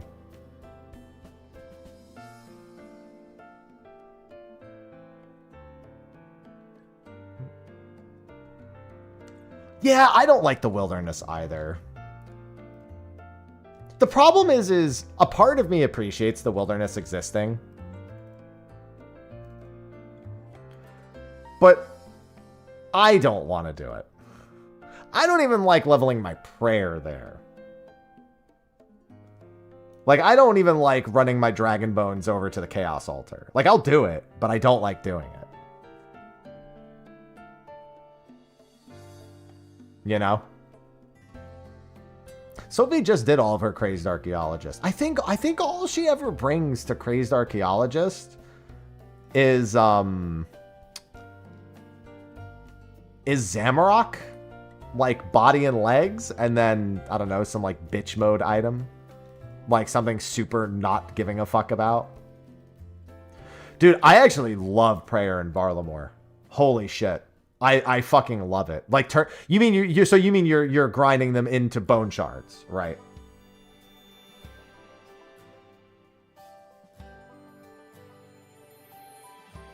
Yeah, I love that. I actually, like, once I read about the Varlamore prayer, I actually love Varlamore prayer training.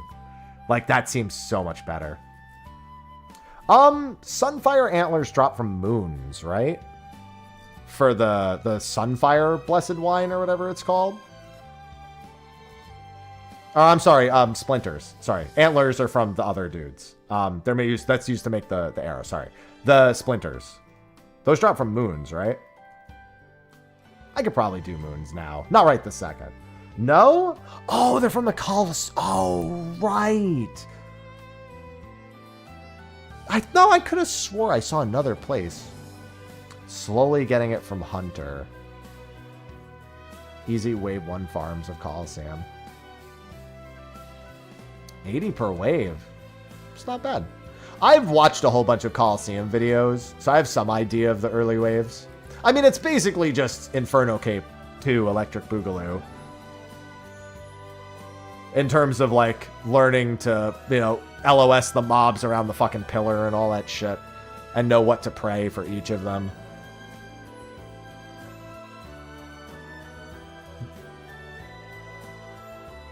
That's what it seems. It just seems like like another Inferno Cape style thing.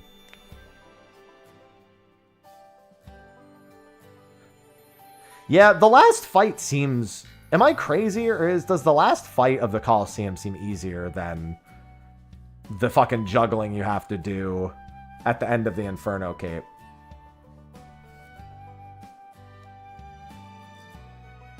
Oh, Huacodal! Oh man, Huacodal would also be really easy for me to kill right now, huh? Again, not right this second, but I mean in general. Yeah, Huacodal. I actually have been meaning to do Huacodal. I need to do moons, I need to do Huacodal, I need to do barrows. I need to do things.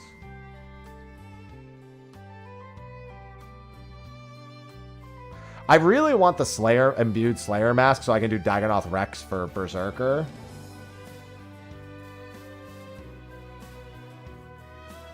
Yeah, I heard it because the Eclipse Moon, is Eclipse Moon the one that teleports around and so you only get to hit it every so often? And thus, it being a slow tick weapon doesn't... I think it hits really hard, but it's got like a slow tick weapon. So it means that on Eclipse Moon, the parry phase that ignores your attack speed. Oh, okay. Is it any good? So which moon is the one I'm thinking of? The one where it teleports around and you have to... Is that the parry phase? Where it like teleports around and it ignores your attack speed? Is that, or am I thinking of the same thing? I've only looked into moons a little bit. That's the parry phase, yeah. Okay. Mm-hmm. Yeah, I remember finding out that was really good for that.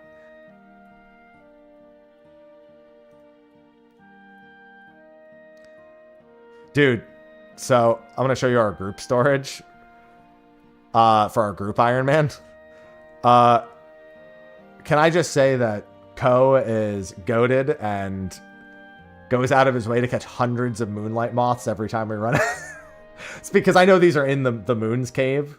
The moonlight moths are actually in the caves that lead to the moons. He fucking jars hundreds of these things for goated. Okay, we should go see about the steel claw stuff. So I have 286 steel bars. That's enough for 10 swords? Yeah, Moonlight Moth mix it. Dude, Sophie and I are just like... Barrows?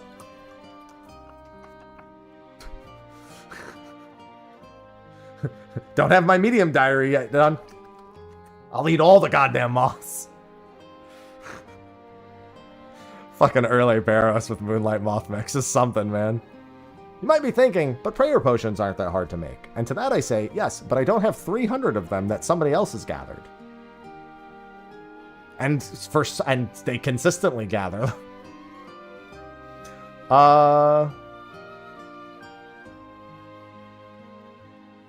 Let me get the steel claw.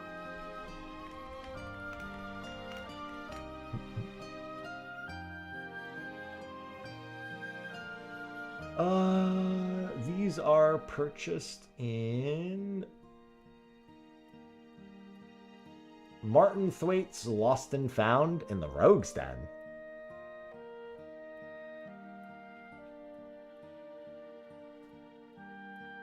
Okay. It's in Berthorpe. They drop in Berthorpe too? What? Oh, it's 1 in 64. I ain't doing that shit. Oh, I'm about to get nerd logged because I've been AFK on the side, by the way. Where's my games necklace? Oh, actually, I'm not going to use any minigame warps for a while. Let me just do this.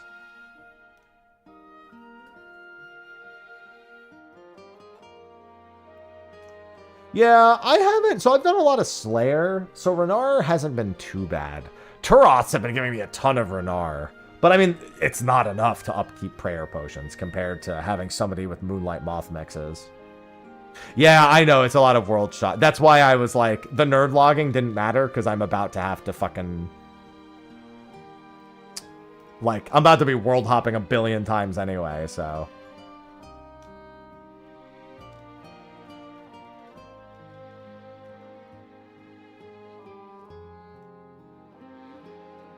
Oh, I need my cash stack. Hold on. Oh, cash stack. Yeah, so from my understanding, this is a little tedious. A little tedious. The restock time's only a minute, thankfully, but... Oh my god, I need thieving at 50. Let's just go do Giant's Foundry, man. My thieving is what, 48? 49. Oh, I'm 30. I'll go get that real quick. I'll just go fucking rob the Master Farmer for a little bit. What am I buying? So I was going to buy Steel Claws and World Hop and use the Steel Claws and the Giant's Foundry because you actually make GP by doing that. And then I was going to... Yeah, that's where we're at. Hold on. I got a nerd log real quick. Let me just World Hop. That's what I was going to buy. I am 3,700 XP off of 50 thieving. So.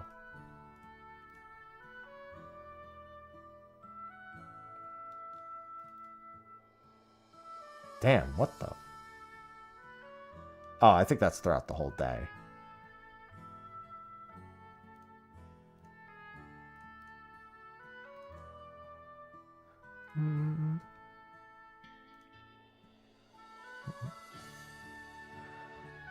Bro, you know what's one thing I don't want to do for thieving?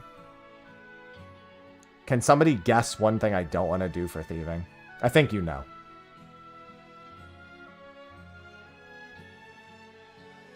And I know I'm probably going to have to do it. Blackjacking. Yeah. Don't want to do that. Really don't want to do blackjack. I will never blackjack. I hate it. The quest that introduces it to you, I did it, and I said, I'm never doing this.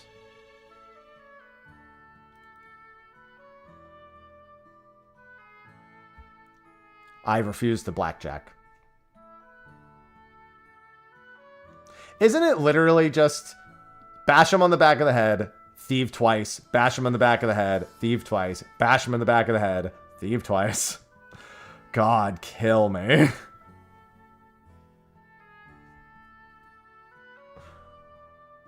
Fucking hate blackjacking.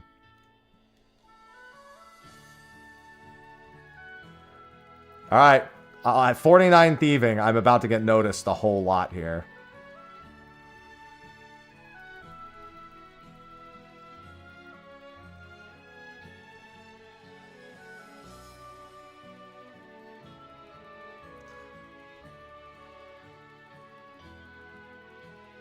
Come on, my God. I don't have any of the rogue stuff. I apologize.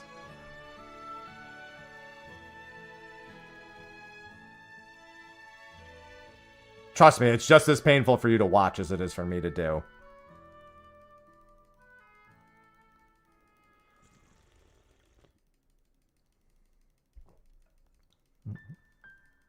What are you doing in my pockets? All my thieving XP is almost exclusively on this character from quests. I think I've done, like, a little bit of thieving from the stalls in, Ardugny.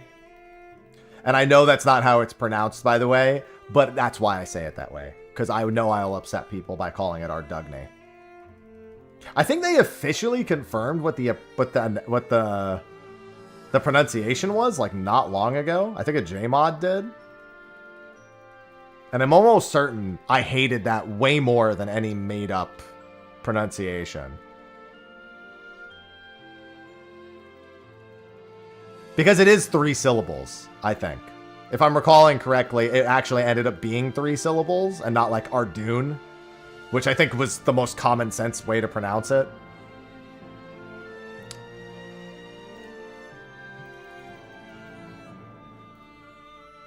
I think the official pronunciation was still 3 syllables. Unless it was oh no, I think you might be right. I think it might be Arduin, not Ardoin. Like, I'm almost certain it still had 3 syllables. I'm gonna have to find it. Okay, maybe I should steal from something that isn't the master farmer, because he's gonna fucking kill me. About to go steal from ham members or some shit. Honestly, I could just steal from the stall over here if I really wanted to. Yeah, Artie is just better.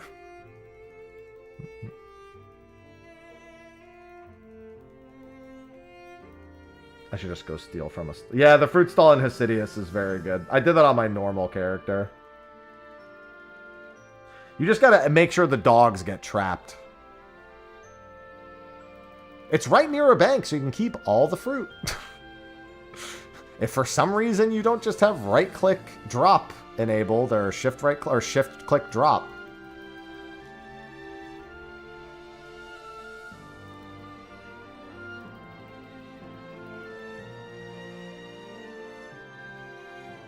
Think of all the seeds, though. Those dogs almost fucking killed me first time I did that. Those are some scary dogs, man. Why does this guy have to be such a pain to steal from? You have to be like, if I recall, you have to be a really high rank before he stops potentially killing you. Oh, for fuck's sake, dude. Imagine just being a citizen and somebody reaches into your pocket and they do it enough times that you just fucking kill them.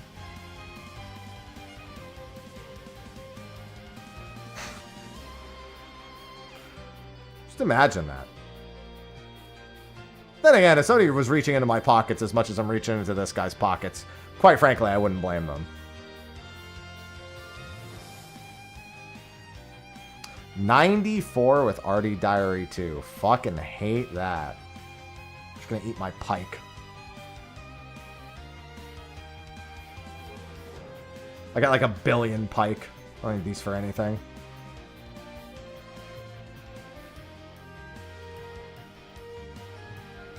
Come over here, Master Farmer. I just need my 50 real quick. How much EXP is the stall itself? Probably like 13, I'd assume. 10. Kill me, dude. Just go get slapped on the back of the head a bunch more. No, I've never played Baten Kaitos. I don't usually play almost anything. Pretty sure that's something anime related. Are you gonna eat while you're stunned at least?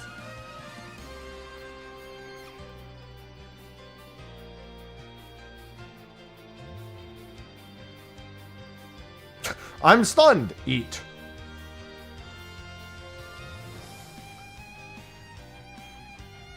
Sounds, I mean, I've probably heard chat mention it before. Oh, no, I'm mistaking it for anything else. No, I haven't. I've had people ask me about that one before. Stop hitting me.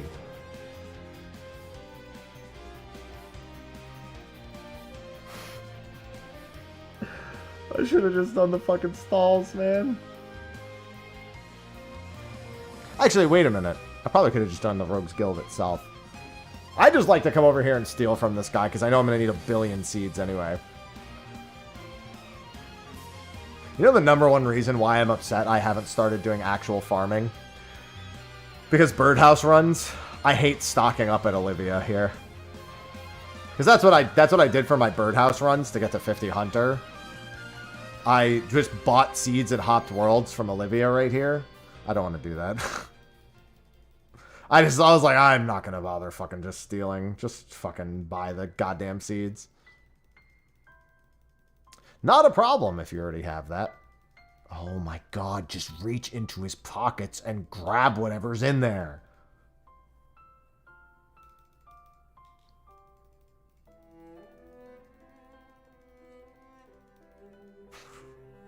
Please. Yeah, no, but I haven't played that.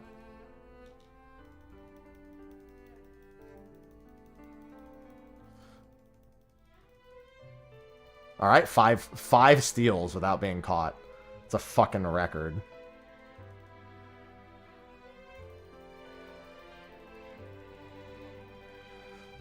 You have no space in your inventory. I'm eating. I keep picking up new seeds.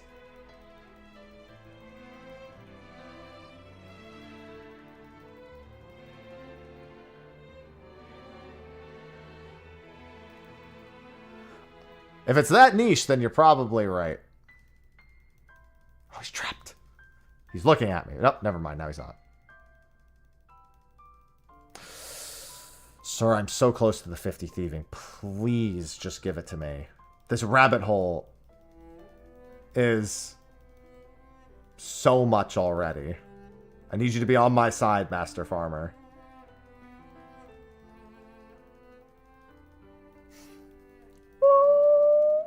Okay.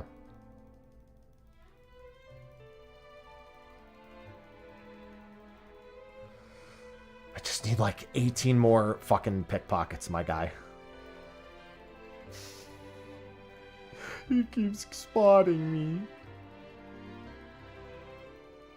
Well, looks like you have something to look forward to. And your week has just been lost.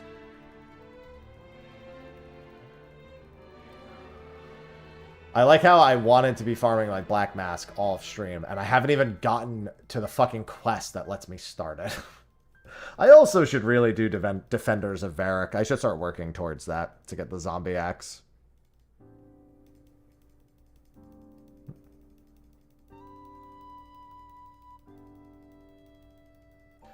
I'm gonna lose it.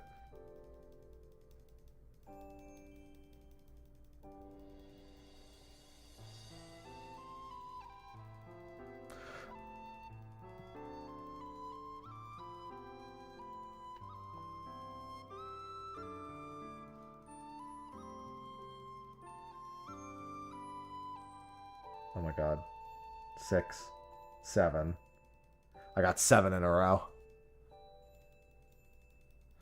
Then I'll need Ancient Magic for barraging. Yup. That's Desert Treasure 1.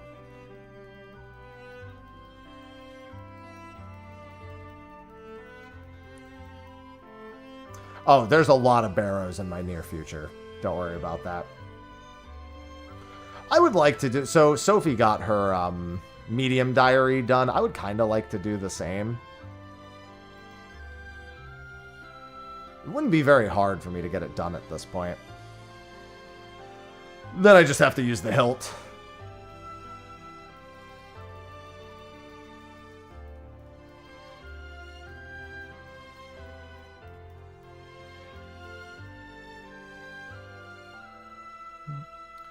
Alright. Is my minigame teleport still unavailable? Sure is. Games necklace it is.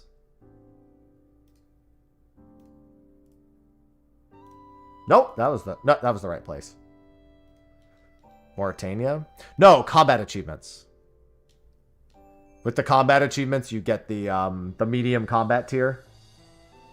Yeah, you get the thing that makes it so you don't have the prayer drain and barrows. Then we can go hard on barrows. That's what she did. She also just built the Barrows portal in her house last night. So now our group Ironman has a Barrows portal when she's online. Thank God. I hated doing the minigame. Either the other ways of getting there are so ass. I hate it. Her first time, she played when she was young, but like we're talking about like way long ago, like before it was called Old School RuneScape, like just when it was RuneScape. I think she told me she used to sell people clears of Monkey Madness.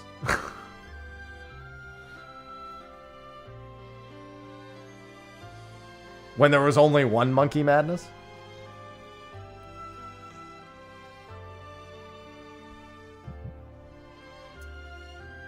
Hello, Krista.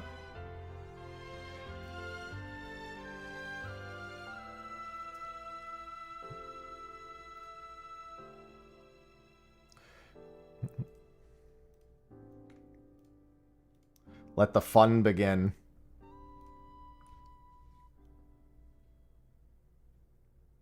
It's only 1 minute. I wonder how many shops it takes for me to have to swap back. Probably just 5 worlds? No, probably 6. I'll just go from 412 to, I guess 406 or 407.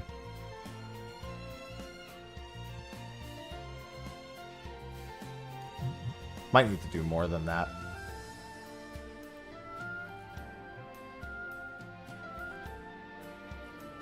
I wonder, so you're... I wonder what the Foundry sword per hour is doing this. I could just go to 406. As long as nobody else is here, it's not a big deal.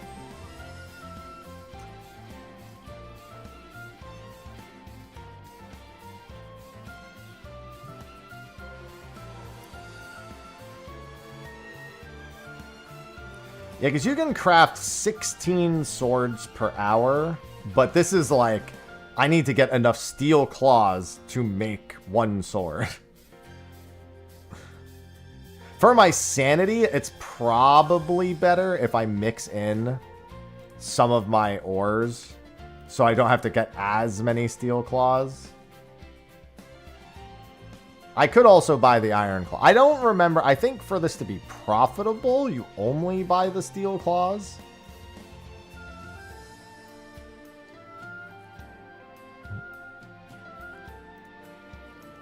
But I don't remember everything about it.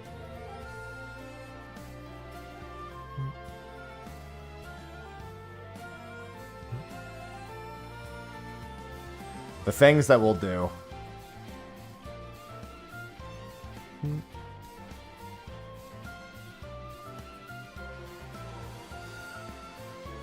But you know what's actually even worse for me? I mean, games necklaces aren't really hard to come by, but I need my minigame teleports to the Giant's Foundry, so I probably won't be using... I want to make sure that I don't have... that I always have that available whenever I'm doing it.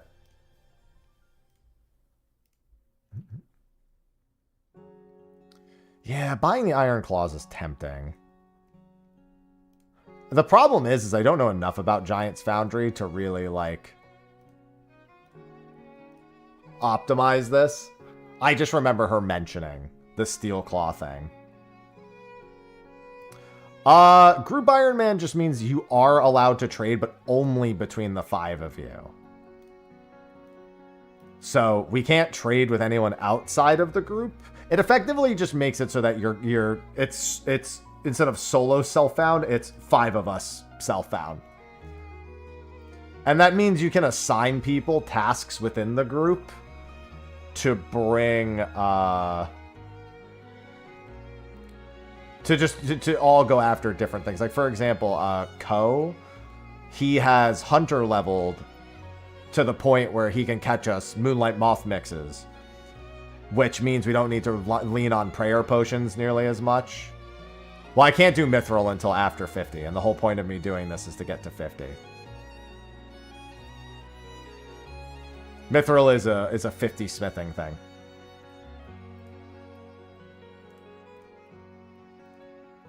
Well, okay, so Shield of Arav, not the best example. Like, it kind of works, but Shield of Arav ignores Iron Man rules.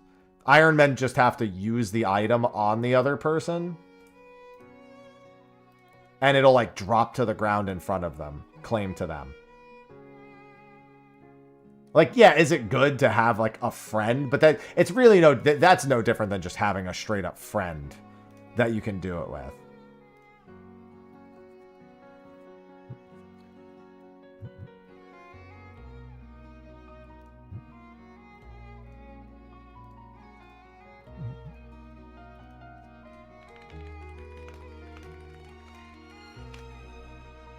Alright, let me look something up while I'm doing this world hopping. I hopped to 408 by accident.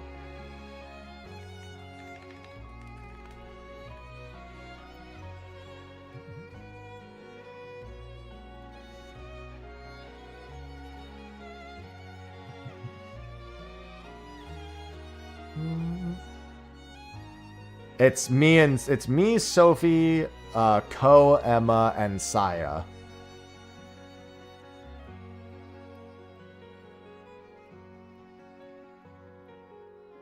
Yeah, it seems like once you have 50 smithing and you can use mithril, it looks like the play is you buy mithril claws from Jatizo and steel battle axes and warhammers from the Mount Carulam weapon shop.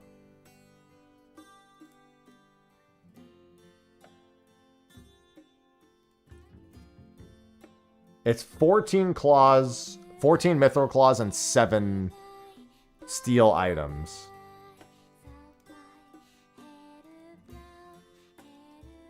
Is what it says. That's after you hit 50.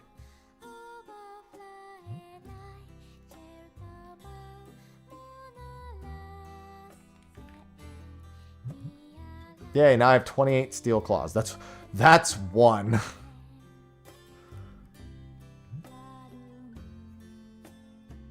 Iron and coal from the blast furnace, then smelting it there. Yeah, I'm just reading through a few different smithing. Gargoyle Slayer tasks. Yeah, I don't know if that's going to happen anytime soon. I don't think I'm going to go searching for a Gargoyle Slayer task just for this. They drop noted steel. That's another thing that it mentions.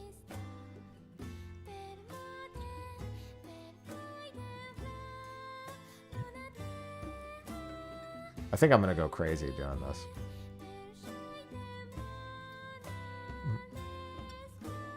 Just so many steel claws. Oh, right. You can also get steel plate bodies in the wilderness. If you just go naked and pick up steel, that's actually not that bad of an idea. Oh, true. I'll just get 75 Slayer real quick. True. I need to get 85 question mark Slayer for my whip anyway. So sure. No problem.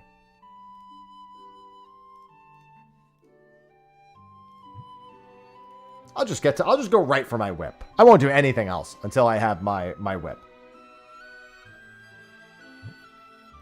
Seems like a great plan.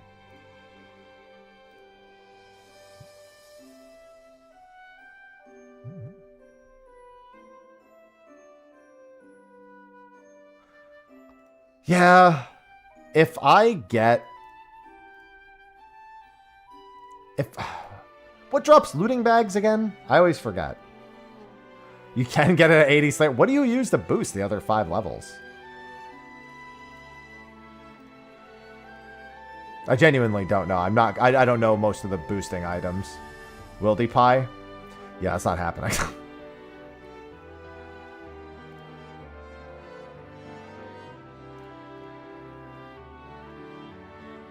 Why did I do that?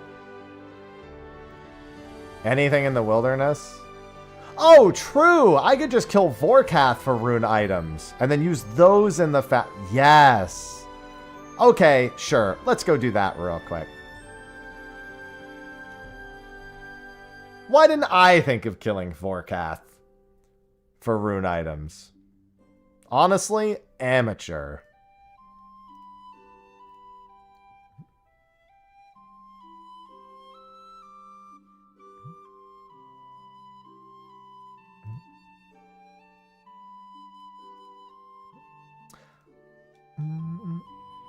Now you're thinking. Yeah, I'm doing something with this brain, all right. I wonder how much EXP a single sword is worth. I think I value getting to 50 smithing more than I value doing what I'm doing right now. I'll be honest. I think I do enough for a second sword, and then I think I go and I just save my sanity. This will be enough for 12 swords. I don't know. How much EXP is that, though?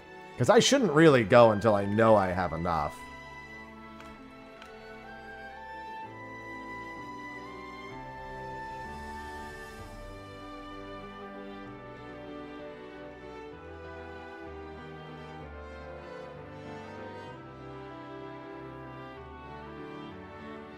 3.3 experience for successfully using the polishing wheel. 3 point... Alright, for fuck's sake, dude. I have to use the calculator to know.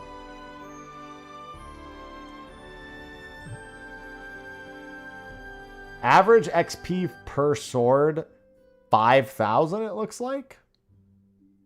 Well, that's what I'm saying. Somebody was just here.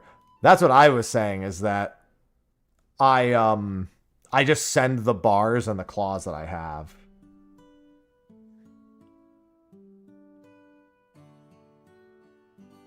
Like, I just get enough steel claws right now to then go... Dragon fucking Medhelm.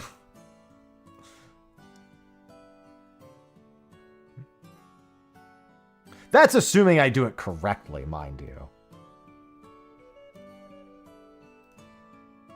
Not the battle staves. Yeah, I'm saying I get enough steel claws so I can do 2 swords worth of steel claws. And then I send the rest of my ingots, which should be 10 more swords as well. Instead of doing this, like, until I have enough to do every... I think I'll go fucking crazy if I do this.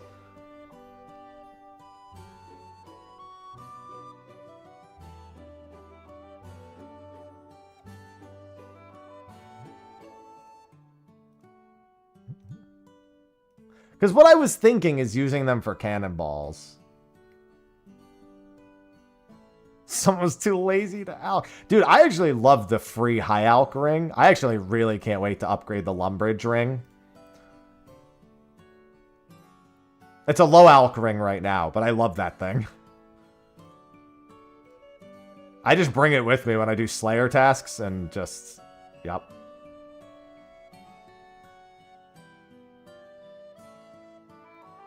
Yeah, but most people have higher cash stacks than me. Again, it seems like one of the more popular items are the steel items from Mount Karulm.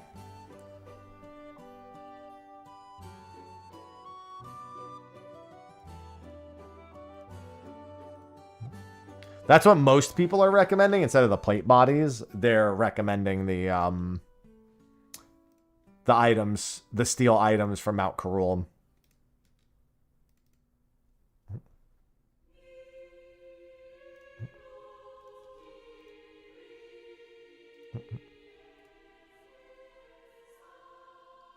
All right, let's go give the Giant's Foundry a peek real quick.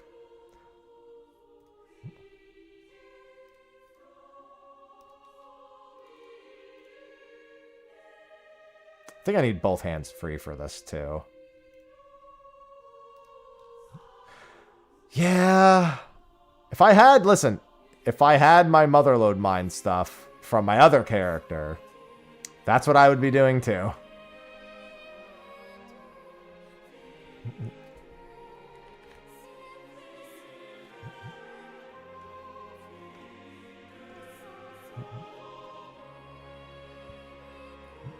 Giant's Foundry. Take me away, game.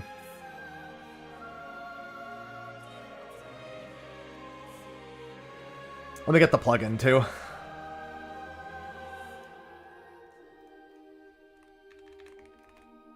Is this the one? Easy Giant's Foundry? That looks like the one.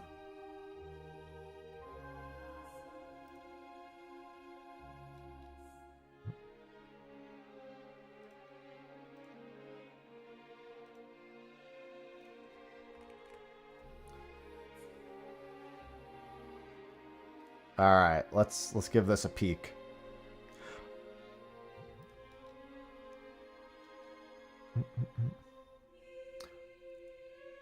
All right. So there's my bank chest.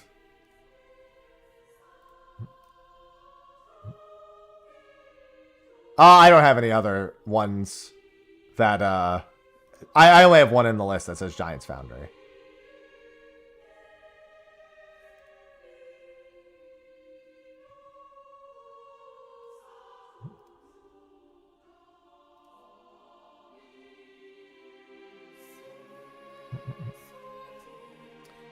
Give me a commission, sir.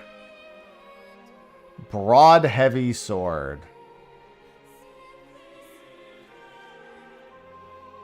So I just need... I'm surprised these don't light up. I guess it still just wants me to do the, like, basic math of seeing this as broad and heavy. Broad and heavy, Medusa blade, it looks like. I thought for sure these would light up. If it's green? Oh! I'm colorblind. It's just, I think it's just making it so I can see it at a glance. It's lit up. Yeah, I see it.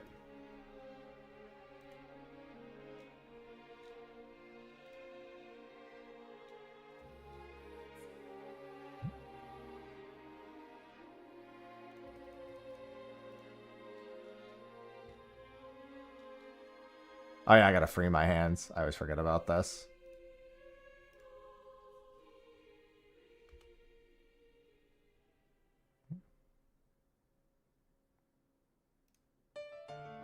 The preform is still molten. You'll need to cool it down.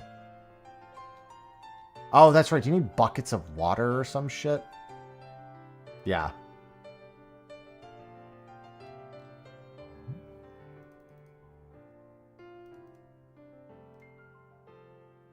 Yeah, I don't have ice gloves, so...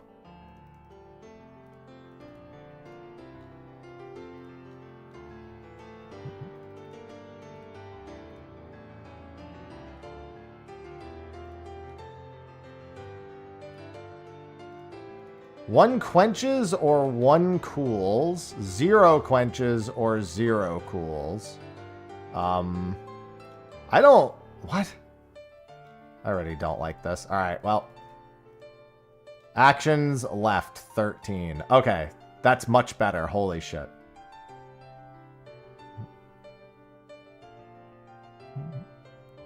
Yeah, the plugin definitely helping. I see it also changes color when you get closer and closer to it.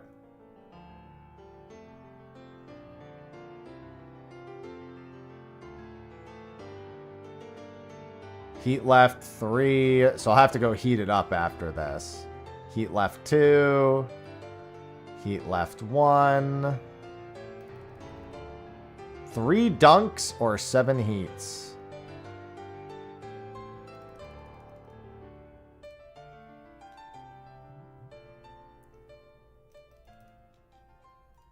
Eight quenches or 15. This is a wild plugin, man.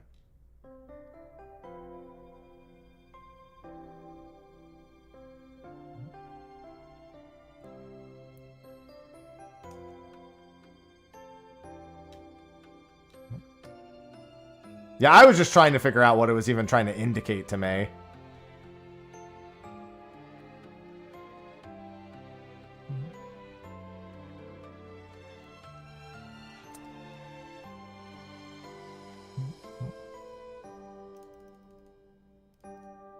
I saw this pop up and I got nervous. I realized it's because I was hovering over it.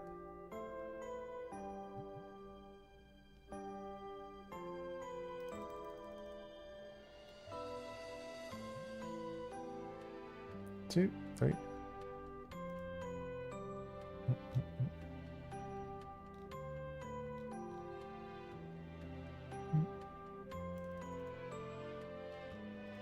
Eight dunks or 15 heats?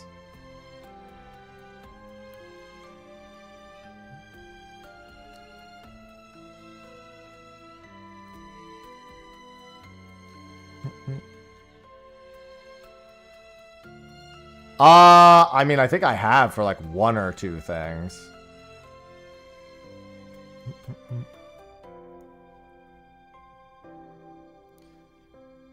Hell of a sword.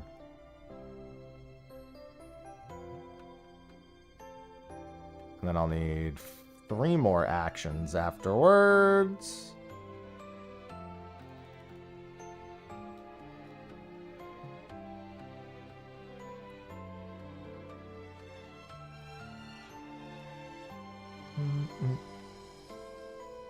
Sir, you're gonna love this sword.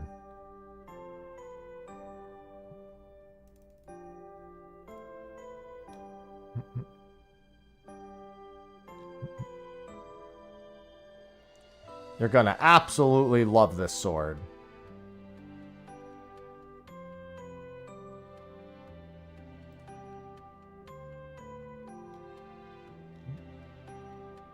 It does so much math.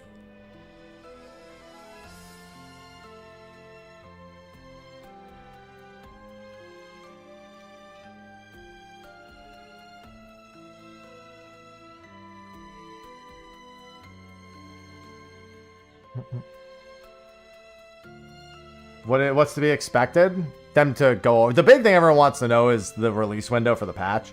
But 7.4, there's only a couple of question marks. Most of the things we're pretty sure we know what's coming. I mean, it'll be the new MSQ, raid, trial.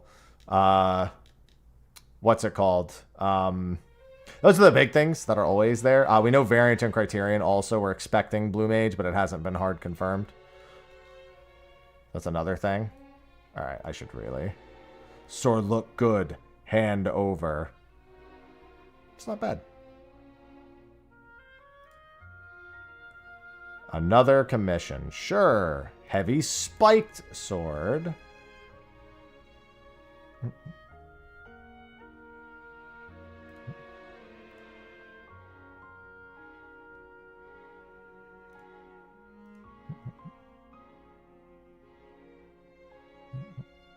All right.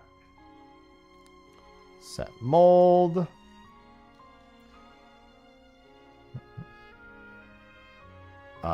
This part will be slightly annoying, since I do need this.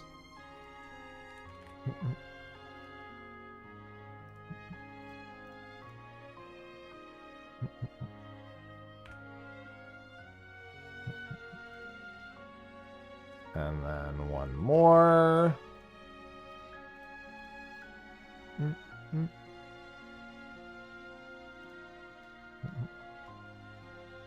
Get that, and then...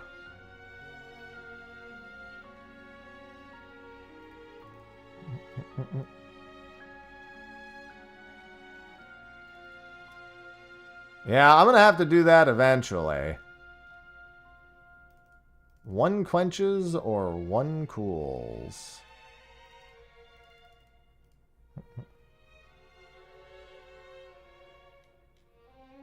I will need all the... I mean, sooner or later, I'm going to have to spend a lot of time in here. I think the idea is just to use this to get to 50 right now. Oh.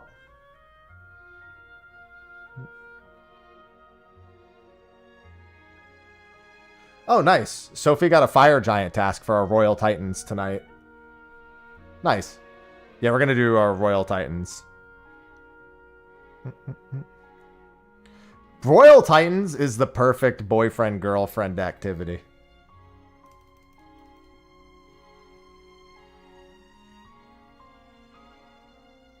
Literally made for... I guess technically Duo Slayer tasks are too.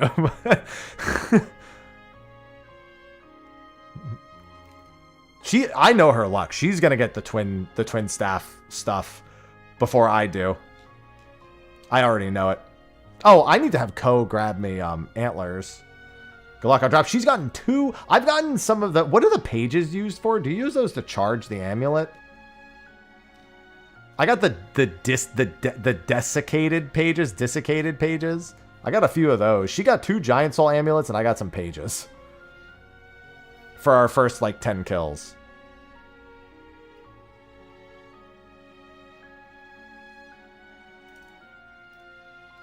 I don't know what the pages charge, because like I've used the pages are for tomes of desiccated. Oh, you know what? That makes sense. I had a tome of fire and a tome of water on my non-Ironman.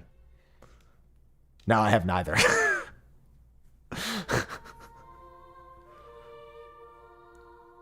Need to get them again. She has a spare, but I think Ko has it, which is not a big deal, but. Any of the 3 other pages. Yeah, that makes sense. For prayer unlocks? I have no idea. I would, dude, us getting a twin staff would be, oh my god, it would be so good. I think she'll get it. I'm confident she'll be the one to get it. She's got really good luck like that.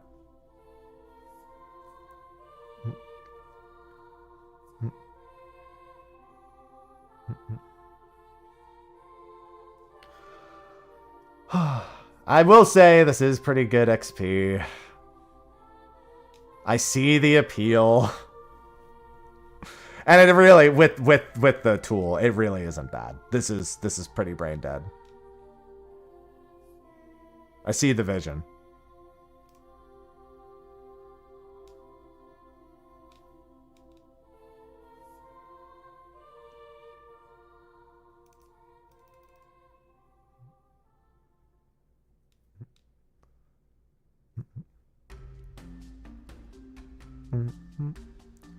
It's really just the supplies.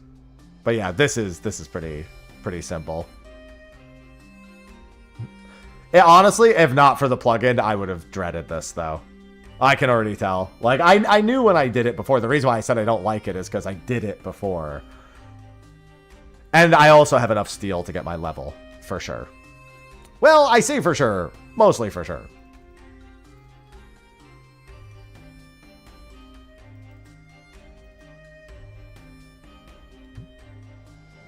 Ass if you raw dog it. That's a sentence.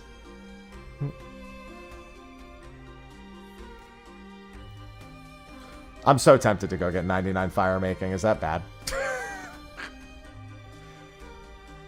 I have an opportunity now to get a cape that isn't fire making first.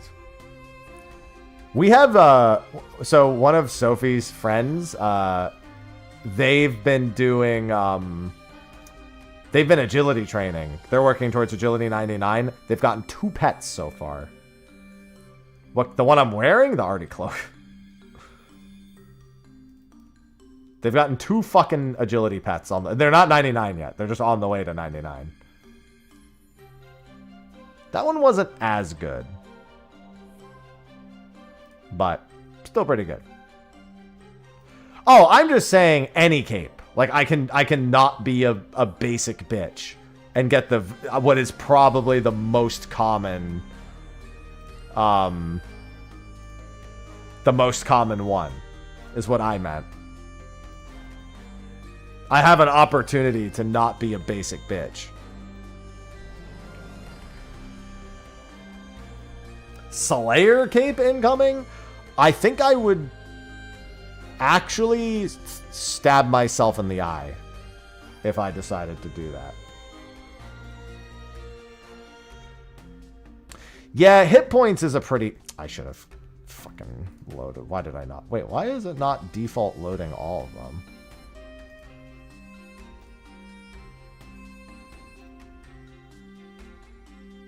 There we go. Why when I added the steel claws did it do it all at... Like, alright, whatever. I don't fucking care.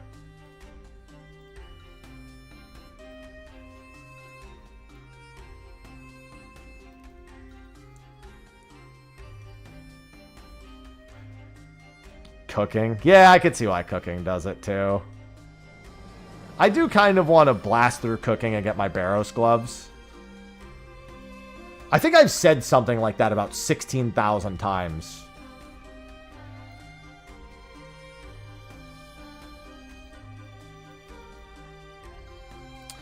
Yeah, I can see why hit points being first is...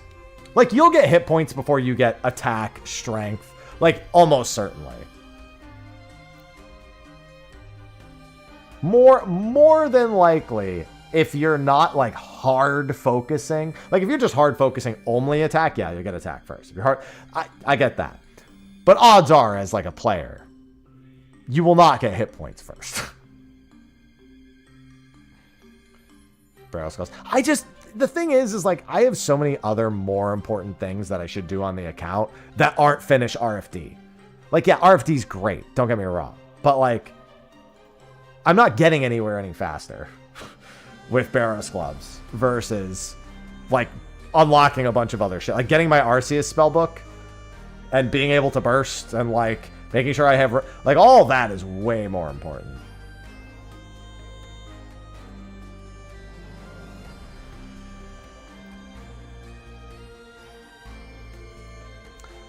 I'll have to look at... I'm not going to do RFD for some time. I have Underground Pass coming up. That'll be fun. I don't even have an Ivan staff yet, dude. Like... It was so far down the list. It's because I've been doing the Ironman quest efficiency guide, and Underground Pass is in like the bottom like 15%. It's like towards the end of the entire quest list. I think there are also some Varlamore quests that may not be in there. There's definitely some quests that I don't think I saw in there at all. I'd have to double check, but I don't even think I saw a Swan Song in that list. For example, that's not an Arceus spellbook, or that's not even a Varlamore quest, but it still like was on my mind that I noticed it wasn't even in there.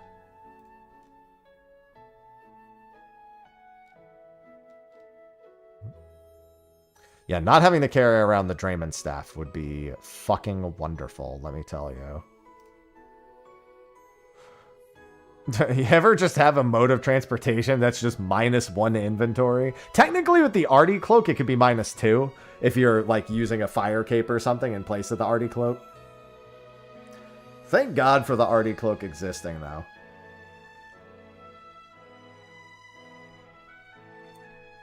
Yeah, I don't have that much time to play this afternoon. After this, I'm probably going to send myself to Crab again for a bit and get 76 strength. Because I have to make a YouTube short for that that GPU that I have the giveaway for.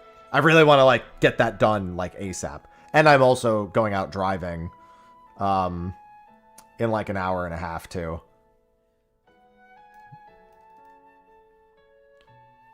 And I already had plans to do Royal Titans with her this evening. So I really got to get schmoovin' on that.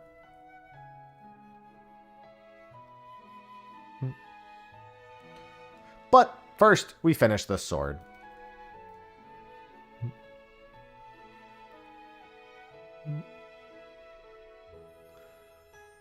Yeah, unfortunately, this will not get me to 46 smithing.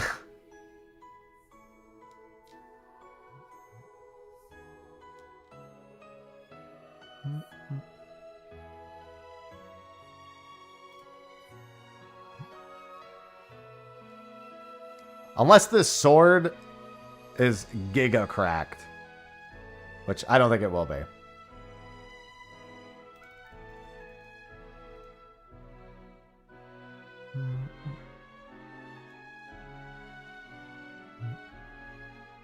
Need so much smithing XP. I just want to get my black mask so I can make my Slayer mask. Why is that the first option? Why have I done this? Actually, it was Giga Cracked. I did get the level because it was 76 quality. I also did that one very quickly.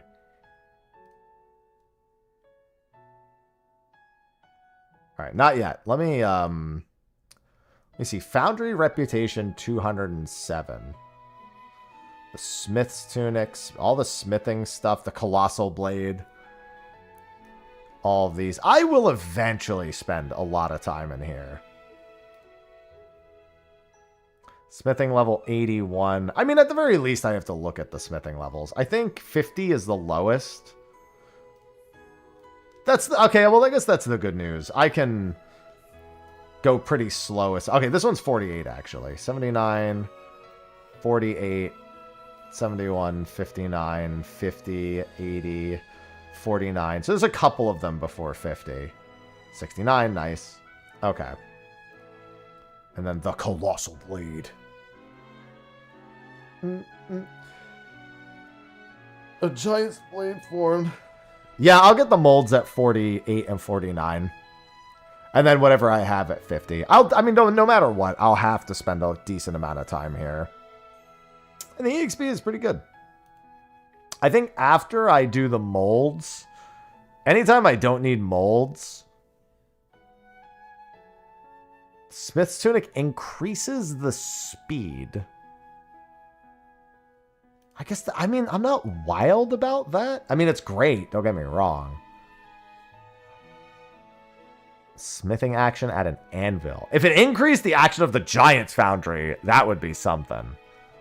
But it doesn't say that. It says at an anvil. Oh my god. If these sped up the fucking thing to 100 per... Oh my Jesus. Yeah, it's still really good for anything anvil related. But I think I would sooner get the molds. And then either the double ammo mold or the Colossal Blade. Colossal Blade is a Moon's weapon, so I do want that eventually. At this current level, though, I get what, like, well, no, you get as much reputation as quality, right? So yeah, I get like 60 to 80 right now. There is also getting ice gloves. I just need to fucking get to 50 smithing, dude. I don't need to worry about all. There's so much. So freaking much. All right, I got a lot to go. Okay, so I'm wrapping early today because I have a lot to do. Tomorrow, we're probably going to do something very similar. I'm probably going to start with 14, work on my Ironman character, and then I'll probably do OSRS. And if I do OSRS on stream, it's never going to be more than 2 to 2.5 hours at a time, if I'm even doing OSRS. I have a lot of stuff coming up, though. I have visions for Guild Wars 2 for a couple of days. I have Dragon Quest 1 and 2 HD. I have the live letter. I'll probably be taking about a week to get through the platinum for Dragon Quest 1 and 2 HD. So that'll lead into November. And then if I have more time, I'd like to do... We'll see how Visions does on stream as well, because I'd like to do more Guild Wars 2 Visions and check out some of the stuff they're adding for that for more than just like a day or two, if I can. But those are what the current plans are right now. But tomorrow, more Iron Man. I should be able to actually progress through some dungeons tomorrow on Marauder and Warrior. So that should be a good time. But I'm going to go take care of all the like 8 billion things I have to do today. So that's going to be a wrap for me today. Thank you for the subs and resubs. And thanks for hanging out while I did a little bit of OSRS. Appreciate it. Appreciate the subs, resubs, follows, all that good shit. And I will see all of you tomorrow. So have a good rest.